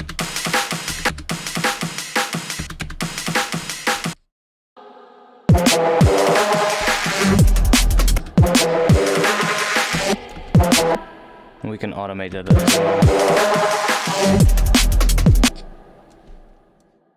Probably do some filter automation on it or something. This is Reese. I mean, yes, I guess this is a Reese.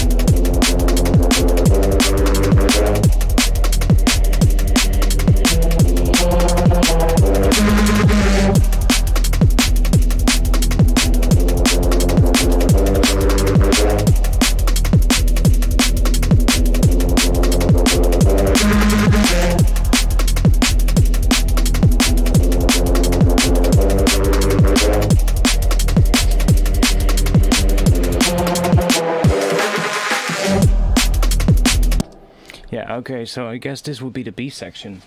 I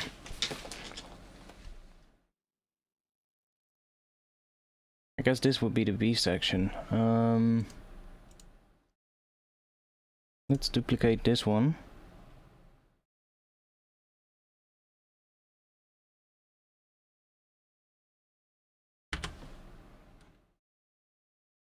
See if we can make a breeze here that we can use. So we have no automation now. Okay, good. Yes, good.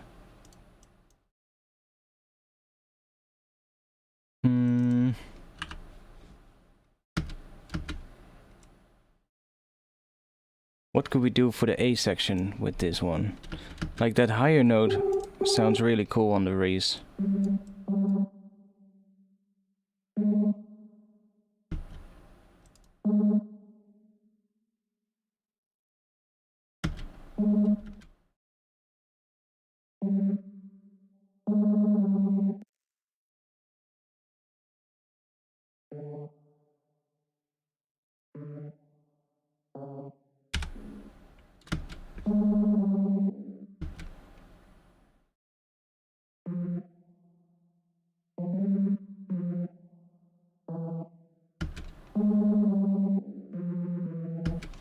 Ooh, that's also quite cool. We have to automate the filter frequency as well, because it's, or just bring it up.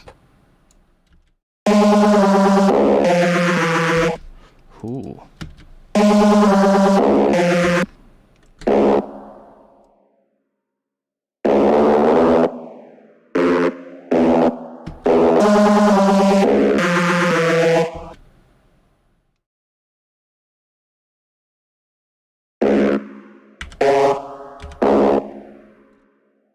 C sharp.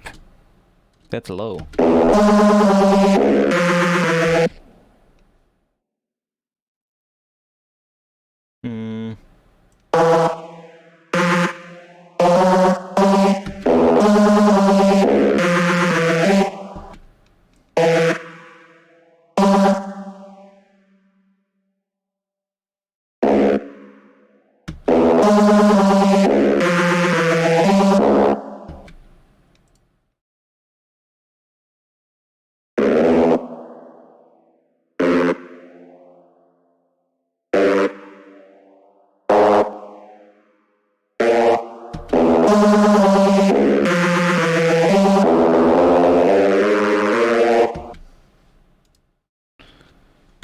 Why does it sound like...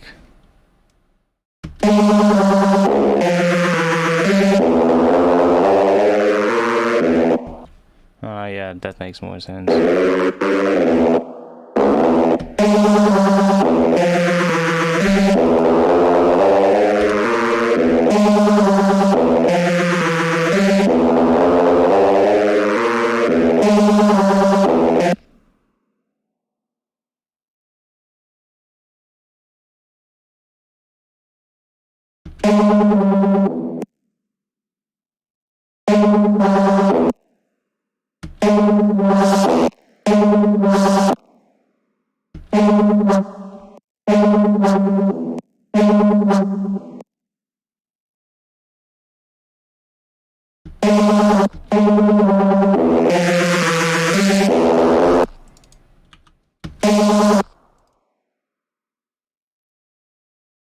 Okay, let's see. I think I would like it to start there.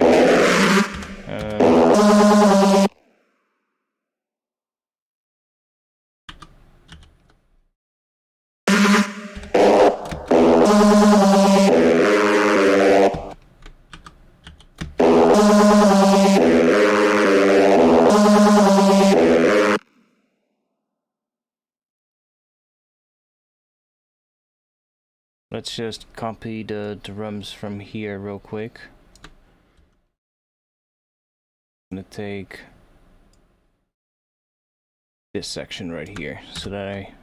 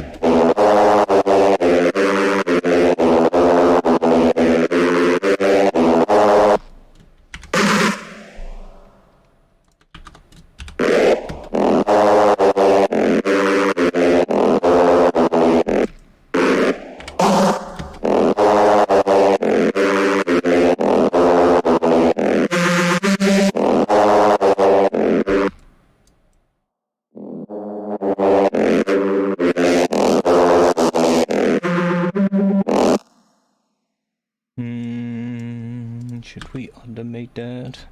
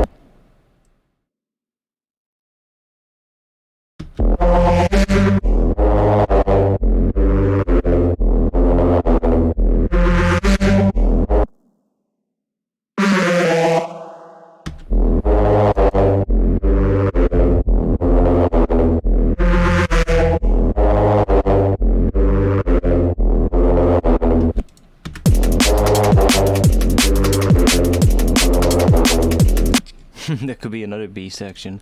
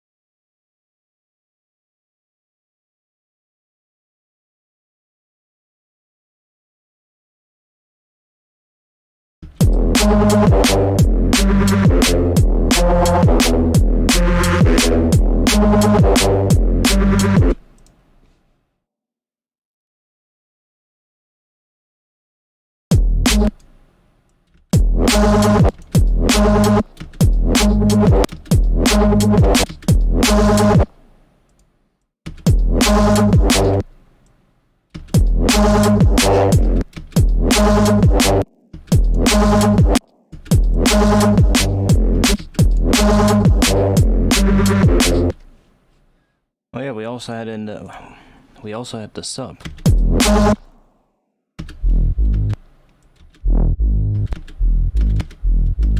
To give it some extra movement here and there.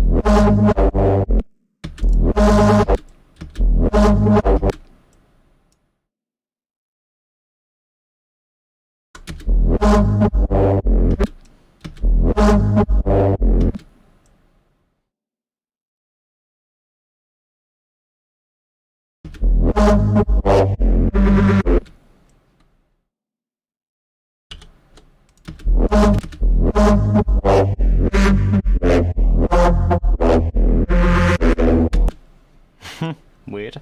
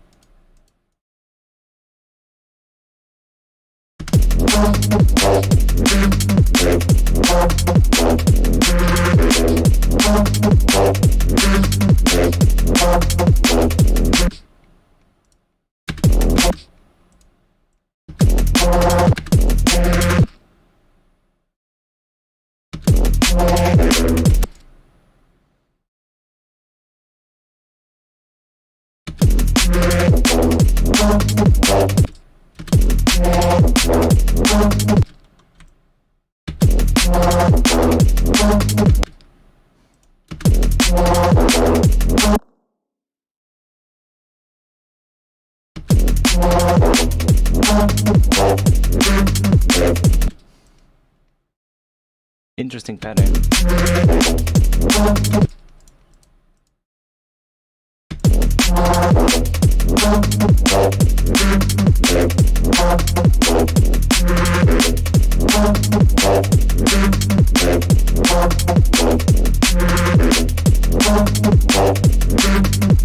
Yeah, interesting pattern.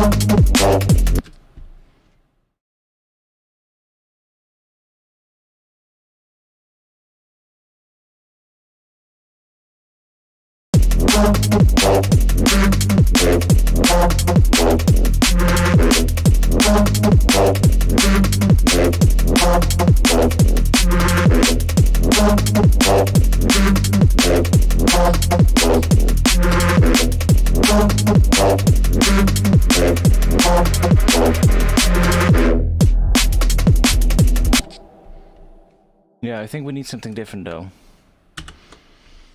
But it's getting late already. Completely lost track of time today. That's one thing, that's for sure.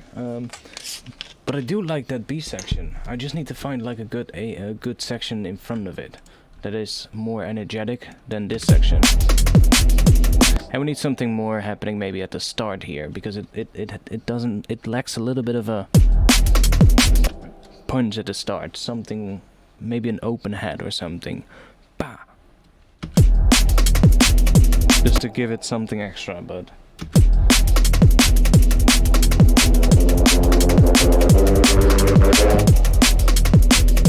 I really like where that section is going.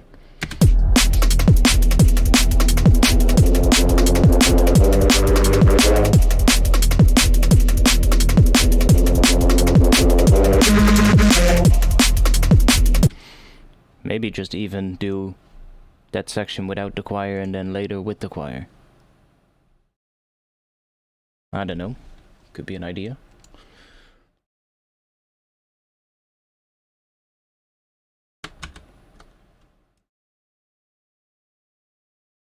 Let's just drop you here for now. Do that.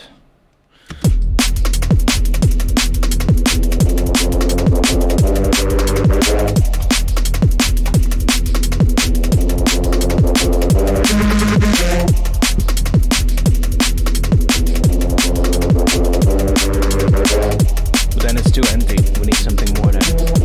Not sure what.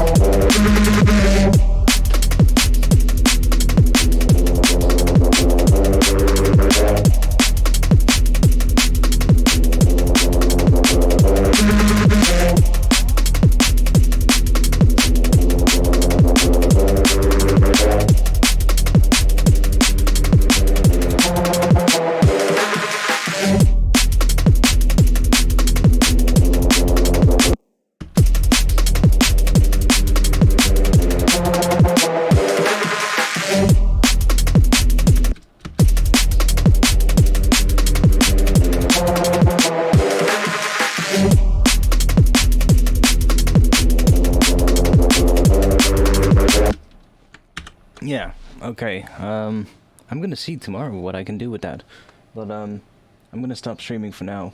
Thanks for being here. I'm gonna stop, because it's getting too late. But at least we made a good B section. Like, I like that section. What can go in front of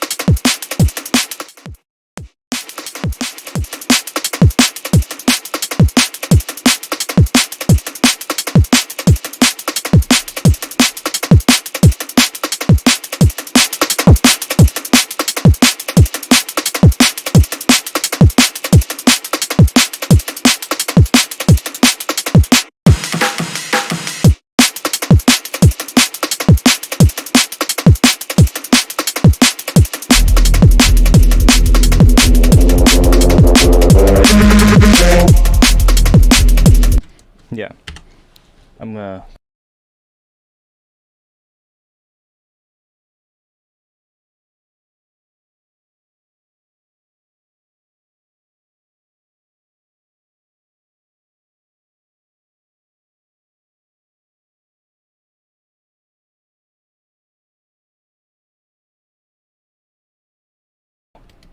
My bad. My bad. Yeah, like I said, I'm gonna be stopping. I'm gonna be streaming maybe one more time this weekend if I feel like it. And if I will, I'll let you guys know in the Discord. So, if you are not a member of my Discord yet, then you can join using this link that's in the chat right now. And yeah, I'm gonna be back again otherwise on Friday with another stream. So that's gonna be Friday, 8:30 p.m. Amsterdam time. So check out what that is for your time zone. Thanks for being here. We made a good B section for the drop. I'm not sure yet what to do with the A section. I'll figure that out. And I'll play around with it probably tomorrow. And then see if I can come up with something. And if I feel like streaming. So, thanks. I'm gonna be in the Discord as well, so if you have any final questions, then either post them in the chat right now or go to the Discord. Probably the Discord is the better option, because I'm not gonna wait that much longer. Thanks for being here. I'll see you guys again soon. Upcoming week, I have a tutorial coming up about doing phase accurate OTT with Ableton stuff, with Ableton stock plugins. So I'll be posting that upcoming week. It's already available on my Patreon. There's also a link in the chat to my Patreon, so if you want to help support doing these live streams, then you can join my Patreon. I'm saving up for a new MIDI controller, which we're about halfway now, so we're getting in the right direction. I'm probably going to go for the Novation 69 or 61 SL Mark III, which is like, wait a second, okay, I'm waiting. No, I'm saving up for a new MIDI controller, and I've been looking at a couple of ones, but the one that I'm really thinking about right now is that Novation one, the Novation 69 SL Mark III. There's also a 49 SL. That one looks really nice. It's like 61 would be one extra octave as opposed to what I had now, which would be nice. I think I can fit that in here. It would be good, and otherwise I'll figure out how to fit it. But that one looks really nice. It has like very easy ways to sort of like set up key ranges for individual instruments. Thanks.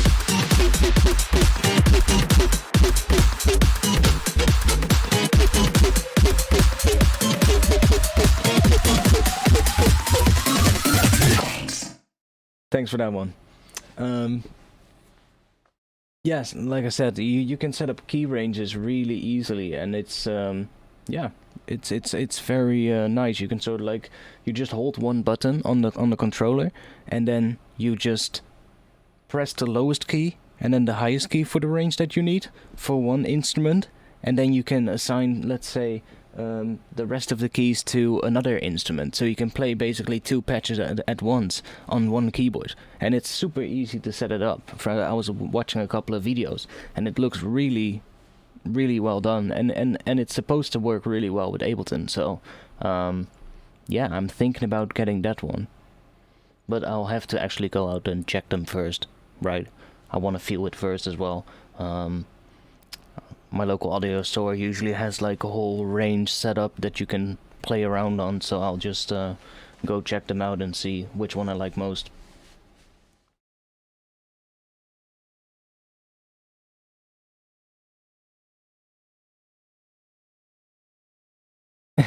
Oh, sorry.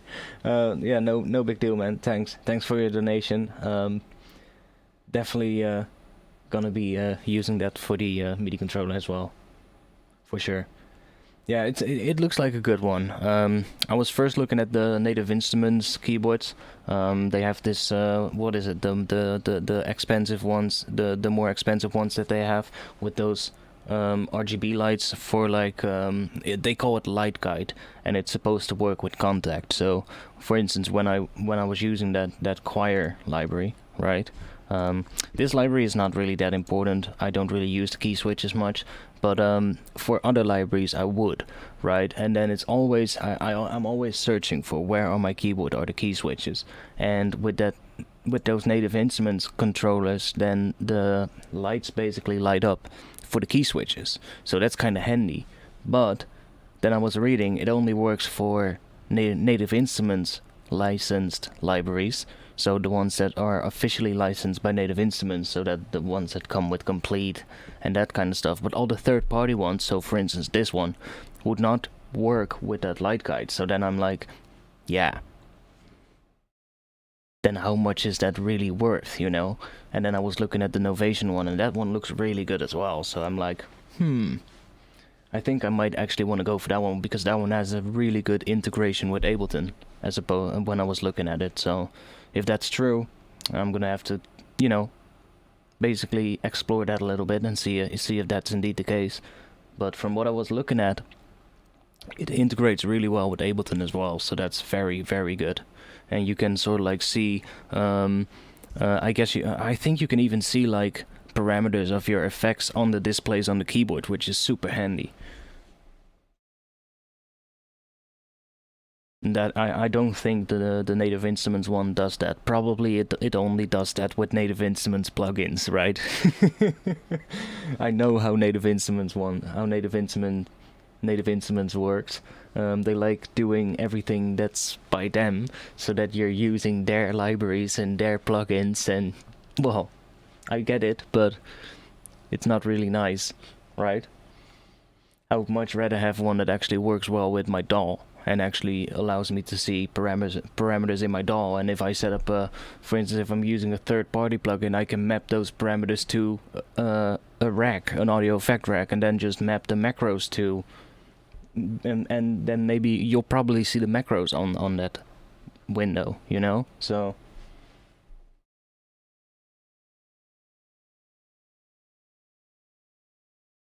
yeah, there's probably other ones as well for it, but like an all-in-one good MIDI controller, like the ones that I've been looking at, I think the the Novation one is definitely the one that looks the nicest, that I think I'll get the most use out of. Yeah, true. I also have a MIDI fighter here next to me that I can always use to map parameters to, so that's always handy.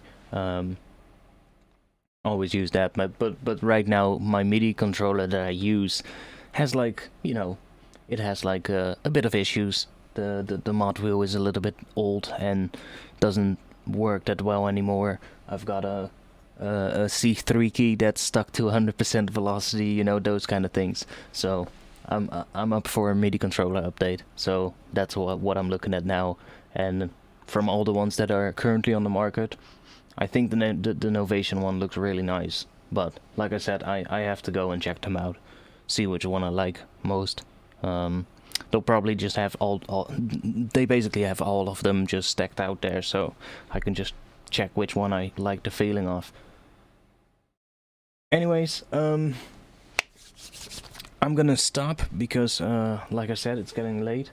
It's 2 AM. I'm gonna be catching some sleep. So thanks for the donations, and I'll see you guys again soon. I'll play this one, by the way, for now. I'll see you guys soon. Peace.